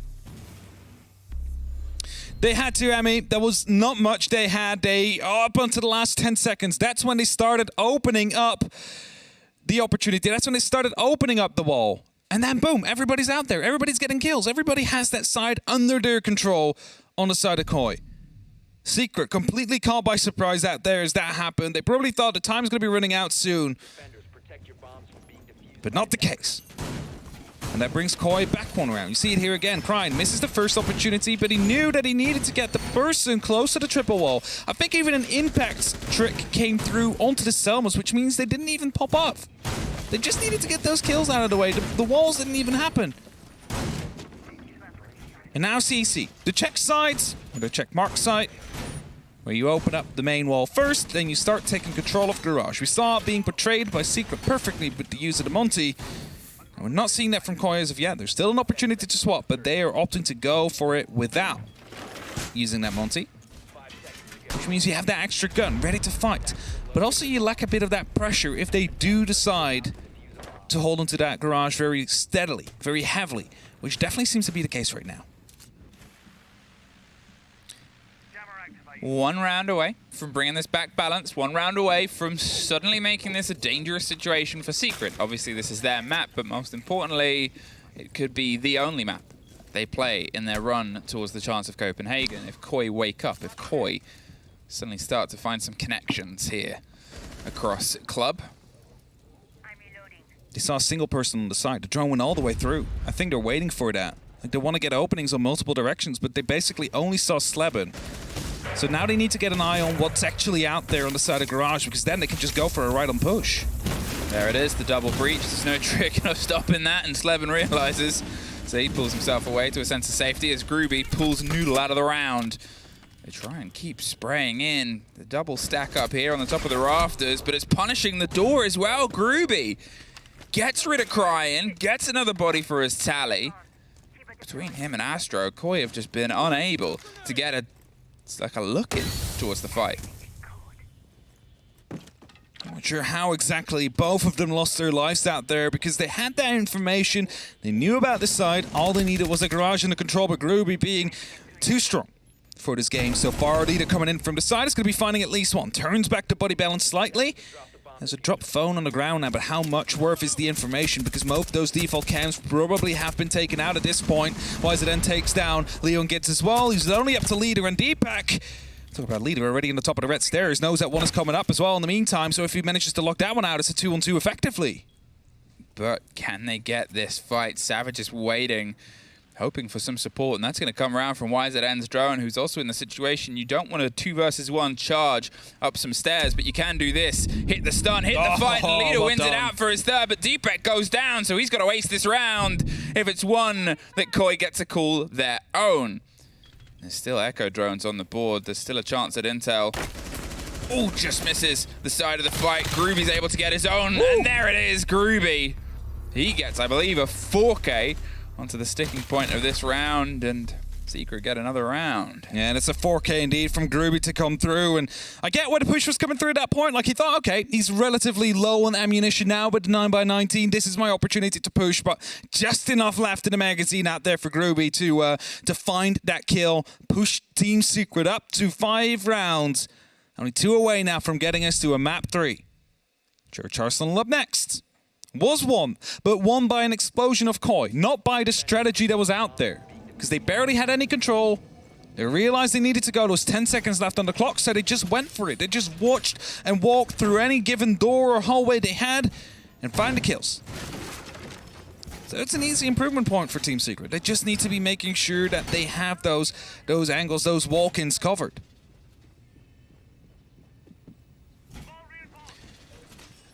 Back down to Church. Back down to the watch here, and you know, Koi were able to do it, and as you said, they need to keep an eye on the watch of sort of walk-ins and the watch on angles in those corners, but at the same time, it was last ditch from Koi. They hit boundaries with 15 seconds, 20 seconds left, like this army at the side of dirt, or all of these positions that really they were unaware of. They thrust themselves into the site and they took all the kills, fair enough, but still, you know, one of those engagements goes away from you, and do you still get the round? It's such a sort of tip of the needle turning point from that being a success or a failure there, and us being on a 6-2 versus a 5-3. Yeah, I think it should have been a 6-2 at this point, especially with how that round was just leaving it down to like the very last wire. But right now, some fights are happening all over the map, especially Garage. We see some in CCTVs, just them being active, them being here to stop Koi. Make sure that they need to use utility, use their time, use their resources to make sure that the top and the middle floor are clear before they can start moving through. And basically, a minute has already passed at this point, and there's really no control yet from the side of Koi. Still outside the buildings, only now just starting to enter here, then they still need to open up the hatches, and they don't even know if there's any roamers out there still. The pressure onto the hatch itself. They're not going to play around with X-Kairos this time. They're just going to get the job done. I think they sort of read that, well, last time they baited some of the impacts, and to be honest, there's only one impact left. With how they've done the extended hold here, the Solace is the key to, well, stopping not much at this point, and Leon is free to move on to the hatch that cannot be tricked. However, with Sleben still on the top floor and with still some of the routes of rotation, what they've done here is cut some extra into the site, cut some other sight lines, but there's still potential problems if Sleben goes undetected. That's it, right? But he's deciding to move down instead. At least still has the opportunity to move himself back up to lounge if they know where the pressure is coming down from. But for now, he's keeping himself ready around blue. Openings are starting to be made. That is a line of sight into the actual triple wall, but there's not much they can do from that due to the fact it's so elevated. Maybe toss a grenade through some utility, but that's about it. The smokes roll, and Groovy's still on the roll from the previous round. Crying the first body. Groovy gets one more.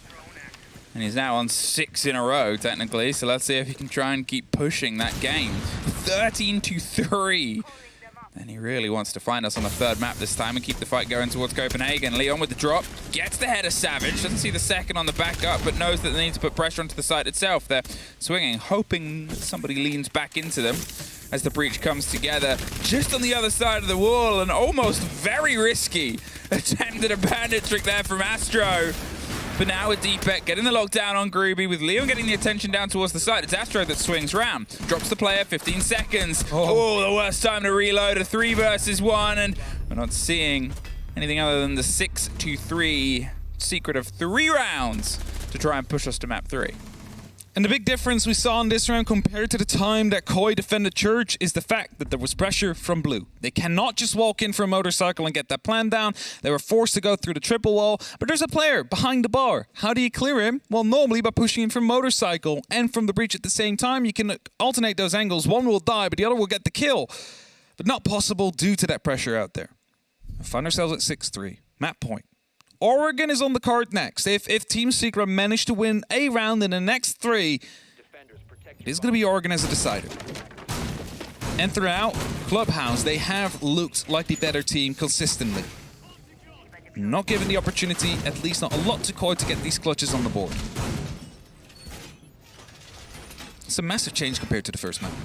I mean, you know, I guess we sort of said it with the difference in how the maps hold, with how the maps play, and Secret, they seem to be missing some of that conjoined energy that Koi had on Villa. Yeah, it was Koi's map, but it felt a little bit like Koi's map, and you were just sort of wondering, is it because of the map itself, or is it because of how the teams have shown up today? I think Secret here have proven it's the map itself, obviously. Groovy putting in such a big performance with Astro also on beyond the 2.0 KD.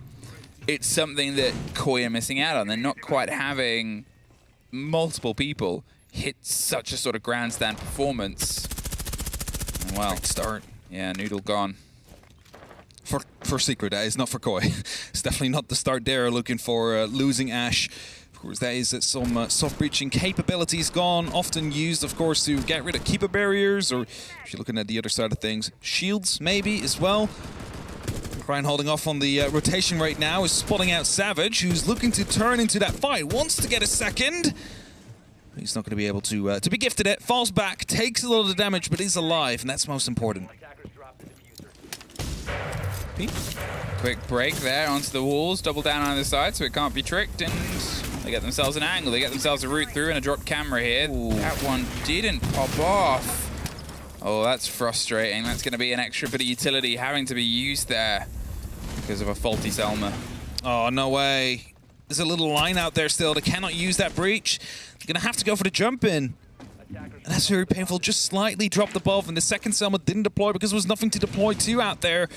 And that's going to be very hurtful. So Koi, they need to find themselves some security over logistics, so the actual jump in a little bit to the left is going to be viable for them to play with. And that grenade does a lot of damage, but not quite enough. Lives with 1 HP. The second one will finish the job, and Sleben drops as well. That's the opening they were looking for, the side on the controller Koi. The kit itself in the pocket's a leader. You wonder where it's going. In the meantime, Leon, he's still going.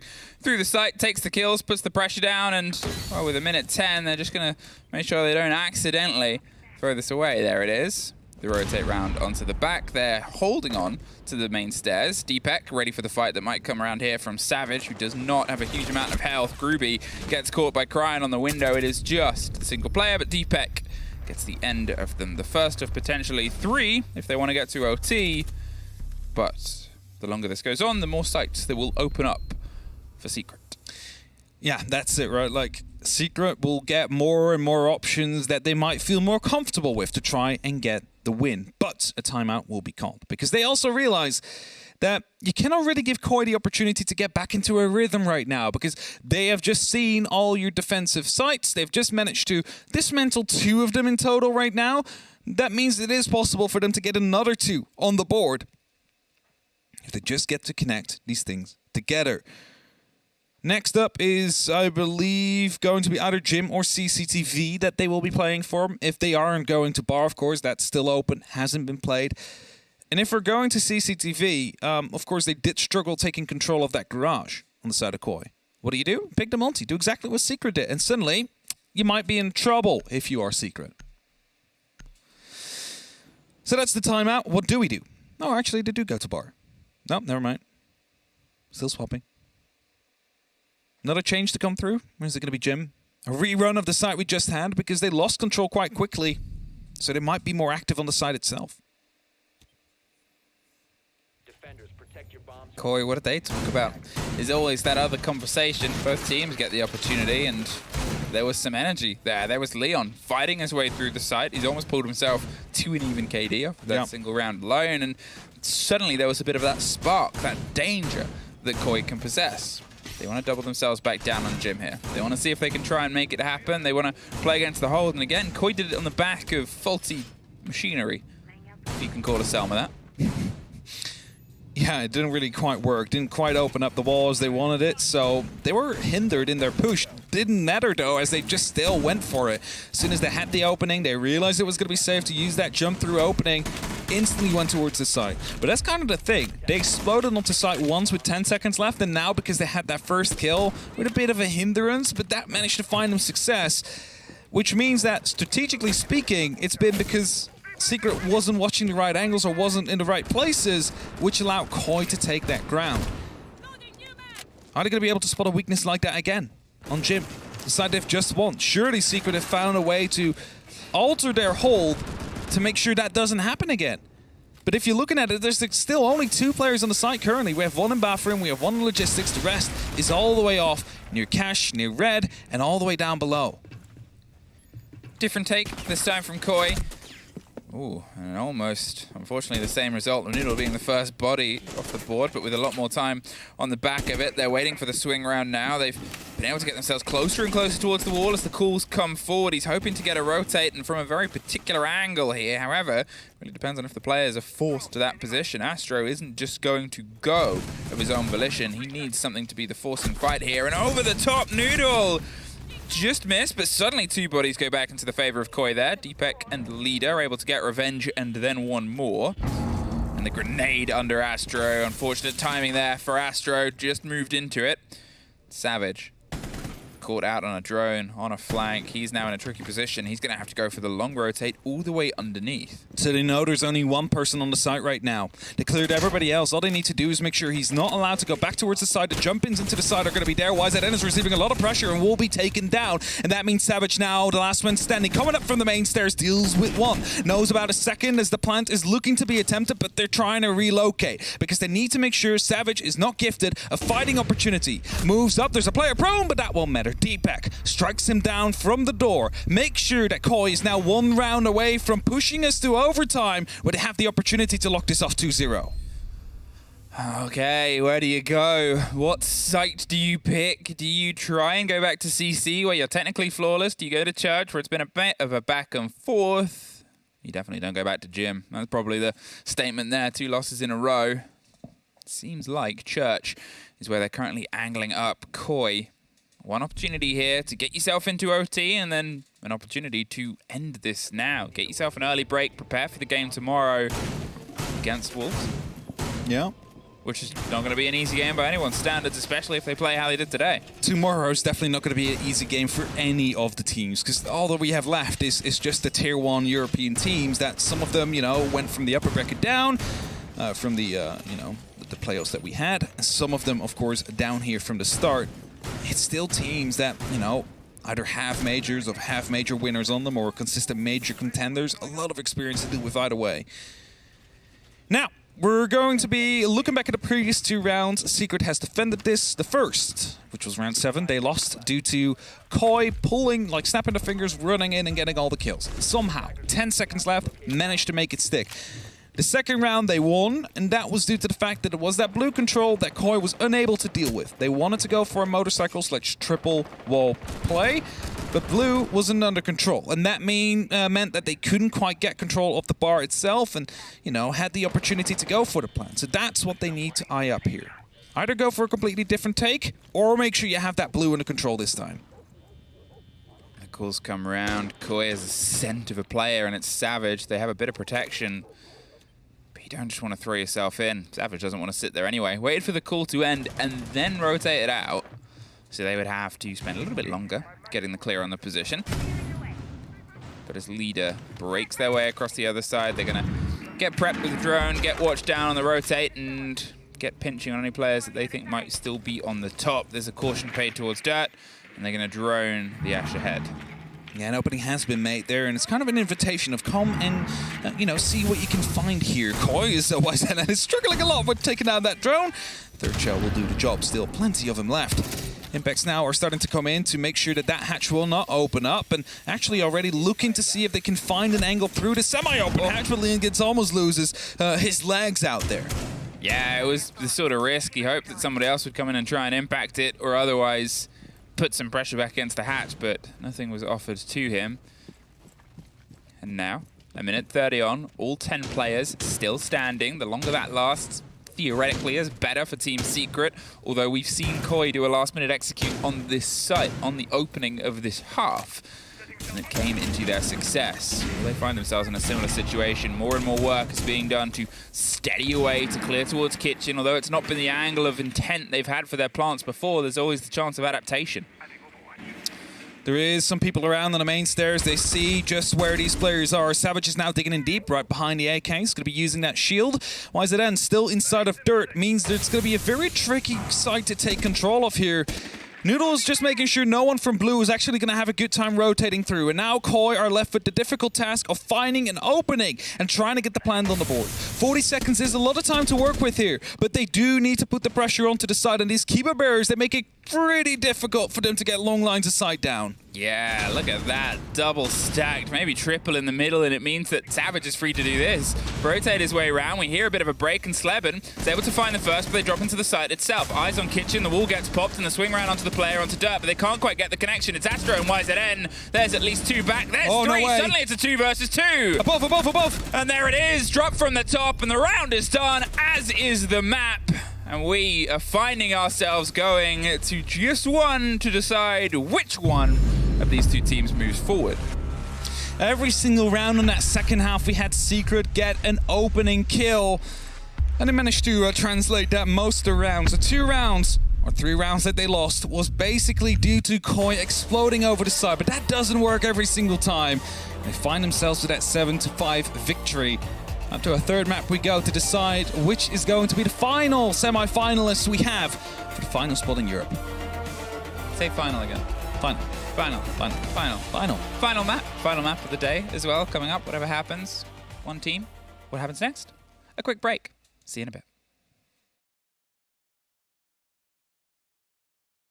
My name is Carl, my nickname is Aemao, and I play for G2 Esports. My name is Blaz, and I play for Eric. My name is Deepak, and I'm playing for Koi. My name is Leon, also known as Nello, and I play for M&M Gaming. I am Pasha, playing for Virtus Pro. My name is Lucas Reich, known as Hungry, and I'm playing in White. The most heated, I would say, is definitely Shaiko. I have to say my old teammate, Citizen. That's Benjamaster for sure. He's like legit hacking in Pro League. That's crazy. I don't know why he's not banned. Joe. Best shooter in the Rainbow Six Siege, in my opinion, is definitely Shaiko. He's always pulling the stats up. Shaiko or Citizen as well, like one of those, like they probably have the best aim. Probably our ex-teammates both. Best shooter. Like for me, it's for sure like Shaiko, because like he's the pure legend. My biggest competition, I think, individually, I think it was Paolo back in 1 year ago, because we were basically fighting to be the best player in the world. My competition, I would say, is Souls1 from FaZe Clan. I would say definitely BDS. We like to play them, they're good guys, and games are always fun. I would rank myself in like top 20, top 10, I think. Yeah. In EU, number 1 right now. I'm no one now. Okay, let's chill for a bit. I have to like go through that big road and become someone again. I don't want to be the best individual. I think I want to be the best team. The biggest troll in Rainbow Six have to be me. Like, have to be me. Me on that question, because like I'm the biggest troll on the team at least. So I gotta say it's me. Kino from NA. He like troll, he scream, he's like, yeah, he's good. Icons I look up to is like Canadian, of course. Definitely one of the legends of Siege, if not the biggest ones, are like Canadian, Pengu, Fabian as well. There's many guys. I can actually do this all day. I have to admit, the funniest player that I team with was definitely Doki. Alamo is still like super fun. I used to always watch Nesk streams and I would just laugh myself. I would copy Nesk. The best celebration, I would say, is definitely Canadian. Probably Iconic, I think the way he celebrates every round. Best celebration after winning a game is probably the Sui from Ronaldo.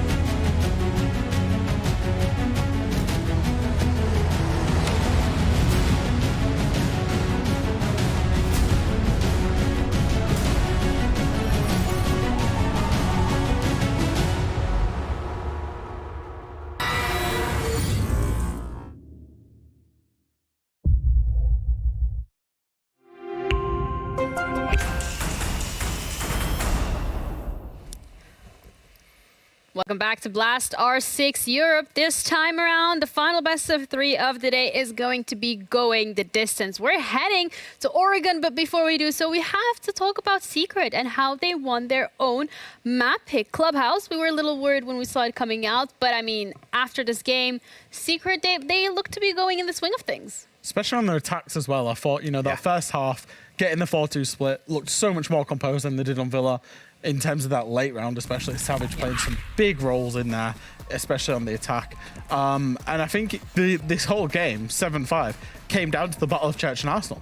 The simple fact of the matter is Secret were able to attack it successfully against Koi, and Koi just in the end, in that very last round, failed to attack it successfully, and ultimately that's what proved to be the difference. An attacker-sided Clubhouse is what we've just seen there, and one that Team Secret took full advantage of. We mentioned about confidence, we mentioned about conviction. They came in with both of those two things. The last point I mentioned before we actually threw into the game was the opening kills. Cast your eyes down that opening kill column for Secret. They were absolutely dominant in that statistic, picking up the opening kill in a ton of different rounds, spread nicely across all of the plays. You can look at Grubby there as a bit of a standout, sitting at 4-0 on the entry, and he is going to be our MVP as well. He had a great game.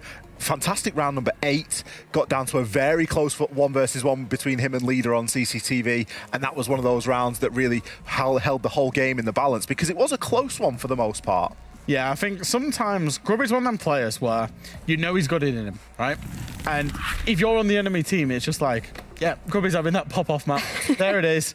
We've just got to deal with it and accept our fate, because he's got that talent. If he could do that consistently, you'd be literally one of the best players on Earth. Yeah, and consistency as well is what we've been talking about when it comes to these teams. We wanted both of these teams to have every single player on them to show up. I think his first game specifically, it was more kind of Koi's territory where every player felt comfortable. This time around on Secret's mapping, they're comfortable on Clubhouse. But now we're going to be switching things up and we're going to be going to Oregon. Now, Koi on the last map specifically, a couple of rounds potentially that they should not have lost, but still did so. And, as you would say yourself, Fresh, in a different world, that could have gone to OT and Koi could have probably closed it out. Yeah. Honestly, it's a close one, but obviously we are going to be going to Oregon. Now, the thing about Oregon for me is Secret used to play Oregon. They used to like it quite a lot when Kenny was on the team. They don't like it anymore. In recent history, it's gone completely out of preference. But I'm glad the ban phase has come back up, because the choices were Theme Park or Oregon, right? Now, Koi have been loving Theme Park. They were picking it through open quals in best of 3s. So Secret have kind of been forced to go to Oregon. The last time Secret went to Oregon, they haven't gone there with this roster. It was at Invitational. Whereas Koi, they played Makers on Oregon in the open qual playoffs and won 7-2, put in a really, really good performance. Oregon is one of those maps that we do sit here and say every team should know how to play it. Every team should be able to put in a good Oregon performance for these exact moments, because it will be brought up in a decider. You'll be put between a rock and a hard place where you've got a map that your opponent prefers and a map that you're like, should be good at, but maybe it's not a preference. I think Secret are in a little bit of trouble here, despite the fact that they've won that second map. And one of my favourites is if you win the second map, you go on to win the whole thing. I still think they're in a little bit of hot water. The only thing that they've necessarily got going for them at the minute is the fact that the confidence is on their side. They've got that momentum, and they seem to have eased into the fixture a little bit. It was a slow start on Villa. They'll say that themselves, but they've really geared things up moving into club, and hopefully now, with going up against another similar map, they should be in good form. Yeah, looking at Koi, however, I mean, they get that momentum and that confidence from that first map, not able to translate it onto the second one. So now heading on to the third, we're looking at Koi and we're thinking, okay, what the changes necessary to be able to close this out if they want to do it? I think they need to stop playing rounds from behind. Like on Villa, they were very fortunate the first 4 rounds. They played a lot of them from behind, but recovered them. On Clubhouse, they didn't necessarily recover as many. And it's really hurting them. As much as we're talking about Secret's entries, the opposite side of that is Koi is suffering those entries and still having to win rounds in 4v5 scenarios. If they can make sure those are at least refrags to get it to a 4v4 straight away, then they can play it out. But so many times we're having to see them recover the round. Another map that we talk about opening picks being really important on is Oregon. If you're going into that basement attack with 1 player down, or even if you're defending that basement with 1 player down, all of a sudden there's a big hole and there's a big gap that needs to be filled.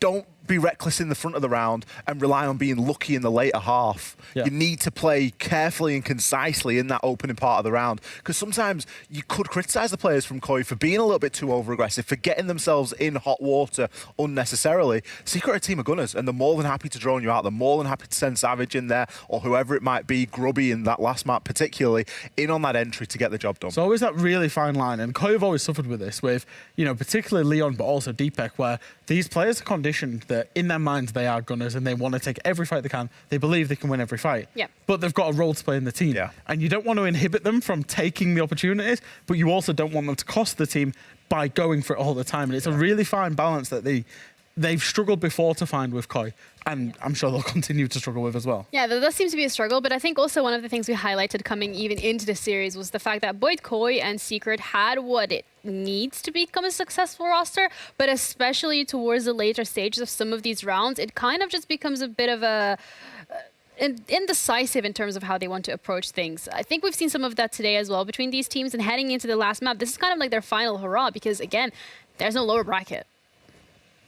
It is last chance saloon. This is all of the marbles for both these two teams. I guess the good thing and the good feeling about this game going to all three maps, we kind of feel like we're sending our best to go up again. And I say as if we're already playing internationally. We're like in the major already, guys. It feels like we're sending the best team here to go up and face against Wolves, because that's ultimately the battle that you're fighting for here, is that opportunity to go against Wolves, to do it all over again, to then run right through. We can just have a quick look at the graphic here. Already we've qualified Wild and BDS into those semi-finals. Of course, we already watched Heroic versus Wolves this morning. It was a lot quicker of a game than what we're dealing with here. Yeah. But of course, the winner from here does go on to face Wolves. There's a lot of, there'll be a lot of eyes on this game, ultimately. You know, Wild and BDS, as much as they play each other tomorrow, will have eyes on the Wolves game today and on the Koi Secret game right now. Obviously, Wolves will be sat here watching thinking, all right, we play one of these two tomorrow.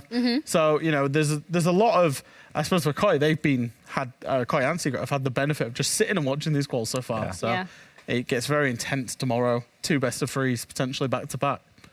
Yeah, now it's all eyes on them, I think. Even before they're able to get to tomorrow, today is the hurdle that they need to overcome first. And looking at both of these rosters, they have the ability to just flick it off and just forget that mental, come back into it, specifically when we're looking at Koi, because that last map potentially not showing us what they are really capable of. So it brings the question of, this, because it's a marathon, as you said it yourself yesterday, and not a sprint, how exhausted are they at the moment? They've already played 2 games. We're going into the 3rd one. Is this something that we can take into consideration? Yes and no. I think it's more of a mental game. These guys are, I've played against these guys in ranked enough to know that they can go for long stints at a time. They're just bashing out the games. Obviously, they will scrim as well. They'll double scrim. They'll play 6 maps most days, I would imagine, to be honest. I think it's more the mental, to keep the concentration, to keep the discipline, and to keep the positive attitude. We see Koi a lot of the time, previously, a lot of the time when they win a round and they're punching the cameras and they're trying to keep it hyped. And I think that's hard to keep sustained for 3 maps. So, you'd be looking to, probably Leon to... Leon, Deepek. I mean, you could look to a number of them, really. I don't want to bruise your ego too much, Fresh, but I don't think playing you in ranked is kind of the same caliber as what they're going up against. They're fighting for a major spot here. They're fighting for a major spot. This isn't like 12:30, 1 a.m. playing a bit of ranky. But, jokes aside, it's always nice to see a team like Koi, because you talk about switching it on, you talk about how much have they got left in the tank. I think they've got loads. I'm not too worried about this team running out of gas, because if you look at the last map, you look at Clubhouse, you think, okay, they came in, it was 6-3, right? Yeah. We ended 6-5. It's a close game by all accounts, and if a couple of the earlier rounds had gone differently, if Koi had tightened up on that defense ever so slightly, then we might have been sat here in a slightly different circumstance, because they have that ability to flick the switch and turn it on. And they came against some really good competition against Secret there, so we'll have to see how Oregon goes. Let's see whether or not they're going to be flicking the switch on this map, because a Secret against Koi for a chance in the semifinals up against Wolves to see who's going to be able to claw themselves a spot in the major. Haben Fluke, take it away. Thank you very much, and yes, it all comes down to this, at least for the route today. Regardless of what's happening tomorrow, regardless of what's happening at the major, there is but one obstacle in front of these two teams, and it is a best of 1 on Oregon. It is. There is more at stake as well, though, because, we were always talking about, who's going to get that 5th place in terms of, 55 SI points on the board. The way that Secret is going to get SI points is they need to win this map. All Koi need to do is win 3 rounds and at least they have 5th place secure. Of course, they would like to have more than that. They would like to have the full victory. But 3 rounds means 55 SI points on the board, even if they wouldn't be making it to the next round. If Koi win this game or lose 7-2 or worse, it is going to be X10 start taking the points home. So just something to keep in mind as well as we are getting underway with our final map of the quarterfinals. Dokkaebi. Bruce is asleep behind me. I wish to know all about Bruce. Where's the camera? No, as in the chat. Oh, okay. What a dude. What a guy. What a guy. Those who don't know, Bruce is one of Leon's cats. Yeah, so it's like, can I see on the camera? But no, they're having a nap. No, they're napping. Not yet. Ying removed as well. It's going to be removing some form of paste that could happen, often through these hatches, of course, especially looking at the bottom floor. Valkyrie to be removed by Koi. They played it themselves mostly and always brought the IQ to get rid of it. Might actually see less IQ picks coming then on their attacks. Maybe his army ban has been quite prevalent. There you have it. Yeah, I mean, Azami was proving problematic. You look at the sort of latter half of the previous map there, how much of that was secret with these good Azami holds, these setups. They were just using them like a castle in places you shouldn't be able to castle by the end of it, cutting corridors in half. And Koi, a team that loves to open up angles and have them held, just didn't have a proper route through. So fair enough. Get rid of it because A, it's a powerful operator, but B, it's one that Secret love to use. That's it, and we're very good at using as well, able to make it difficult for Koi. And again, their attacks didn't look that strong from Koi on that last map. So they want to make sure that they get every single bit of advantage they can to go in this final map. Potentially for them for this entire stage. And if it's the entire stage, well, that's the entire half year, because it isn't for a while until we get going again. It's always that scary thing. It's like if you lose this game now, you just have to wait until stage 2 starts. Yeah. Oh, it's such a big time. Like months from now. And again, you know, in future, as the scene grows and develops into this new era, there'll be more and more minors, more and more tournaments in that gap. You hope it's filled with all the Siege the teams could possibly want to play and to watch and to get involved in. But for now, unfortunately, it's a little bit of a vacancy. It's a holiday. A long holiday. Too long a holiday. First time in like many, many years. Yeah. But we wait. Koi looking to go for an entry. They're starting off on that attack. Quick entrance here from Noodles, being droned in. He's aware of the fact that someone is around on the freezer stairs now, but you haven't quite been able to check the entirety of 90, so you're not sure if someone is out there to instantly reply if you do decide to push forward. Softening the bottom of Laundry, pulling themselves back. I mean, Groovy was terrorizing them. Oh, he gives the game away. He gets the Iana. He didn't see Tucked at first, and Noodle is lost once again. Leon with the kit in a 1 versus 1 on the opposite side of the map, and he can't win it out! Groovy destroys the take onto the shower side. The kit is cold, and at this point, he's just going to play his life, because to be honest, he's done enough. A third player going for a 1v1 here. Crying. Are you the one that's successful? Some shots are being fired towards you by the 416. I mean, all he has to do is just sit here, right? Like, drones are coming in, fires being sent up, so Gribby's definitely having littler amount of space to play with here, and I think their goal is just to take control and then move onwards. As the grenade comes through, we'll find a kill, but a lot of utility wasted there, a lot of bodies taken down as well. This round should be Team Secrets already. I mean, half of the damage done to Leader there was by his own Capital Bolt, sort of spilling over the side of the stairs. You've got to get through. Couple of impacts, C4, smokes, and Goyos, and you have half your health, and you've lost 2 of your grenades and your hard breacher. I mean, yeah, you got these pocket sticks, but at this point, what are you going to sort of break through? The first gets deployed here.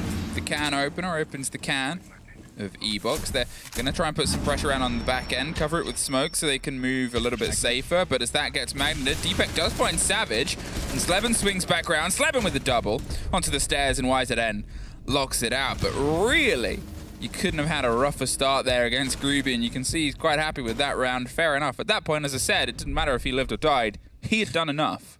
He did it. Like, he did whatever he needed to do. At that point, everything he gets is bonus. Like, he drops a diffuser, gets 2 1 kills. Like, you just stay there, I guess. Just waste more utility and time.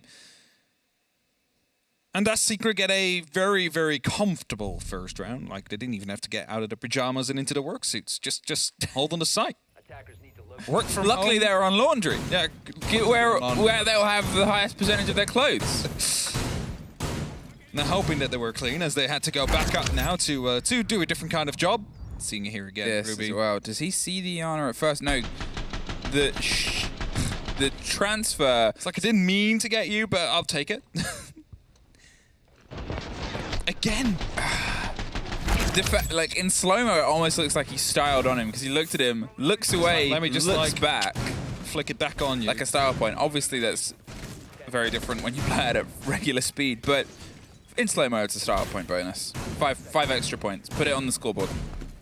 5 extra point is 6-0 already, Emmy.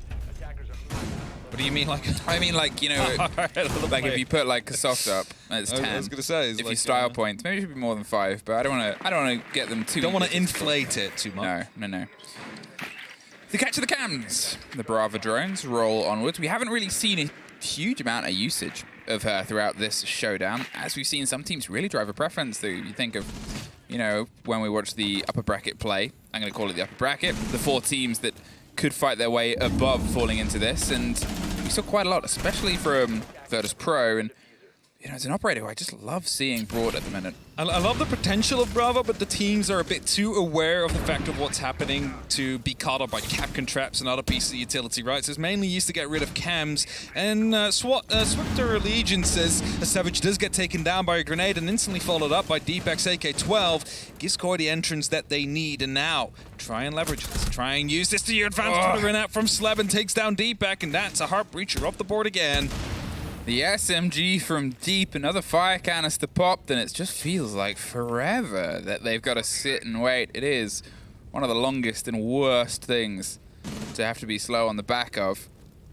And at this point, with Leon alone on the far side, inside tower, they're going to see if they can maybe pinch some pressure onto Astro, force them into a slightly different position here, stealing the cam.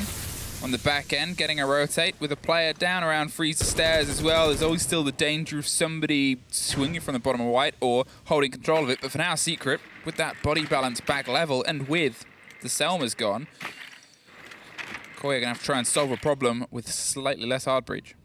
Now there is a part of the wall left open. They just need to use a bit of soft breach to open it. It's just a very dangerous thing to do, considering it's only breaching charges. Nothing from range. The grenade does no damage to Groovy. He's fully alive, and that makes him aware of the fact that they know where he is.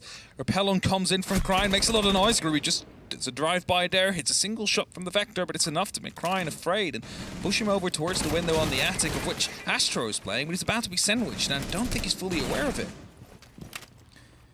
There's the pressure. Round onto the walk-in wardrobe. They're trying to isolate that player that's still at the top of attic, and they want to force them out onto a rotate so they can do some damage. Talking of, Noodle pushed closer and closer towards the brink. It'll, as I said, just take a sliver from the side of one of those smoke canisters to put them in their end. They're still having to wait. And you think of how much time of this round has been spent waiting around this sort of 4 square meter patch in the top corner. They have to have a push, they have to have a prod, and it's the swing round, but Astro still gets one out of it. They lose Noodle. Cryin does get the pick back up. The pressure onto double window is where the kit is, but they're still trying to fight through fire. Cryin gets one more, but if they don't have the diffuser inside the site, well, I'll tell you how the round ends, and it's not in a good way for Koi. 5 seconds, cannot find the fights.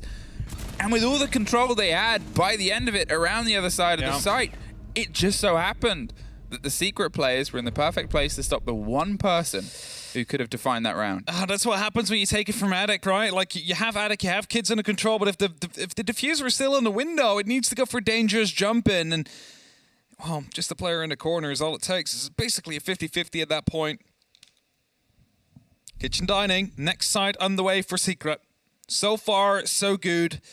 Yes, there was a bit more pressure in this round than we had in the first, because there was the pressure coming in from Trophy, there was the pressure coming in from the Attic. Slight oversight by Astro there. I don't think he was fully aware anymore that Cryin was in that window. Maybe they thought he dropped off in the meantime, you know, because it was quite like an early spot from Groovy. It took a minute until after he managed to actually do anything with the spot Cryin was in. Luckily, still able to pick up that 1 kill at least, because otherwise it would have been unfortunate for Secret, the way that ended. But 2-0, and we're moving on to the third tree site. And we're headed towards Dining. Now, Dining is not a site we see very often. Usually it is meeting on this map as the third tree site. But with the use of the mirror, I think they want to be making sure that there is the opportunity to fight onto this a bit harder. And having it located in the hallway to protect showers and one directly onto the site to fight towards the small tower means that if they do have someone up on top and he manages to play his life, which is going to be Savage, there could be a form of success here. He's waiting for somebody to lean in a bit too confidently, but it's very rare for somebody to just throw themselves into this engagement without at least someone else to offer some support or some lieu of intel. And there's Crying on the back window. He's obviously going to be concerned about tower, as you can see him keeping an eye on before he goes onto the drone and rolls it in. C4 is ripped. Deepex suffers. Astro does as well. He was more ready for the jump out this time round, and he's not off the board early. The C4 towards the Monty, who will take a bit of damage, but survives, and now pressure circling. But look at them Lucy on the far side. They've got themselves hooked up. They're able to take down the Monty, who went for a bold knife there, and Groovy, he's now going to do the run out from the bottom of the tower. He's going to try and swing on. He's revealed, but he's able to do most of the fight, and there it is! Now it's a 1 versus 1. They're holding on. He said he played his life, but to be honest, he has everything going for him because support is coming up from behind him. They can get themselves in with a bit of extra cover. They can get themselves in. He doesn't even need it. Savage gets a kill, and all of these bodies have been lost for a single player at the top of small tower. Yeah, you got to clear it, but it's a tragedy written in the blood of Koi players, littered across the top of the other portion of this building. It's like, you know, there's going to be a fight on small tower. There's always going to be a fight on small tower if there's a player there. Just losing 3 of your players on the way there, that's basically round written off and into the pockets of Secret, unless it's up to Deepak and Leader and it can make some change happen. Switching charge gets used, and whilst he deploys it or detonates it, it's YZN that just pushes in, gets that kill. Only up to Deepak now. Diffuser is down on the ground. He's going to be able to pick that up very soon, but first of all, checking all these verticalities. It's going to be a mirror window right underneath him, which was, of course, the goal of this whole escapade towards the small tower. They want to get rid of that mirror window. They have found it. Congratulations. What did it cost you? Everything. Was it worth it? It was definitely not worth it. Because now they have this. A long angle, they can try and fight back. Deepex suffers, and you're sort of just trying to push yourself through a firing line set up with 3 different angles, one on the shower door, one on shower corridor, one on the kitchen site itself. What do? You try and bounce this nade towards the tucked place on the other side, but it's awkward to get the angle. There it is. And now you have the one on the corridor on the far side. Groovy with the pistol. No, that's disgusting. Oh, no. Oh no! Koi's done, mental murdered, that's it. Pistol kill like that coming out, there's no recovering from that one. Wow, there is this. They have it, the timeout's coming through. So, the timeout was apparently called after the run out. After the run out. And it makes sense because, you know, I called it at the time. I called the attention they were paying towards the player that was there. They knew it was a danger. But with the Monty, even with the Monty, driving their way up, all the way up, they just could not get the kill out. They couldn't get the coordination. It gave Secret so much time to call what was happening because Groovy wasn't there originally. It was checked originally. And yeah, he's around the shower corridor. Not the shower corridor even. He's around the long corridor towards kitchen. Yeah, green. And towards the tower. And he could rotate there. He could put the pressure on, sure. But at first he rotated up the tower. And then he pulled back down. And then he was able to do that all in the time it took a Monty to try and charge their way in and die with pressure from both windows. You know what? The Monty could have actually just walked in, stepped in the Capcan trap with the shield up, and killed the player like that. Could have. Wouldn't even die yourself. Well, some misplays happening on the side of the corridor. Let's hope they have them fixed as they just went for that timeout. Again, some of the replays here of how the small tower stayed in control of Secret. Just leaning back into the fight here first. That Monty just ADSing, hoping to find a kill. A very scrappy, amount of shots coming down, but probably just panic from Crying. It's like, I'm being shot at all the way from the big tower. Like, you start shooting back, but hadn't the opportunity to line up the shot properly. Oh, no. Bob? Just move in and tap. Just a small micro adjustment as well. Aiming at head level, seeing he was crouched, all within a couple milliseconds, able to just get that right on there. A single shot. Could be a rougher start here for Koi on this map. You're looking at them just being shut out. Secret are playing with energy, they're playing with life, and they're playing like a team that wants to get this map done as quickly as possible. Slebin's under quick pressure. He's not going to sit around and find the fight on the end of it. He knows he's got support. Oh, doesn't need it. Noodle gone. And Savage says, oh, you're all right, mate. And pulls himself back. And that was quick. That was quick from Secret there as well. The coordination and combination of pushing against that, pushing alongside. And Noodle is once again shut out of the round. Again, they're just ready for it, right? Like, they're holding onto their angles. A Prox alarm is going to give away that someone else is going to be on its way. This leader moving himself away down. And Koi already on one leg behind on this round. It's already a difficult take to have, and now every single one of them is just turtled up, just on the side, just waiting. And what can you do? Start getting those grenades out, maybe get a pick from range there. But at the same time, there's still lots of utility left on Secret. 2 C4s, 3 smoke canisters. You kind of need to spread your forces here as Koi, but you don't really have the opportunity to do so. You can see they're getting themselves prepared now for what should be the rest of the push behind the person that passed before. They've got the hatch open. Leon might want to take the drop onto E-Box. The E1D comes together. There's Laundry, and there's the pressure and a slight rotate, but nobody else moves further. There's a good catch. There's 2. Suddenly, they have a bit of fire behind them, and they're able to push all the way up Freezer and look towards the elbow swing. They're waiting for the dance to come a bit closer, as Savage does find Cryin, puts us back into an even balance. They obviously know where Leader is roughly, and Deepek wants to try and find a drive through, but without much time and ability, they don't really have that straight route through. The longer they sit here, the more dangerous things will be. So Deepek, he's tucked himself in close. Savage with a little tuck kill is able to get it, and Groovy gets Leon above the hatch. Leader now, all that's left, has to get himself 3 bodies or the kit down in this situation. Moves slightly past the smoke, but not very far. Secret, they looked the roughest that they'd looked for a point on that round, but at the same time, they still had 3 players stood by the end. And they didn't over-rotate, they didn't panic, they kept their positions. You know, they went for some shoulder peeks here and there to see if someone was out there, and Leader was sitting inside that freezer. He was seeing it happen. He saw the Goyo going for these shoulder peeks, so they didn't want to give away his position. Now, people might not notice, but Savage just swinging by, throwing that smoke canister, spotting him in that close corner was so much more important than many might realize. He took a lot of damage, yes, but suddenly you know someone is in that deep corner of Freezer, and that means that the Goyo that's playing from elbow is not going to be over-swinging that. He's not going to be trying to go for that again in the way they did, because that could have lost them alive. That could have lost them the advantage. So Savage getting the information, absolutely crucial. Then leaning in to get 2 more kills after that, just making sure that round goes to Secret. And I'm going to mention it again, Emmy.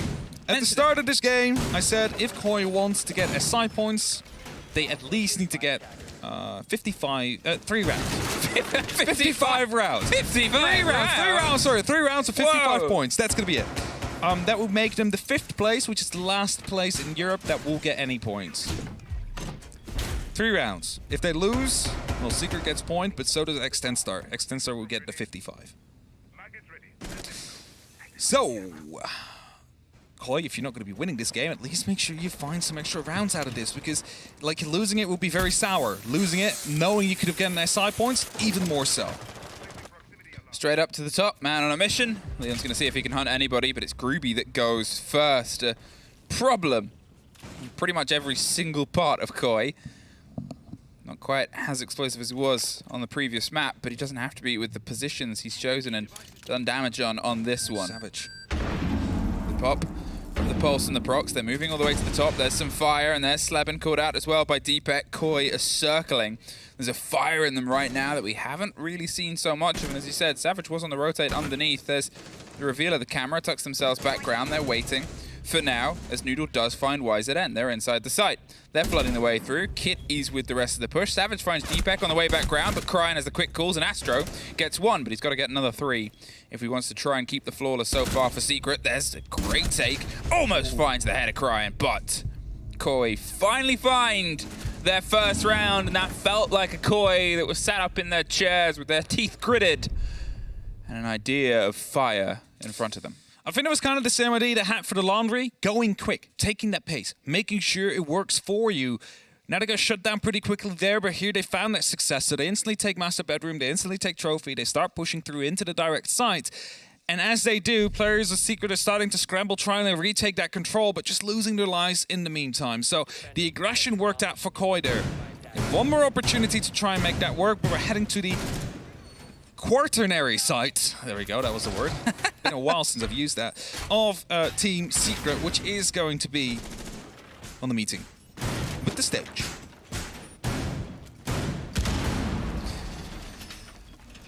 Secret, can you get yourself the 5-1 here, or will Koi do what felt not impossible, but tricky to pull off? Get themselves a second round here.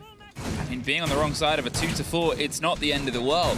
It's always possible. It's a game of two halves, after all. But still, the energy that's been put by these teams, how things are playing out and being put together, you can't just sort of underwrite it. There has to be presence at that pace now, and if Koi are stepping their game up, weirdly Secret, you got to make sure that you have yours ready to match it. Look at this. Direct lines through towards punch holes, pressure onto the site itself. No more catching us sleeping, says the awoken Koi. Quickly up to the roof. He's not going to be gaining too much here for Leon, but he's going to be able to find himself in a spot where he can easily rotate to wherever he might be needed. So he's going to get some information out from the attic, realizing that might be safe, and if they do, take control of it. Look quite close. Going to be giving his position away. Astro's coming up on the back of it, realizing that there is a player quite in there. He's pushing off in the meantime as well. Drone's not quite giving away the information he might be looking for on Secret's side. Definitely starting to gain some ground here towards the kitchen. Let's spray through. Savage does some of the damage needed to. Leon is gone. Unfortunately, he will leave this half without a kill to his name. Can he try and lead the team on the rest of it? Astro takes the header noodle. Now, the 3 remaining Koi players to see if they can get themselves the boon of a second round here. The drive up the stairs. The grenade pops off underneath. Slevin still holding onto the mirror window that cannot be popped. But Deepak in underneath court. From the watch, Groovy with another. Leader lost. And Secret with a flawless to end an almost flawless entire half here on Oregon. Round 5 was so good from Koi. And then we get round 6. I don't know what to say about that. It's just like they start droning out. Astro realizes that, moves himself up. The kill happens elsewhere. Astro gets a nice and tidy pick, and he instantly falls back, which I love to see, by the way, from Astro. Not staying around. He knows there's more players from Koi around there. So he's like, that's fine. You can have the space. I got my kill. I'm starting to move back because it's not the end game that they were looking for. And Secret now find themselves 2 rounds away from moving on towards the semi-finals. And Koi are a bit further away, but they still need those 2 rounds to be picking up some extra points. Again, 2 stages this year. 2 majors this year. The stage and the major is where you get your points for 6 Invitational. If you do not get anything stage 1, you need to have a really good stage 2 to make sure that you're qualified for SI. I think one of the most terrifying things here is if you look at the kill spread across Secret. Yeah, everybody's just... It's so balanced. It's like the way it sort of breaks down, all of them are putting in this firefight. Astro has the technical worst KD of a 4-3 here. And it's... you know, it's that sort of firefight that seems to be missing here from the side of Koi. Secret are working so well together, but they're also happy to take an engagement with whoever is in front of them. Quick E1D, some smokes are being deployed into the flashbangs onto Leon. He didn't want to be a victim to a push to come through because, you know, flashbangs in an E1D usually means that something is underway, but not actually from the elbow. It's from the opposite side of the map. I believe they took small tower control. I'm going to try and see how far they can come from there, maybe down the freezer. There it is. Savage now pushing up with that Monty shield. There is a mirror window, however, that's going to be problematic. And you start looking over towards the attack. What do you have to deal with it? Well, that's going to be some X-Skyros, but they can easily just step into the freezer and shoot them off. So that mirror window, very problematic. Can they get the right push behind it? Astro with the slow creep and clear around the rest of the top of the map here. The drone forces Noodle further and further down. He wants to sort of take those out as high up the stairs as possible and as safe. so he gives them more to have to clear. It's a small change, but it's something where as long as they get a bit of extra space, they can make work of it. The breach onto the hatch on Laundry side will come through. There's still the hatch solid and, you know, still mirror walls put together as well. The Gemini actually saved the life out there. He might not have seen it, but he was about to take up ahead as soon as a Gemini walked by and took the attention out there. So, lucky out there. Hatch has been opened up, and that means a drop could be possible. But for that drop, you need blue control and backstairs control. So Secret should be focusing on that right next to make sure they might be able to find themselves instantly off the bat with a successful attack. Well, that's been resofted since the very early strike here, so they're just going to have to pop it again, and they have the fire ready. There goes the X-Kairos on towards the Shaiko position, and the fire drops as well. They still have heavy control here around the backside of the blue stairs. The drop shot comes through. It's a trade out, but then they move behind it. Noodle somehow wins the engagement onto the swing of the stairs. Savage can only watch on the other side of the fire as another canister swings, as does the smoke. Leon gets the body. Now, with a 2-body advantage, what can they do with it? A great take from Savage. He gets finds the second, cannot find the third. Leon holds the man at bay. And it's now YZN versus 2 remaining players. Goes for the tuck and the hop. Takes a little bit of damage to move through it. He wants to try and keep this pressure hot on the back of what was done before. They've rotated around to his right. I don't think he knows. Ooh, they almost get the kill, but they can't quite get the shots locked round. 15 seconds. And the time wasted now, and no flashes, nothing else other than the drive through. He knows where the 2 players are. He cannot bait the engagement how he wants. And Koi find their second round. Very close. There's definitely some smiles about on the Koi players out there because that was quite chaotic.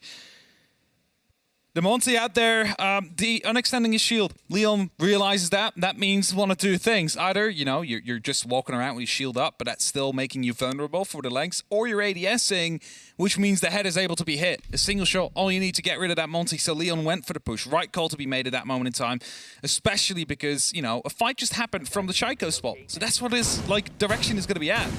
Gives you a couple of milliseconds to have a big advantage over him. I mean, it was a great round from Leon as well. It was. He got the 2 kills that were quite impactful, but also with the attempt at the pace early on against Blue, he was the one that sort of played that smoke canister, stopped them being able to swing behind it, and then when he realized the pressure was off, went and resofted it. Yep. It's a little thing, but it buys them so much time and safety in that if the rotate happens around there again, there's no way it's going to be quiet. It cannot be silent.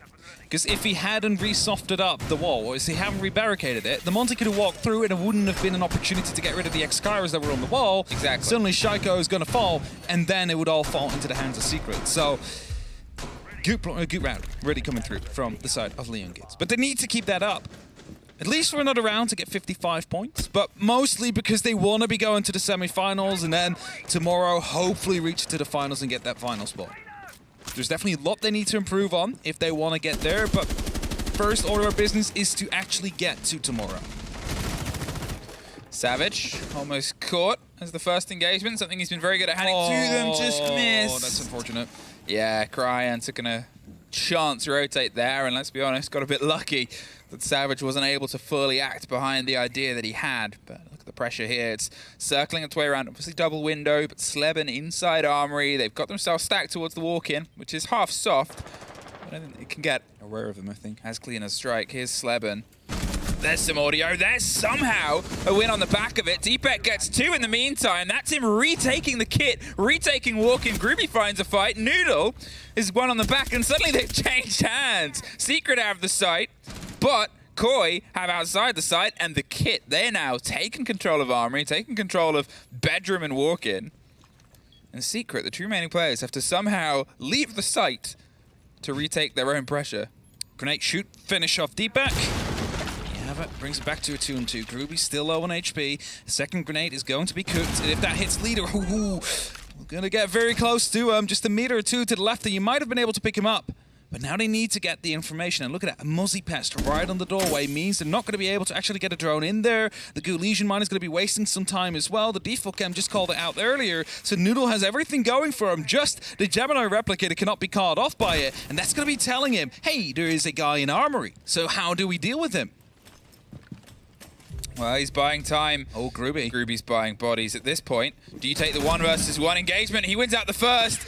Oh, he knows the seconds. Watching him now. The pre-fire was to catch him. If he went on aggressive rotate, he hasn't. And Groovy, as I said, he's been a very big problem in the side of Koi throughout this game. Just misses. Another rotate here as well. The player, he's inside Trophy. He has the awareness of this, but he's still got a plant. So smart. He tucks himself slowly further and further away, gives himself a little bit more space. There it is, off the plant. Watches the door. Trophy trying to catch his own here. The slow creep towards the fight. Who's got the ping? Oh, Groovy! Oh, it's Groovy! Pushes Secret on towards series point. They have a lot of opportunities here to close this out and send themselves one step closer to Copenhagen, but also strip Koi of any chance of SI points this swing. What a round from Groovy that was. So low on HP. And I just want to compliment his knowledge there, his game knowledge, because he knew he was out there, picked up the diffuser, knew the rotation was coming through, was just delayed on that swing, but then he realized I cannot kind of planting games, because if I do, I'm out in the open. So he went for a bait, but then also realizes, like, there's so many ways it can go. It can either go all the way back to the walk-in closet, or it can walk straight through. I think we're going to see the whole replay coming through here, so you're going to see some of those decisions made. First of all, great grenade. They knew he was out there. I believe there was a drone on the actual shoe, like, rack out there. And Leader just winning out on Astro, but being the last one standing. And Groovy realizing that he probably needed to go for the fight out there. Oh, that bullet missed him just barely. It was actually the Legion that shot first, and if that would have hit, it would have been the round win for Koi. One round, Secret, 4 attempts. Now, obviously, they had 3 attempts last time, and it came down to the final attempt. So they know more than anybody else based on very recent experience. Yes. This is far from over. They've got to try and put this game to bed sooner rather than later so they can get themselves to bed and prepare for another long day tomorrow. One round for you as well, Koi. You might not be looking strong to win this one as the C4 pops up. Won't get anybody, but if you do not get this round, you're on 0 with a lot of other teams that do not have an opportunity to go and try and find some here. I think Leader is actually playing around with the M870 shotgun, considering he's running around with the CZ. Is Groovy going to go on the hunt? I mean, who else than him? He's going to be caught running, though. Noodle finds the entry kill, instantly traded out by YZN. And that means there is an opening now for Secret to try and work with here, but they did lose one of their star players. They're trying to find an angle, trying to find a catch here, but without Noodle and without the trade-off with Groovy as well, you're sort of finding yourself in a bit of a stunned silence here. And although Groovy, as I said, he was a star player and did a big drive before, Noodle was. That in the very first map as well. So it's really just this even-handed back and forth. Deepak, he wants to get aggressive here on the double walk inside, but Secret aren't giving him that same free reign, hot and heavy, close swing action that he enjoyed so much before. Instead, they're keeping themselves a bit cautious of what can be done here as they rotate steadily across the opposite side. Deepak has had to pull back. Secret, what do? You have some ground, you have some information, but you do not quite have enough to make anything happen yet.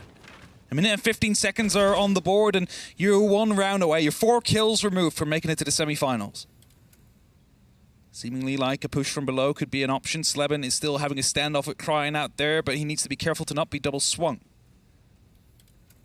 Astro down below as well could move up, could get a grenade kill if they do manage to get some information on any of the Koi players, as we saw before. Savage looking to go up the white stairs. There is a player right next to him. He needs to be careful to not be swung as he does take out the barbed wire. Shotgun is going to be used, and he gets swung by it as he takes damage from the Razor Bloom itself as well. Crying finds a kill, and that means it's only 2 members of Secret left to try and clutch this one out. Waiting for something to just slip its way in. 30 seconds, though, and Secret have a lot of time pressure, and now with the kit cold outside, Astro has a lot of killing pressure that he's got to do. Can't find anybody, and Koi take the first of 4 necessary to try and keep this map in their favor. The double down on Dorms has worked. Do they go back down to Laundry, which was a win, or do they play, what would your technical third site be? Because, well, even if they win it, they've still got to go to it. Well, after a quick break. Secret take their time out, take their time to talk about it, and take their time to try and piece together. Let's not let this get close. And with that, we also have Koi, of course, realizing their 55 points for the 6th Invitational, having the opportunity to still fight for more if they do get an overtime out of this. But at least they have the bare minimum that you want to get out of these last chance qualifiers. That means that also X10 Star are not going to get any points, neither do the other losers of the quarterfinals. Not that they are aware of this, probably. I mean, they might know that they get these points, but it's never the goal. Like, the goal isn't to just get 55 points. The goal is to win this matchup. But after the way that the first half went, I cannot help but think that Koi is, slightly running after the facts. I mean, they're running after the match points right now, trying to even it up. And we're going back to the laundry room.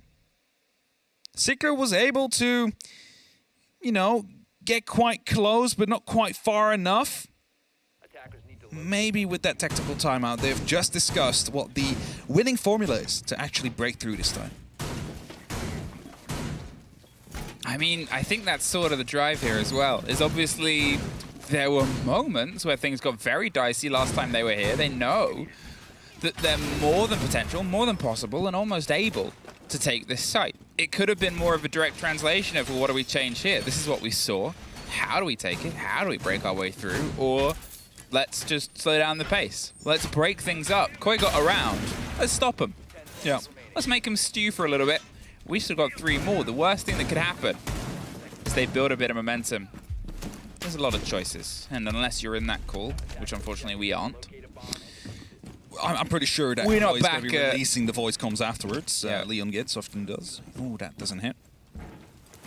Gonna have to replace it, probably on the opposite side, yes. Oh, he did pick it up. Oh, he didn't pick it up again. Hold, just... Oh, uh-oh. Oh, no. Oh, no. Well... But it plays the animation. That's an odd one. You keep seeing him run over and just trying to toss it, but there's nothing in his pockets. But that's the strangest thing I've seen for a while. It's placed too high, sure, but it's on the border of the animation. It's telling him he can pick it up whilst he's not able to pick it up. That's cruel. That's cruel, Kail Claw. Electric Claw just playing with Cade out there.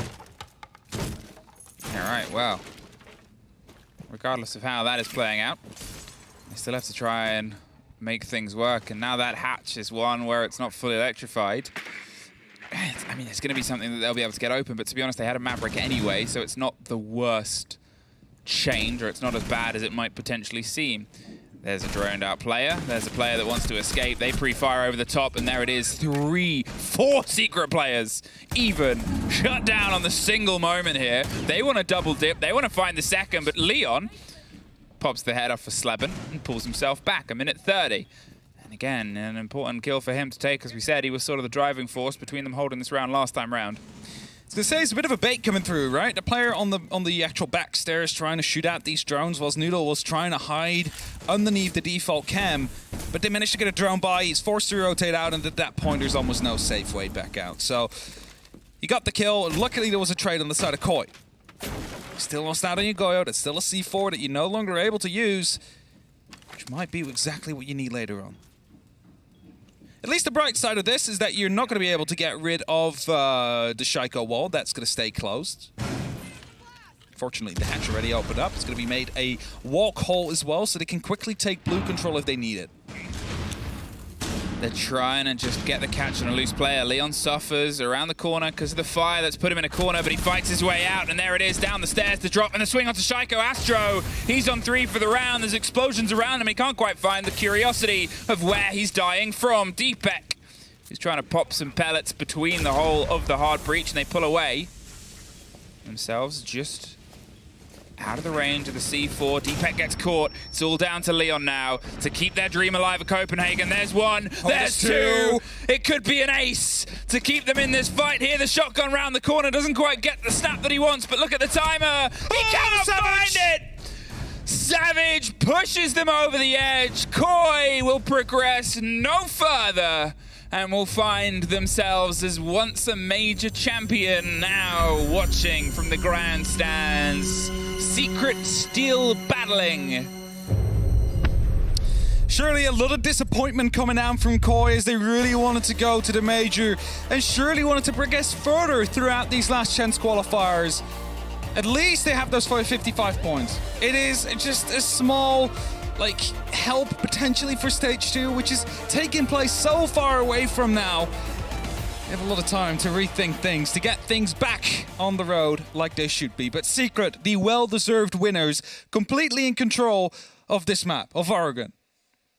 I mean, after the sort of first map, you were thinking, how is Secret going to warm into this? Exactly like that. They really showed themselves up on the second map. They made sure that they were there, they were illuminated, they were causing so much trouble. Groovy had a huge game, and then there on Oregon just stayed ever present, ever pertinent in the minds of Koi, and Koi unfortunately fall. We'll take a quick break before we're back with the desk to break that down.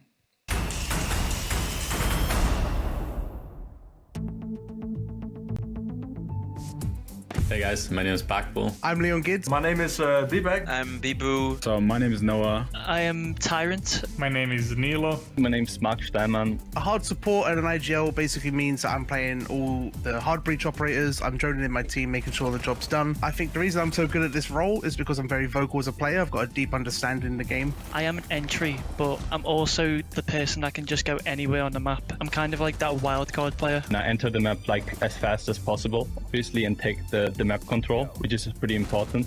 In the team, I'm best known for helping people that are roaming from site with echo drones or falcams.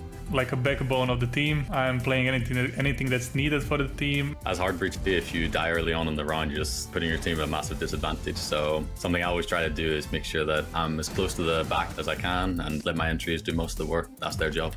I think what I like about entry the most is I kind of get to use my teammates to just get me in the building and do what I love. It's a pretty aggressive role, I think, and I'm pretty confident on it. You need to be confident actually on that role. Like, you are normally the first person inside the building taking the first gunfight. What I like about my role the most is probably I have so much control over the round. If something isn't going right, it's on my shoulders to correct it. The best part about my role is that I get to sit back, just join my teammates in and let them do the work for me.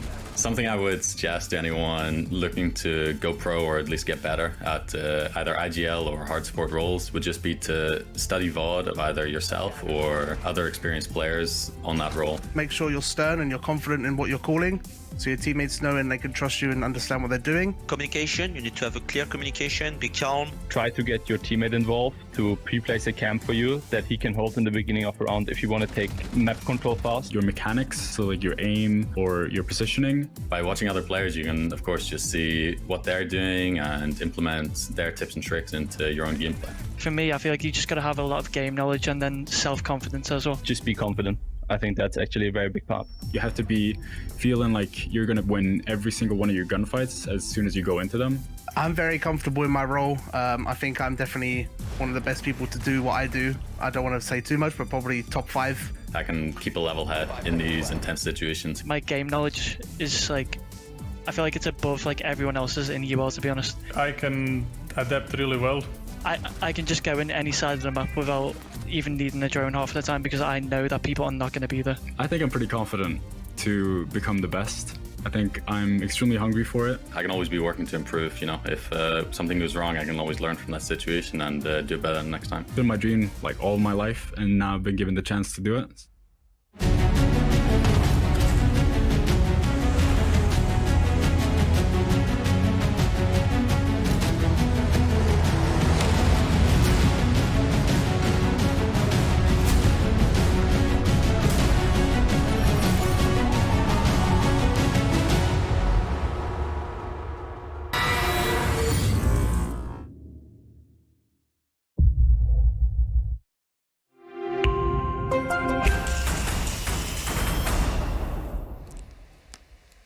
Secret have done it. They're now 2 best-of-3s away from the major. They're heading up against Wolves tomorrow in the semifinals. And finals after that if they are successful. But before we break it down, we have an interview ready with Savage. So first of all, congratulations. How are you doing today? I'm doing fine. A bit of early starts of the day, but I'm really used to it, but it's fine. Do you think that impacted your performance on the first map? Because Villa was not looking potentially as you might have expected it to go?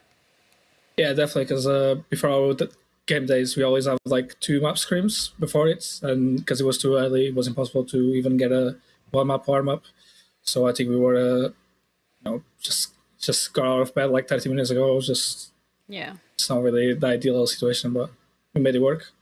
Yeah, you made it work. You made a second and a third map work in your favor. But I kind of want to touch on base on something that we mentioned on the desk beforehand, and that is when it comes to Secret, a lot of the times on the game day, potentially, you guys have really good ideas. You have really good executes, but then something here or there just doesn't go as planned. We've seen that on Villa. So what do you think does that boil down to? I think it's just maybe a bit of the pressure. It's at the end of the day, it's a game day, so maybe we don't trust each other that well enough yet to just commit to the plans, or we're just a little scared they might not work out and we exitate. And the game is fluent. If you exitate, the other team is going to be playing, and they're gonna just keep playing and catch you off guard.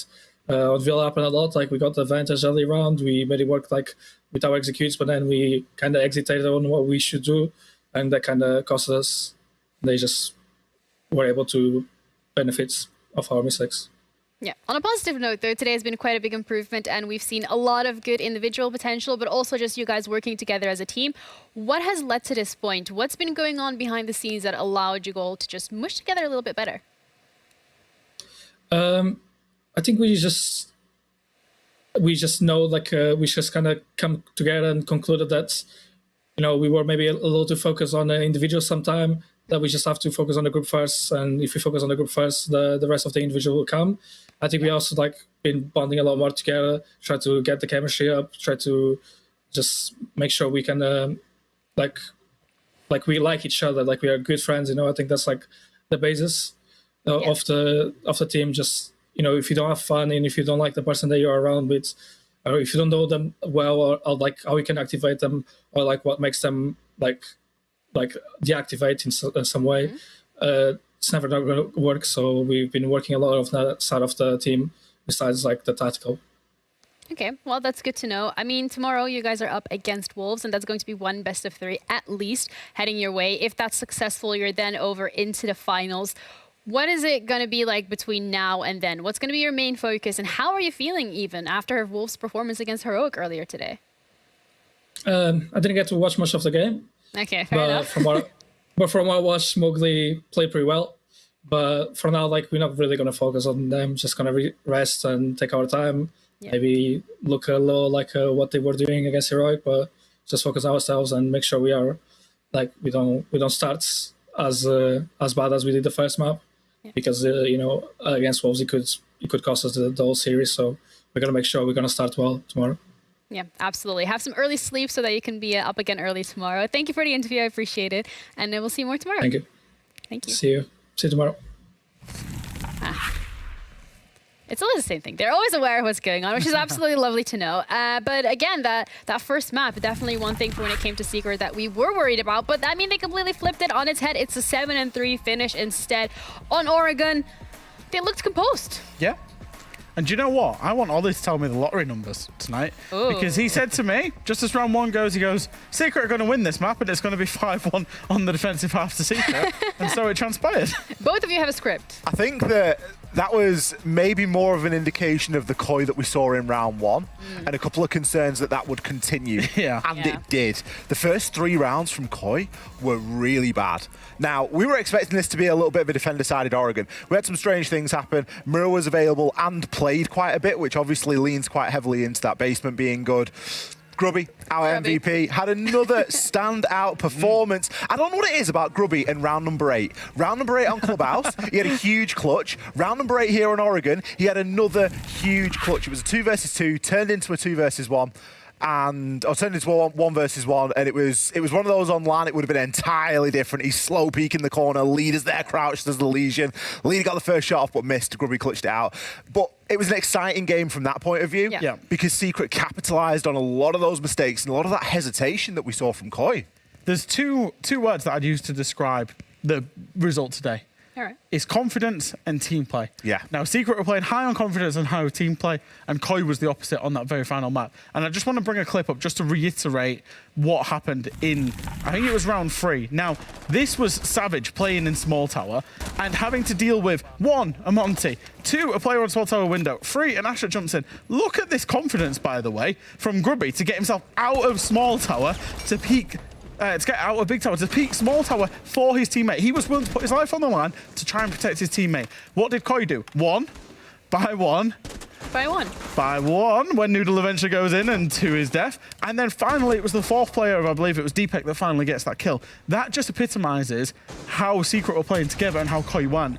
In the very last round, there's a very similar scenario where Noodle's hiding out in an off position and Secret just pushed him with 4 people, killed him, got him out of the way, done. And that was like the complete one end of the scale to the other. The thing is, it doesn't even matter that they were attacking the tertiary bomb site at that point because the round was won and lost in Small Tower. Yeah. Like, that was the beautiful thing about it, is you often say, oh, Oregon, it should be a 4-2, you're going to lose that 3rd choice site. If you make the 3rd choice site just not a problem and all of a sudden attract all the attention into one place, win your gunfights, I don't know, Koi couldn't put a foot right today. It looked frustrating from their side of things because we know what this team's capable of, but there was that desync, there was that, as you say, 1-by-1 mentality. And I think they just started second guessing themselves, double droning things, being slow, and it's not the Koi that we, know and love and are expecting to see. It does feel a little bit more of a repeat of the Koi that we've seen against Secret during EUL regular stage. That, again, Secret was like, they were very slow. It took them a lot of time. They were second-guessing themselves. They weren't committing to a lot of the things that we thought they would. And Secret just got very confident. I think that first map potentially proven to Secret, this is it. Like, you guys need to get it together. They get into that second map, and they realize, oh, if we play with confidence, we can get away with it. They translate that on the third map, and now here we are. Unfortunately for Koi, I mean, yeah, they're out. They've got to change something. Like, the expectations of that organization and the people that are operating within it and the team, those are the kind of words I was saying about G2 of last year, where something's got to change because your expectations are to be going to the major, to be winning the major. So it is a massive failure. Even if they've gone to the major and started in stage 1, that's a failure for Koi.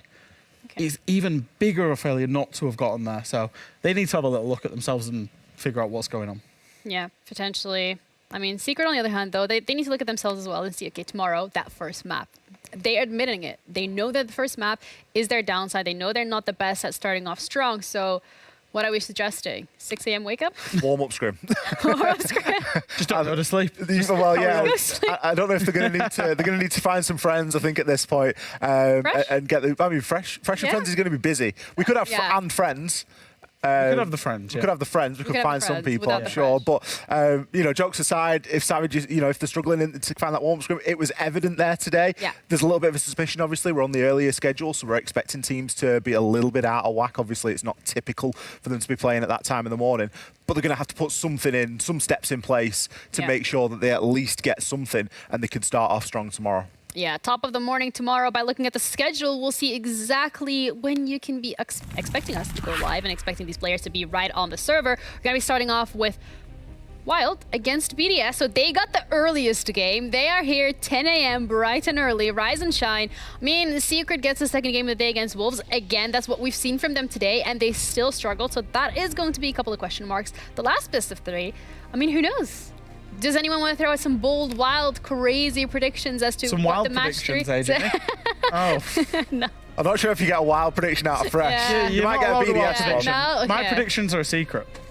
Oh, all right. Yes. Okay. That was awful. A little bit of some clues here and there. But also looking at how today went, Heroic and Koi are now out as well. That means that X10 Star, Unlimited, Heroic, and Koi are no longer in contention for making it to that first phase of the major. We still have Wild, BDS, Wolves, and Secret in contention, but that's going to be decided tomorrow, because tomorrow is the day where we send our final EU team to the phase 1 in the major, just for some reinforcement. Hey, phase 1's nothing to be sniffed at. You're still in with a good chance. You've got a longer journey than teams going in at phase 2. Yeah. But there are going to be teams in phase 1 that make it through to phase 2, and there are going to be teams that likely make it a little bit further. I didn't know that's how it worked. Teams from phase 1 that go to phase 2, really? I didn't know that. Guys, did you know that's how it worked? Oh, honestly. How does that work exactly, Ollie? Yeah. Can you please tell me about some SI points, Hap? Can you talk to me about some SI points, please. straws and Can you telestrate it? Yeah, can you with that would actually be cool. Can you open illustrator? MS Paint, please, on the telestrator? Yeah. So how many teams go from phase 1? You want Which SI teams? points, Ollie? Hap's going to give us SI points. Yeah. What kind of SI points do you want? I don't know. All of them. How many do we get? None. None. Why? Sorry. Are we not good enough? Qualify. Ah. We get pity invites. Just Just Fresh and like Friends? you two back in the day, you know. It's, He was looking right at me. I knew it was. No, but like, I mean, the difficult thing is we only have 2 stages now, and we mentioned it many times. There's a long break in between them, which means there is time to fix things. But we used to have 3 stages, which meant that if you had a poor stage 1 or stage 2, it would be very easy to get yourself back in the saddle, right? Like get your right performance out, and you will qualify for the 6th Invitational.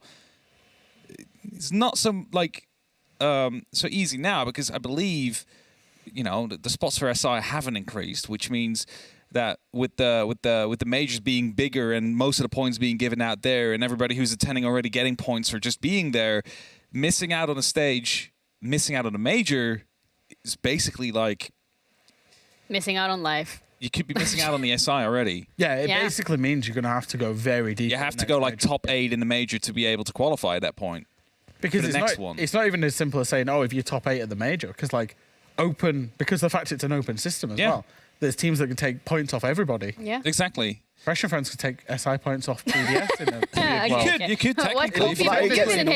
That's the point, though. It gets diluted even further, doesn't it? You know, if a team like X10 Star makes it in or something like that, then they're going to dilute those SI points because they're not going to have the chance to earn more next time. Yeah, they got 0 now because Koi managed to get 3 rounds on the board, which was the threshold for them getting 6 invitational points. But like, it's not looking good for Koi for the rest of the year because of this. It's not looking good for the other tier 1 teams who like lost out because they have 0 points. Like, that's even a harder battle to fight. This is making me really sad, guys. Yeah. They should be sad for not being at the major. Be better. Just be better, okay? Yo, sorry, It's a man. skill issue. Just win. Are you? Do you have SI points yourself? No, I said we don't get any. We get pity invites. I think that's worse than not having SI points. Hap. We should make a team then. Let's go for the next major. Get some side points. No. No, I've played with most of you. I know what it's like. I remember we once had to do it for content. Where we all played, and it actually legitimately devolved into arguments between talent members. And I'm not going to name names. Was Fresh involved? I was just about to say I'm never going to name names. Was Fresh involved? I got a stern talking to. Fresh was involved. Fresh was involved. Des was involved. I was shouting at Derry, and easy clean kicked off at me. Told me to stop being a prick. I'll say prick. Okay, that's a nice way of saying it. Yeah, so I don't rate our chances very high. Even in the new system, where anyone can do it, not us. I mean, we can implement the Maybe Fresh that and helps. Friends strategy where instead of like having a stern talking, we just meow. Yeah, you see, I could have used that back in the day. Instead of Yeah. shouting, or Derry could have just listened to me. That would have, Yeah, that would have Derry's solved a lot of fault. problems. Yeah, that would have Everything. solved But he was just giggling to himself in the corner in a competitive match. I still remember me Invitational, first one we played. I was in a team with Milosh. Yeah. And with Pengu at the time. And me and Pengu died, and we're just calling out, Milosh, he's behind you, like 5-6 times, because there was a guy sitting right next to him, same room. And Milosh is like, what? I'm like, we're shouting, he's behind you. And he turns around and he kills like 3 people and he clutches. And it's like, if you would have just turned around earlier, we wouldn't have had heart attacks right now for this game. I mean, he's making it like a little bit more exciting. Yeah, Like if he he's just giving turned him a around, challenge. it's like too easy. Milosh taught Pengu everything he knows. That's so true. Yeah. Explains. Yeah. Anyway. Good day. Good. Yeah. Yeah, not You, bad. good day yourself. Very tired. Had a favorite game? A favorite clutch? Or which one Like, of the you need 20 to shut up. clutches we've seen today? It's like, it was some very exciting rounds. You just never knew what was happening. And it started off like very chaotic from the get-go already. And Yeah. it's like this early in the morning, guys, please chill. It's like, oh. Yeah, yesterday like ramped up into Yeah, pace. well, Today yesterday- was like I feel like the Wolves game was ages ago. Yeah. I don't know why, but I feel like I know that Secret I feel? and Koi went for a long time, and it was 3 maps. Yeah. But it seems like the Wolves game was yesterday. Yeah. Yeah. I feel it's the lack of sleep. Yeah. Haven't slept, no breakfast, just straight into shouty bang bang. I mean, it's tough. I don't want to be like, woe is me. But you're going to be like, woe is me. There's the famous tweet that I think Wayne Rooney did, where he's like, I'm not being funny, but eating pasta at 9 in the morning for energy for a 12 kickoff is terrible. So you're complaining. But it is a lot of shouting and playing, and there's no food, and you're like... There is a lot of I just pasta. want to cry. There's a lot of pasta. It's tough to eat pasta. There's some croissants. I mean, we are in Yeah, but Croissant. I'm sorry, everybody in France. Oh! I'm going to Oh, distance dear. myself I'm ready. when you say something Go bad. on. Eating croissants for every meal of the day is not something that you'll survive very long. Yeah, but it's not for every meal of the day. It's for breakfast. You have a little Yeah, croissant. we little had breakfast, but then for lunch... Okay, so we walked in after between the game, and the food hadn't arrived yet at that point. So we're like, oh, there's no food. Shit, like, happens, okay? No, that's fine. And then Medix's brilliant Swear. solution was... Yes. Take a croissant. You just swear. Did I swear? I think so. I think you did. say? Yeah. Fine. I'm not repeating it. I'm not a culprit I don't know here. if I swore. If I sworn, I'm sorry. That came out. Unfortunately, that's just because Medix's brilliant solution that we had Yeah. Well, surprised me. All right, You know, and come back now. You've I have a really brilliant solution to fix this I whole didn't thing. insult them. I'm just saying it's not ideal for every meal. Okay, you're like digging your hole. You're Discord like. kittens, and today No, you're I said I had no Discord kittens. I have to put that out there. You have just put a Discord message in our kittens out WhatsApp there. saying that you hate French food. Haven't you? Haven't you, Hap? Happy's fire. Hap's wow, fired. it was only through. It's there live we on go. We air. just got it. I'll Yeah, turn his out. mic off. Hap, take off the headset. That's it. See you later. Hap, just do it. Just do it. Just take off the headset and walk away. That's Bye-bye. fine. I think We will production actually clap. want to speak to you. Bye bye. Yeah, you gotta No, go. we don't I mean, applaud I'm him, actually. staying in here, like sneaking in, like she did for the August major in 2020, and then Yeah. never leaving again. So Why Yeah, are my hands so long? happens. Works. Well, she sleeps here. we're gonna sneak out because we actually do want to get a little nap in Oh, today. I'm so tired. Let's just end the show. Yeah, it's been. I don't even want to do any bits today. That's how tired I am. Aw, I just want to sleep. maybe tomorrow. So didn't insult croissants. I'm just saying not for every meal. No, he insulted croissants. Okay, he's fired. Thank you guys so much for tuning in for today. We're gonna be back tomorrow with 3 more best of 3s. I hope you guys enjoy the rest of your day, and we'll see you tomorrow. Bright and early. Bye. Don't forget to set your alarm.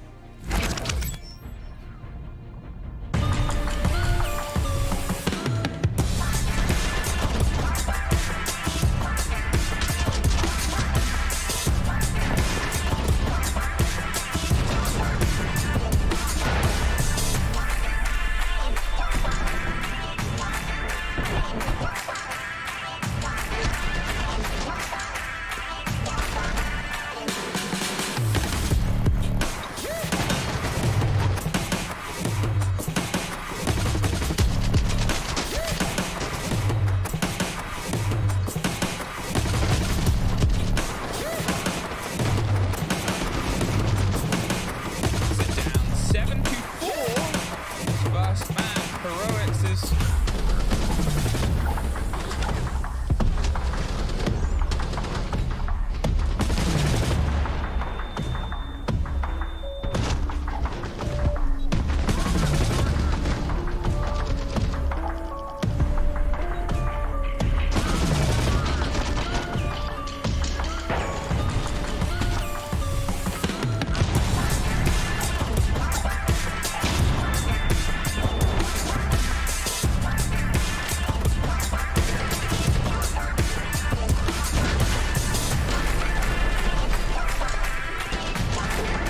And it's Wolves that trade it out, take the series.